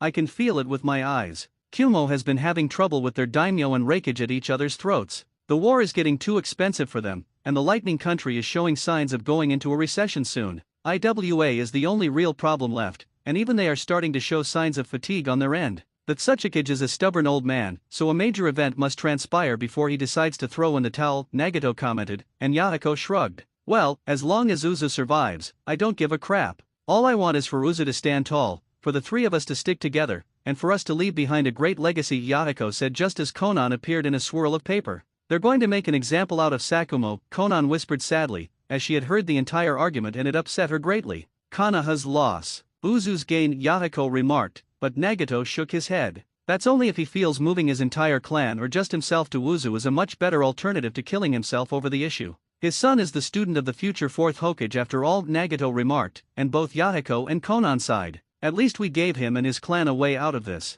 It's better to give him the actual offer than not give him one at all, even if he says no. That way, we can't say we didn't try to save him from Konoha's future actions, Yahiko said, and the other two nodded before their sensei, Uzumaki Shanks, appeared with a frown on his face. Come on, you three. Old man Garp wants us back in Uzu, Shanks commanded, and the three members of Team Akatsuki frowned. Why? What's wrong? Yahiko asked with concern. Nothing. But Garp has a message left behind by Yamamoto-sama that needs to be opened soon and he wants you three to be there when it's read, Shanks replied, and the trio nodded. Uzumaki Garp had a deep respect for Yamamoto-sama, and it grew immensely since his return to the clan years ago. First, for defending Uzu from what would have most likely been a complete sacking of the clan. Second, for making sure Kushina wasn't forced to embrace anything she had no choice in while living in Konoha after the transfer of the 9 tails to her. Third, was ensuring Uzumaki Nito was buried in Uzu where she belonged. Fourth and beyond, well, just about everything that had helped Uzu grow from that point on was thanks to Yamamoto long after the man's death. In fact, the elderly Uzumaki had left Garp quite a few scrolls over the years, left for him or possibly Garp's successor as the next clan had to be opened at certain points in time. So far, they had been practically dead on in their accuracy. Garp didn't know how that was the case. No one who knew of the scrolls knew how they could be accurate. Nagato had once theorized Yamamoto had seen the future in some way and didn't like what he saw, hence why he was gone for so many years before returning to Uzu to fix what was no doubt the horrible future he had witnessed. In any case, the scrolls were opened in accordance with his wishes. They were not to be opened earlier, and to ensure no one did, there were time-based seals locking them from any curious Uzumaki or any other fingers trying to pry them open. Okay. Well, let's see what the future holds for us now, Yahiko remarked, and Nagato nodded, with Konan following the two of them along with their sensei back to Uzu. Unknown location, sometime later. The elderly form of Uchiha Madara looked at his future student, knowing the boy was indeed alive, but unconscious, since being brought back from the dead tends to do that to you. Things had not gone as planned for him ever since he faked his death after fighting with Hashirama all those years ago. In truth, things were going his way, yet they weren't going his way at the same time. Konoha was weakening. It was dying. Slowly. Almost stupidly, despite everything that showed it was still a force not to be challenged lightly. It had endured 3 shinobi wars and was still able to hold a strong front, but that's all it was to his perceptive eyes. A front. A bluff. More and more, the village he and Hashirama had envisioned was slowly dying, not from enemies without, but from its enemies within. It was ironic that the people Hashirama would have loved if he were alive were the source of its fall. Rejecting a new medical program, making shinobi mindless, emotionless drones to serve a heartless commander with warmongering ambitions, aided in secret by a hokage who used his position, given to him by his predecessor, to make things happen without the public being any the wiser. They even went so far as to try killing off the Uzumaki clan that belonged to Hashirama's very own wife. Ha! The fools the world over. The white creations he had made over the years, while few in number, had done an excellent job as spies, keeping him informed of the world's events. As such, he knew how the shift in power among the 5 shinobi villages had gone from Konoha being supreme to Uzu getting very close to being recognized as a 6th, and tying with Konoha for the right to be called number 1, despite the vast majority of Uzu being a single clan. A clan that was growing and thriving now that they were in full gear. They already had a few members who were not of Uzumaki blood. Not many, but enough from various small clans who didn't have a village to call their own, whether out of their pride to be independent or some other sense of individuality, were saved by the Uzumaki clan to become a recognized shinobi village. Hashirama, our dream that was Konoha is dying. You were so intent on making the tree strong, you forgot the most important part of keeping it alive, leaving the proper and responsible gardeners in place to keep the tree from being poisoned from within. You were always so simple-minded at times, Madara thought before he moved with incredible effort from Obito's down form to sit on his throne of sorts that was tied to his special life support system, only to find himself stabbed through the back of his head and out the front by a sword, with a chakra sealing tag slapped on the front of his neck. Yamamoto-sama's information was correct. Uchiha Madara was alive after all. Hard to believe, and Umbu with a Uzu Hitai-8 commented. Not anymore, he isn't. What about this one? Another Uzu Umbu questioned while looking at Obito's unconscious form. According to the instructions left behind by Yamamoto-sama, we kill him and destroy everything in this place. No questions asked, the Umbu captain commanded before the team of a dozen Uzu Umbu set the place to blow with explosive tags while one of them stabbed Obito through the chest before beheading him. Team 2 found the 2 white things outside and took care of them, one of the Uzu Umbu said after putting a finger to his earpiece. We're all set here. Time to blow this place up, a Uzu Umbu Kunoichi stated with a hint of excitement in her voice. Good. These things are set with a short fuse of 5 minutes. Move out, the Uzu Umbu captain exclaimed before his team rushed out of the room using the Fuinjutsu marker they set up to get out of this underground area. Elsewhere, months later, Rin was running. She was scared. And why wouldn't she be? She was being chased by Kiri, who had put the 3-tailed beast in her with an unstable seal that would unleash the tailed beast at a later time. She needed to find a way to not only get clear of the Kirin, but to stop her own village from being destroyed in the process. With Obito gone, Rin trained harder so she wouldn't have to rely on her old teammate, Kakashi, or anyone else around her unless it was absolutely necessary. Hurry! Get her before she escapes, a Kirin exclaimed, hot on her heels. Rin, Kakashi exclaimed, as he saw Rin heading his way just as he was heading her way to save his teammate from Kiri. Kakashi! Run away! I have a tailed beast sealed inside me. The seal is temporary. I need to get away from here and Konoha before it breaks, Rin exclaimed while Kakashi looked at her in horror at the idea of his teammate being used in that manner. Damn it! If Rin returns to Konoha, she will most likely get there too late. The seal will break and the 3 tails will destroy Konoha or a large chunk of it before being subdued. The only thing I can do is kill her. I don't want to kill her, but if I don't, the tailed beast will get free and cause untold damage. Konoha or otherwise, Kakashi thought before he revealed his Sharingan and made hand signs to create the Reikiri. Hurry! A group of Kirin are getting closer, Rin exclaimed, knowing time was of the essence. I'm sorry, Rin. I know you don't want to die here, or by my own hand no less, but if we don't do something soon, damn it. I wish Minato-sensei was here, Kakashi thought, as he readied himself to launch his jutsu at Rin and kill the girl who meant so much to him. Out of the way, Moron, a voice from a figure behind Kakashi exclaimed, forcing him to duck out of the way on instinct. What the hell, Kakashi thought, as he was forced to cancel his Reikiri, and saw Uzunin of all shinobi running past into Rin's location. You're Rin, right? Minato's student, the Uzunin asked, and Rin looked at the figure and nodded. I am. Who are you? Rin asked, and the figure smiled. Name's Yahiko from Uzu. I was sent here by the clan head and now Sade Muzukage to help you with your current situation. My teammates are taking care of the Kirin as we speak, so your flank is well protected. Now quickly take off your shirt, Yahiko said, and Rin's face became red at the end of the man's words. Pervert. Rin yelled and slapped Yahiko in the face. All things considered, I might have deserved that slap, Yahiko commented with a red handprint on his face.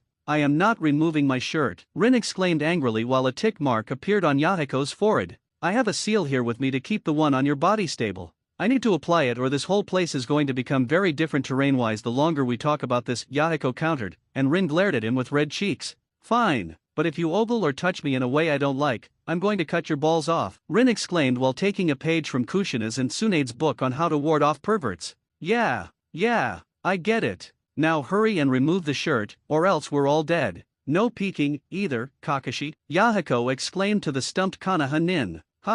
What was all Kakashi could say. Honestly, your father is so much more capable at talking than you are, it seems, Konan remarked before appearing in a swirl of paper with Nagato right beside her. Indeed. Though, to be fair, Yahiko does have that effect on people when he decides to do something many consider to be brash, Nagato said while wondering if Uzu and the Uzumaki clan were rubbing off on Yahiko more than anyone else not of his clan's blood. He definitely had the clan's spirit. Watching Yahiko carefully for any perverted actions, Rin removed her shirt while looking increasingly embarrassed to be exposed like this. It was bad enough she had to do this in front of a total stranger, but with Kakashi of all people nearby. Why didn't the seal break and kill her now?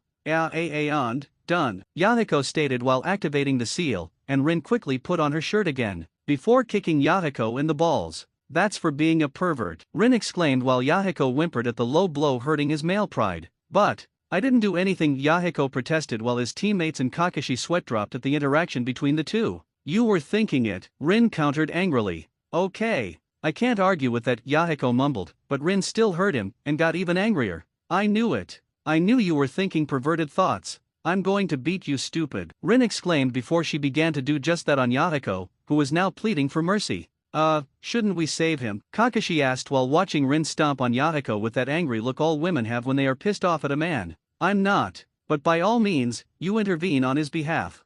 Your father will be devastated his son died before he did, Nagato commented offhandedly while Kakashi's body stiffened at the mention of his father. On second thought, I think I'm going to sit this one out. Just this one time, of course, Kakashi said offhandedly while Konan mumbled something about cowardly men under her breath. Are you done hitting him yet? Konan asked with Rin letting out a deep breath after stopping her beating of Yahiko. Finished. Let's go home, Rin stated before she walked away from the smoldering body of Yahiko. I don't think I deserve that, Yahiko commented while Nagato poked him with a stick. I can call her back if you want to tell her that, Nagato offered, and Yahiko's bloody body stiffened. On second thought, I think I might have deserved that, Yahiko replied before getting up and being helped by Nagato to make it over to Konan, who was currently keeping Rin from lashing out at him again. Let's go already. I need to tell Minato-sensei what happened to me on my mission, Rin said while giving Yahiko one final glare. A small word of advice, Rin-san. The knowledge of you being a Jinchuriki should not be known to everyone in Konoha. It is our experience that Jinchuriki are not welcome within their own village, Yahiko commented, and Rin glared at him again.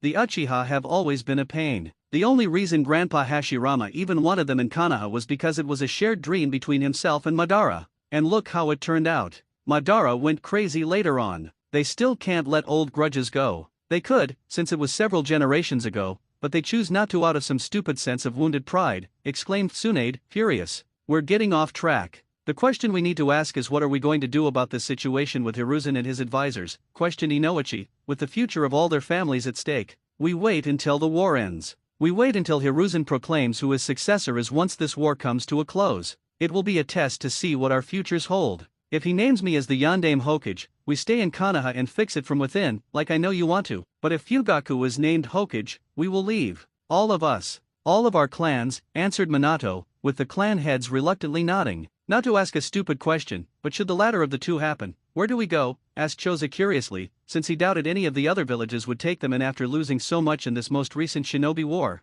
Not without them giving something major in return. Something they wouldn't or would be very reluctant to give to compensate these villages. Uzu. We go to Uzu, answered Minato again with all seriousness. Will the Uzukage accept us? All of us, asked Shikaku, while knowing Uzumaki Garp was reaching his elderly years, but had a sharp long-term memory. He will if I vouch for you and your clans. Old man Garp knows I can be trusted when vouching for others, said Kushina, with the clan heads nodding. Very well. Each of us will make secret arrangements to prepare our clan should the worst come to pass. Do it discreetly and only with clan members you trust. Remember, some of us once had fellow clansmen en route, and they will no doubt report what we plan to do to him immediately. Whether or not Danzo will tell Hiruzen is questionable, but still a possibility. So be cautious in everything you do, said Shikaku, knowing that some of their own clansmen could not be trusted with this secret. What about the Sarutobi clan? We can't just leave them out of this. What about Biwako or her children? Asked Kushina suddenly, since she knew the woman and was always good to her.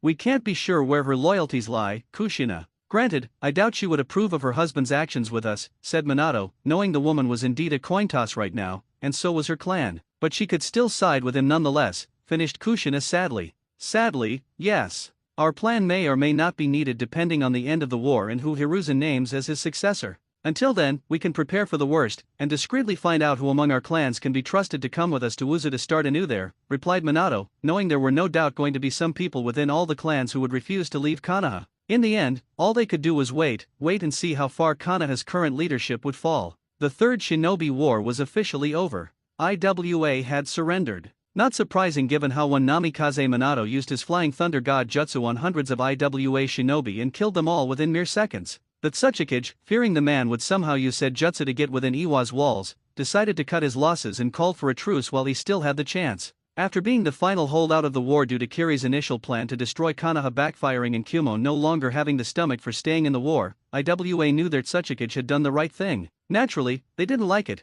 but it was either make peace or live long enough to see IWA invaded and most likely destroyed by their enemies. So with great reluctance, Iwa's need for self-preservation won over the village's pride to continue fighting. But while peace had finally settled overall, Konoha itself was, ironically enough, having its own problems at the moment following this newfound peace. A growing tension had sprung up in the Leaf, thanks in no small part to those currently in power and refusing to see change happening for the better. Instead, they were choosing the opposite, and in their prideful arrogance, didn't even know it. I have served as the Sandaime Hokage for many years, proudly, faithfully. Never once have I flinched in the face of danger. Sadly, I cannot be your Hokage forever. As much as I wish it in order to protect you from the dangers lurking beyond our walls, said Hiruzen calmly while the people below him heard his words and drank it up. Well, almost everyone. Here is the moment of truth, Kushina-chan. Time to see what the old monkey does now, whispered Minato to his wife Kushina, as they stood behind the Sandaime Hokage along with the clan heads, the councils, and Umbu captains, witnessing the transition from one Hokage to the next.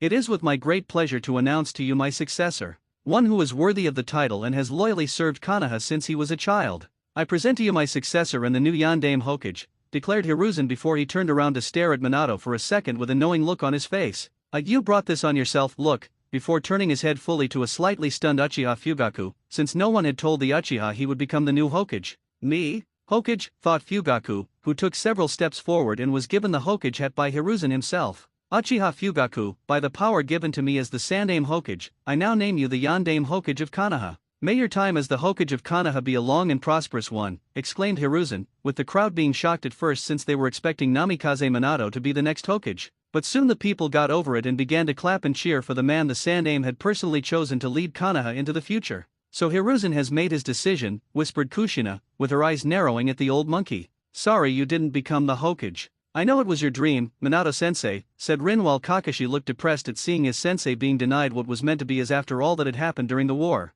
This is not right, or fair. Not even close, whispered Kakashi sadly while his father put a supportive hand on his shoulder. Not everything in life is right or fair, my son. I learned that the hard way. It was thanks to Kushina's clan that I realized we have to endure and seek greener pastures when the one we are in doesn't fit us anymore. It's not betrayal if the people in the village betray you first despite you giving them all of your loyalty and love. A village filled with people like that are not worth protecting. They are not even people anymore. Just rats and snakes on a sinking ship, slowly eating each other to stay alive long enough to see the ship sinking completely before they all drown, replied Sakumo while seeing his son stiffen a bit at his words, but accepting them nonetheless. Yeah, I still don't know what I was thinking. You and your clan saved me from myself, Kushina. Thank you, replied Sakumo while smiling at her and then at his son. I am just glad you didn't kill yourself. Seriously, Sakumo-kun, you would let this village drag you down for doing something honorable to the point where you would kill yourself to make them happy? Honestly, I'd smack you upside the head if I hadn't done it already after hearing what you considered doing, stated Kushina with a side glare.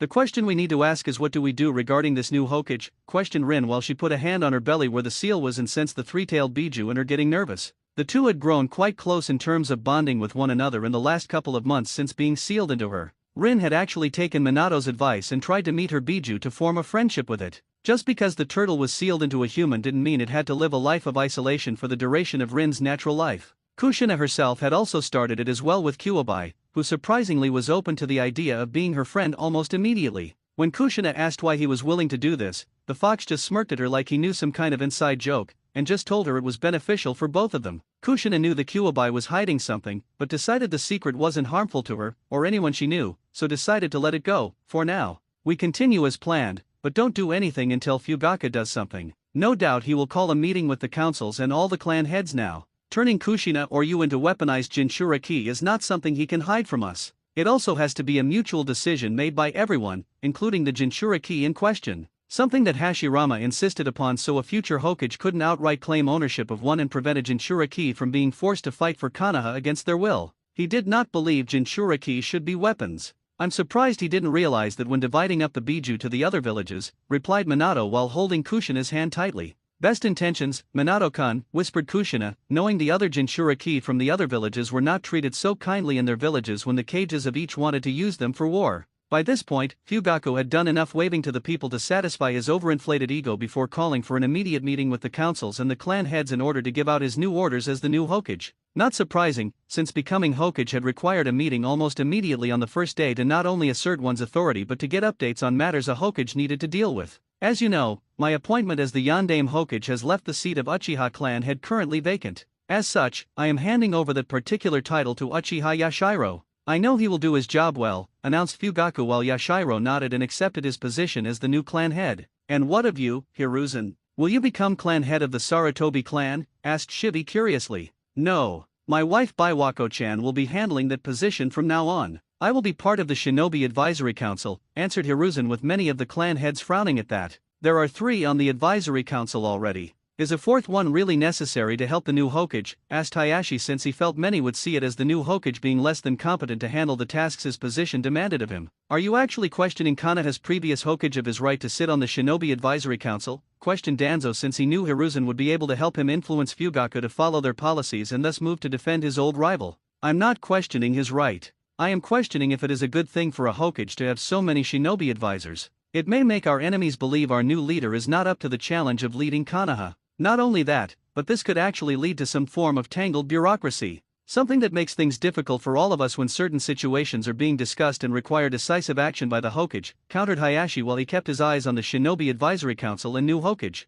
It is all right, Danzo. As to your question, Hayashi, my years of experience as the previous Hokage will be invaluable to Fugaku. After all, a young Hokage starting off needs strong advisors until his own experiences ruling over the village are more solid to make more direct decisions later on, answered Hiruzen while spinning his involvement in Konoha's government in a positive light for himself. Which I accept since Hiruzen's wisdom is highly valued among all of us. It's one of the reasons why I feel my first decision regarding things now that I am Hokage will have the support of everyone here, added Fugaku while everyone among the clan heads frowned since they had a bad feeling about this. And what decision is that? Asked Minato while Fugaku glanced at Kushina and Rin. For many years, Konoha has kept itself from using Jinchuriki as weapons of war. Since the time of the Shadaime in fact. A noble sentiment at the time. Given how his wife Mito was won, I'm sure the idea of having her use the Kuobai's power for war was something he wanted to avoid. No doubt to make sure Konoha didn't rely on Jinchuriki to get the job done when war and conflicts broke out. However, I am not so sure such a course is wise anymore.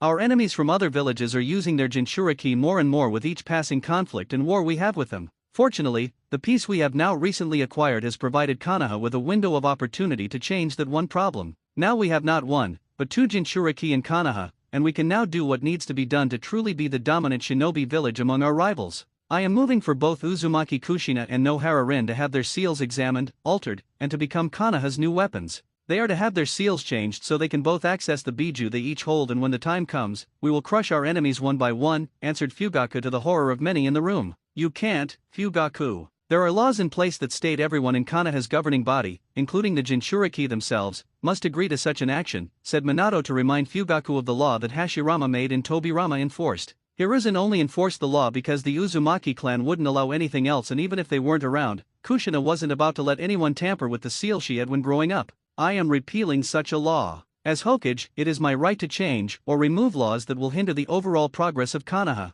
Times are changing. If Konoha does not change with it, we will be destroyed by our enemies as they plot against us during this time of peace we have been given to prepare ourselves against them. The only way to do that is if we weaponize our Jinchuriki and ensure they are ready to attack them when I give the order, countered Fugaku while Kushina growled angrily and Rin was doing the same. And if I refuse to be turned into a weapon, asked Kushina while glaring at Fugaku. You will be labeled a traitor to this village, your marriage to Minato will be annulled, and I will see to it you are banished from Konoha to your island homeland. Only after a suitable host is acquired to seal the Kyuubi for the intentions I just stated, of course, answered a semi-arrogant Fugaku since he didn't believe Kushina could handle the might of his clan, much less all of Konoha. The only downside to his actions was his wife, Uchiha Mikato would be slightly upset by that since the two women were dear friends. Mikato even had a small crush on Minato in their younger years growing up shortly after graduating from the academy and became genin. Mikato secretly competed against Kushina for Minato's affection since she saw the potential in the blonde and knew he was destined for greatness. Of course that was before the female Uchiha had to marry Fugaku through an arranged marriage made by their parents.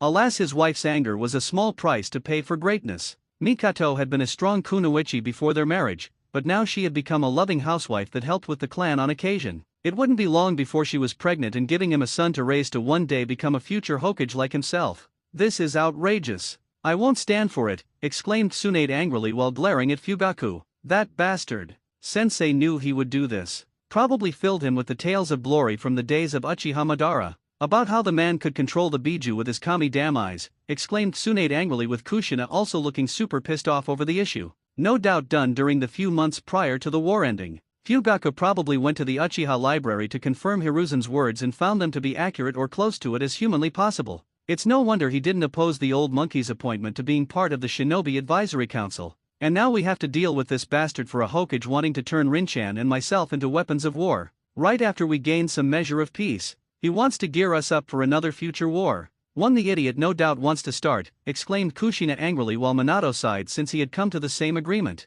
The good news, as minor as it may seem, is that Fugaku has only just made this ruling. He still requires time to organize things. Not to mention, Mikato will undoubtedly give him an earful when he gets home, and make his life miserable for a while, said Minato, who chuckled at the last part, knowing Fugaku, for all his arrogant strutting around, had a healthy fear of his angry wife. Not that he was one to talk, since Kushina was just as bad, if not worse, than Mikato when angry. Plus, we've been preparing for this for months before today, Kushina added. She and the other clans, with the exception of the Uchiha and a few minor ones, had begun to prepare for the mass exodus to Uzu. Garp had been given a heads up well in advance, should this happen. And while we're not quite ready for the big move just yet, we will be soon enough. We just have to delay the plans made by Fugaku and the others just long enough to set things in motion, Minato finished as Kushina nodded. Do we know who we can trust and who we can't? Tsunade asked, as she was sure there were still a few holdouts from some of the clans and those who were in Danzo's root program. Fortunately, we were successful in that regard. Surprisingly, there are not as many as we first thought. Naturally, the Hyuga elders and traditional main family members will stay, of course, given the current higher UPS support their practice. The moment we leave here, they will no doubt set up their caged bird seal tradition again, but with a different seal and keep the issue quiet. Inoichi knows several of his clan who are en route, so they won't be joining us. The same goes for Shivi. We know who to trust and who will side with Konoha when we make our move, Minato replied before sighing when he saw Tsunade frown. A part of me wishes this didn't happen. A part of me feels we are dishonoring my family in some way, Tsunade mumbled, wondering what her parents, grandparents, and granduncle would think of her or Noeki leaving Konoha. Would they approve? Disapprove? A combination of both? They would want you to be happy, Tsunade, the same with Noeki. Besides, Uzu was your grandmother's first home, too. If there was any place in the world she would want you to relocate to where happiness was possible, it would be there, Kushina replied, with Tsunade nodding and a sad smile on her face. You're right. A part of me feels I wasted part of my life fighting for a village that doesn't exist in my heart anymore. Almost as if it was meaningless, Tsunade remarked, with both Minato and Kushina shaking their heads. Nonsense. You served Konoha loyally, Tsunade-chan. You helped everyone in need, along with the people in it who matter most. The people who return your loyalty and love are the only ones who matter. You have saved them countless times from death. That means something to me in my eyes, and I know it does to you too. Kushina exclaimed while giving the woman an I am right on this matter, look with a don't argue with me on this issue tone. You are right, Kushina. Those I care about have been saved multiple times in the past by my hands. And all of them are coming with us to Uzu, Tsunade remarked with a smile on her face. Her home, as they say, was where the heart is, and right now Tsunade's home was with those she called family and friends. Hokage Tower. 2 weeks later, Minato, Kushina, and Rin stood in front of the new Yondaime Hokage, Uchiha Fugaku. The man was flanked on both sides by Uchiha clan members and the Umbu who supported him. Behind him stood Danzo, Hiruzen, Homura, and Kohara with smug looks on their aging faces. Not surprising, since they believed they were getting what they first wanted from the start. To weaponize Jinchuriki. To weaponize Jinchuriki. I understand why you need Kushina and Rin here, but why me? Minato asked, with Fugaku smirking at him. Because you are going to assist my team in altering the seals and teaching them what you know for future use, in case future alterations have to be made, Fugaku answered, though deep down, he made the order so Minato would have to turn those he loved into the very thing the man was against. This is wrong, Fugaku. Konoha doesn't need to weaponize Jinchuriki to win against its rivals. It hasn't for 3 generations, if you count our own. Why change it now? Minato asked, with Fugaku frowning at him for questioning his decision. It's for the good of Konoha. We need to ensure our continued supremacy. Orochimaru and Jiraiya are long dead. My predecessor, with respect to him, is getting old, and so are those around him from his time as Hokage. And while they are valuable advisors to have from their years of experience, this village needs brawn to go with the brains. We need to have these two become active weapons for Konoha.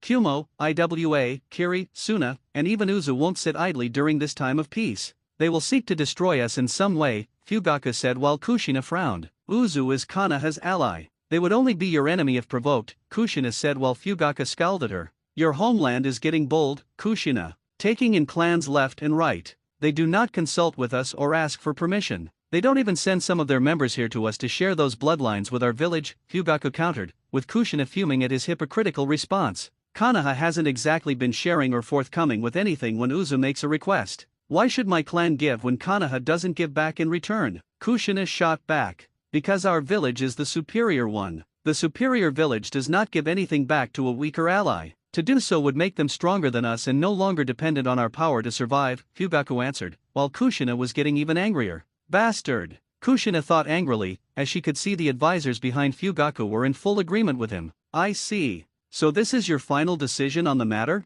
We can't change how you feel about turning my wife and my former student into living weapons? Minato asked firmly, which made Hiruzen and the others feel a bit on edge. No, Fugaku replied firmly, with Minato sighing. Well, at least we tried, Minato remarked before he, Kushina, and Rin went poof, to reveal they were, in fact, shadow clones of the originals. What? Fugaku exclaimed in shock, while Hiruzen and the others frowned. I see. So that is their decision, Hiruzen remarked in a disappointed tone. Such is the way of treason. Choosing his wife and student over Konoha. Unacceptable. All based on emotions and morality. Something that does not belong in Konoha, much less in the shinobi world, Danzo added, as he felt his grip on the cane tightening. Dispatch Umbu and Hunter Nin immediately. We must stop them from leaving Konoha if they haven't already. No doubt they are headed for Uzu. We must prevent them from reaching that village, Homura commanded, knowing Uzu would break all ties with them and make things complicated for Konoha. They couldn't allow that to happen. However, before Fugaku could even order such a command to the Umbu, explosions manifested all around Konoha. Within moments, Umbu came into the room and bowed to the Yondaime Hokage. Report! Fugaku demanded angrily. Hokage-sama, the village has been hit with multiple explosions. Mostly along the walls of the village, but a few areas in the merchant district, the Umbu supply depot, and part of the Uchiha police station, the Umbu answered, while Fugaku was livid because the report basically put Konoha on a defensive lockdown. Secure the village. Lock us down. No one leaves unless I give the order. I want all the Hunter Nin within Konoha to find and hunt down Namikaze Minato, Uzumaki Kushina, and Nohara Rin immediately. They are now traitors to Konoha. I want their homes and assets within the village taken as punishment for their betrayal. Fugaku commanded, as he would take what those 3 left behind and use it for his own benefit. Yes, Hokage-sama, said the Umbu before leaving. Call an emergency meeting. I will find out who among the clans in the village are loyal to me and who will side with those morally blind fools, Fugaku commanded, knowing many of the clan heads were friends or supporters of Minato. Uzu, sometime later. Wow, you guys really expanded, some remarked while whistling in appreciation at how Uzu had expanded significantly since the Second Shinobi War.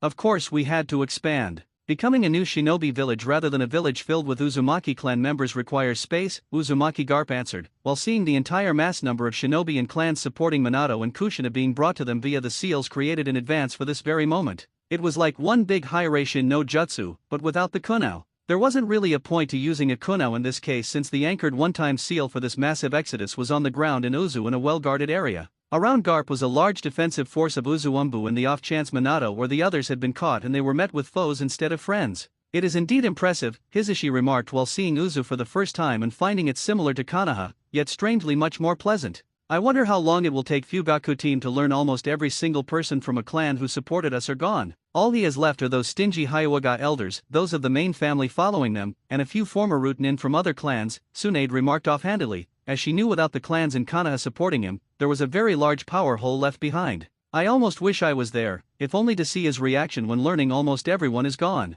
Not even Baiwako-chan or the Sarutobi clan stayed in Konoha. Hiruzen should be getting his divorce papers soon, Kushina added with a hint of glee in her voice and an evil look in her eyes. Shikaku was right. Women are as troublesome as they are scary. Or was it the other way around? Minato thought, while letting a sweat drop roll down the back of his head at the sight of his wife sporting the evil supervillain going insane just before unleashing the evil plan created for this moment type of look, minus all of the lightning and thunder that was usually found in the background. Kushina told us how many were coming and how many clans in total would be arriving here in Uzu. As such, each clan has its own home capable of accommodating your numbers, if not more. You can all pick a home of your choosing that fits your clan. Just don't fight over it. The structures are all the same, so customizing them to your clan specifics should be easy enough, Garp explained, since he knew each clan would want to turn each house into something unique that said, "This is my clan home" when compared to others. Hokage Tower, sometime later. What do you mean this is all that's left? Fugaku demanded while glaring at what was essentially the remains of Konoha's various ninja clans.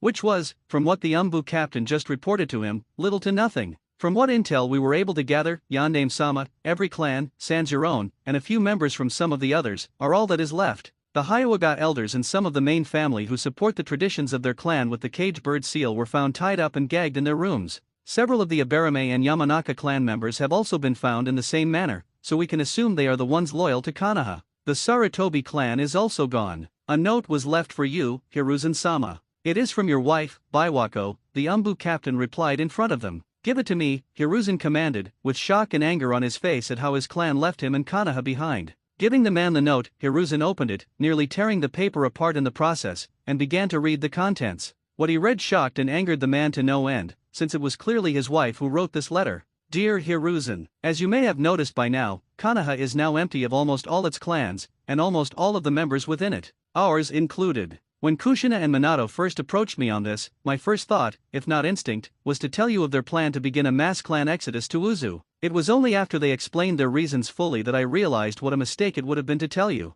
At first, I didn't want to believe the things they told me about you and what your former teammates along with 2 of your former students tried to pull during your time as Hokage. I never would have dreamed you would betray the Uzumaki clan and sell them out to our enemies. I didn't want to believe it. Even now, a part of me doesn't want to believe the man I loved, married, and had 2 wonderful children with during our time together would stoop so low in betraying the Uzumaki clan, that you would betray the entire Senju clan by having one of its few remaining members killed, and the other being broken inside following the death of her lover, to be further manipulated by you, to support your former students' immoral bloodline mixing experiments, which required human test subjects, and none of these people would be volunteers since the process was most likely lethal in its execution. You wouldn't use anyone from Konoha unless they weren't your supports or too important to take without anyone noticing. Kushina and Minato showed me solid proof of your past and sinful actions. Documents, notes, everything and anything related to past crimes they knew you approved of doing. Other actions done by someone else on the council was something you approved of as long as the overall results of these said actions benefited you in the long run. When I couldn't read any more of these horrible things you had tried to do or you approved of others doing, I sat down and wept for hours on end.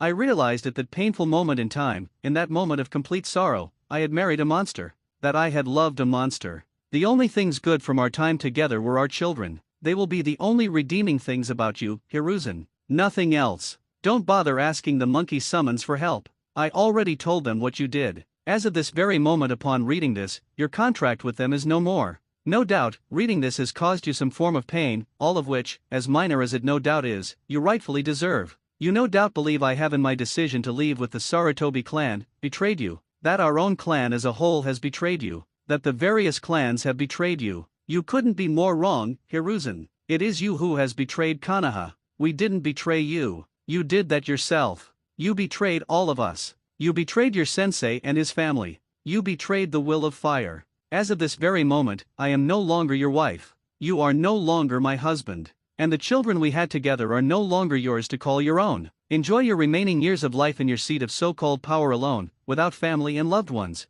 Enjoy your remaining years surrounded by deadly backstabbing snakes who will attack you the moment you show weakness in their eyes. Goodbye, Hiruzen. Sarutobi Baiwako, the true Sarutobi clan head. P.S. The seal on the bottom right here holds the divorce papers. I already signed them on my end. Even if you choose not to sign it, in my eyes, heart, mind, and soul, we are no longer one. Hiruzen was speechless. His own wife had divorced him. She left him, left Konoha, left the chance for power and greatness beyond anyone else in the village. She would have been royalty within Konoha in all but name because of his position and greatness earned through his many long years alive. And for what? All because he had helped plan or did certain horrible acts? All because he helped to prove certain things many would find to be immoral if brought to light? Like the planned yet failed attempt of crushing Uzu? The experiments to bring about powerful bloodlines into those not born with them? Funding to Orochimaru to perform these said experiments on innocent people who died agonizing deaths in the process? He thought Baiwako was smarter than that. How could you do this to me, Baiwako?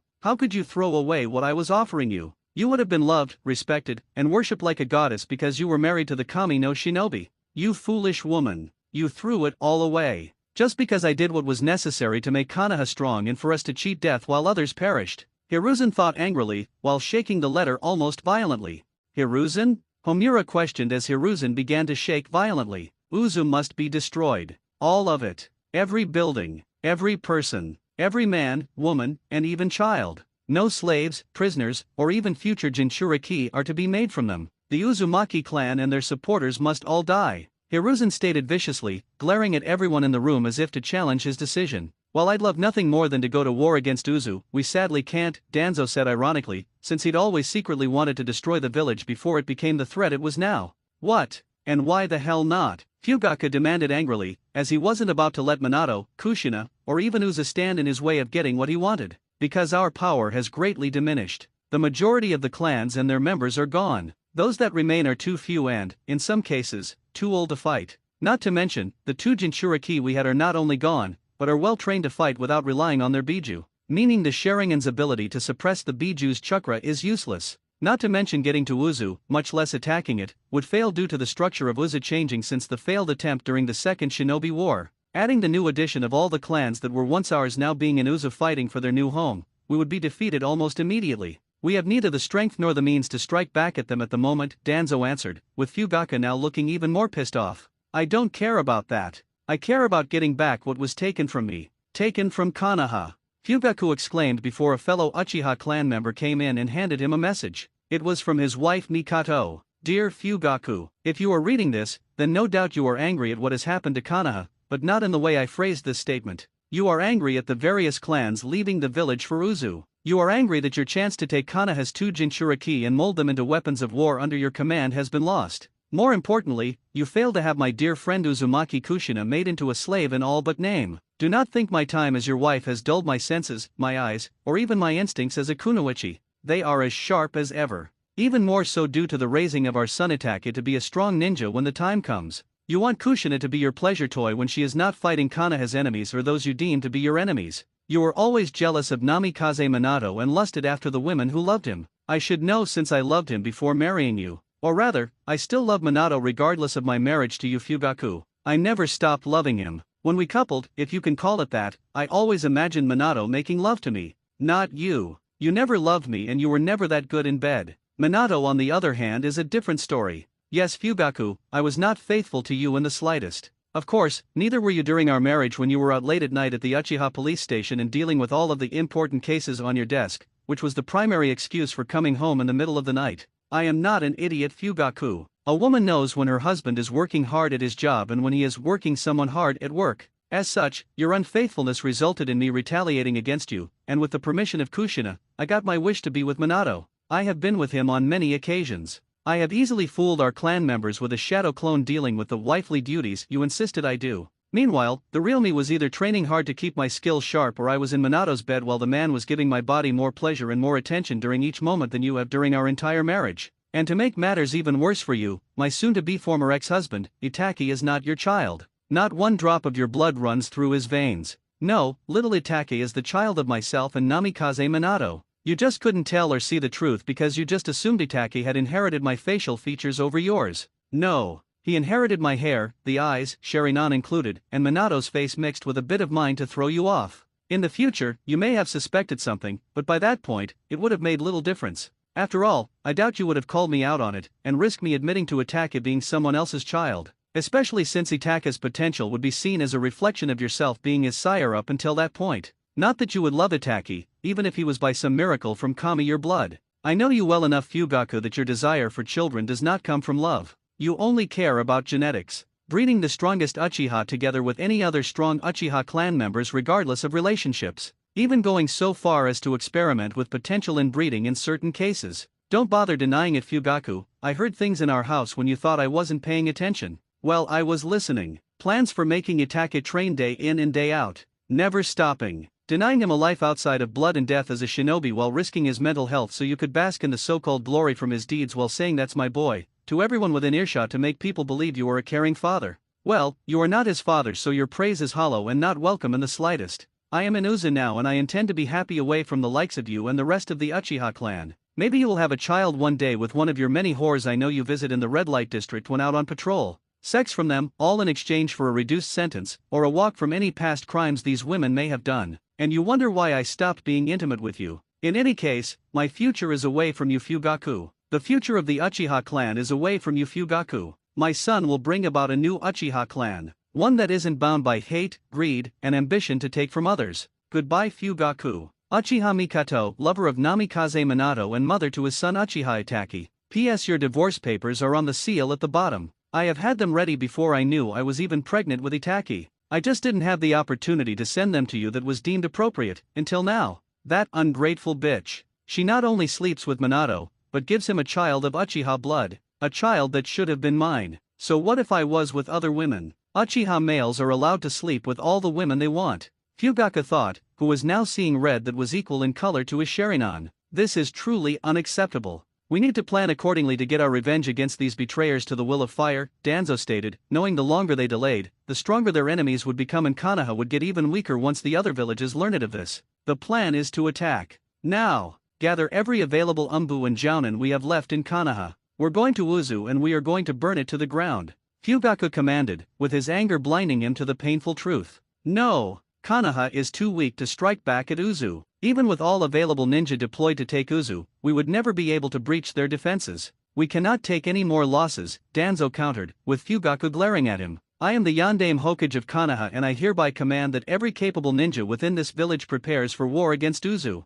Fugaku exclaimed before leaving the room to let everyone else know about the given order. He is going to lead us into ruin, Homura commented with a frown on his face. It was a mistake to make him Hokage with his anger blinding him, Koharu added with her own frown on her face. It's too late now. If we try to defy his orders, it will be considered treason, and he will no doubt have us executed just to make his point get across, Danzo commented, since things were spiraling out of control and it was Hiruzen's fault due to appointing Fugaku in the first place. This would not end well for Konoha. Sure enough, the recently made Yondaime Hokage declared war on Uzu for the Uchiha leading this supposed injustice against Konoha. Word soon spread how the two once great allies that held off the other shinobi villages together were now turning on each other. At first, the other four cages from each of these different shinobi villages saw this as an opportunity to strike back against Konoha, and maybe even Uzu if they played their cards right. Of course, that was before they did an inventory of their own supplies and a head count of their overall military strength. As it turned out, even if the four shinobi villages were to ally together against Konoha or Uzu to get their revenge, the combined might of their army would fail.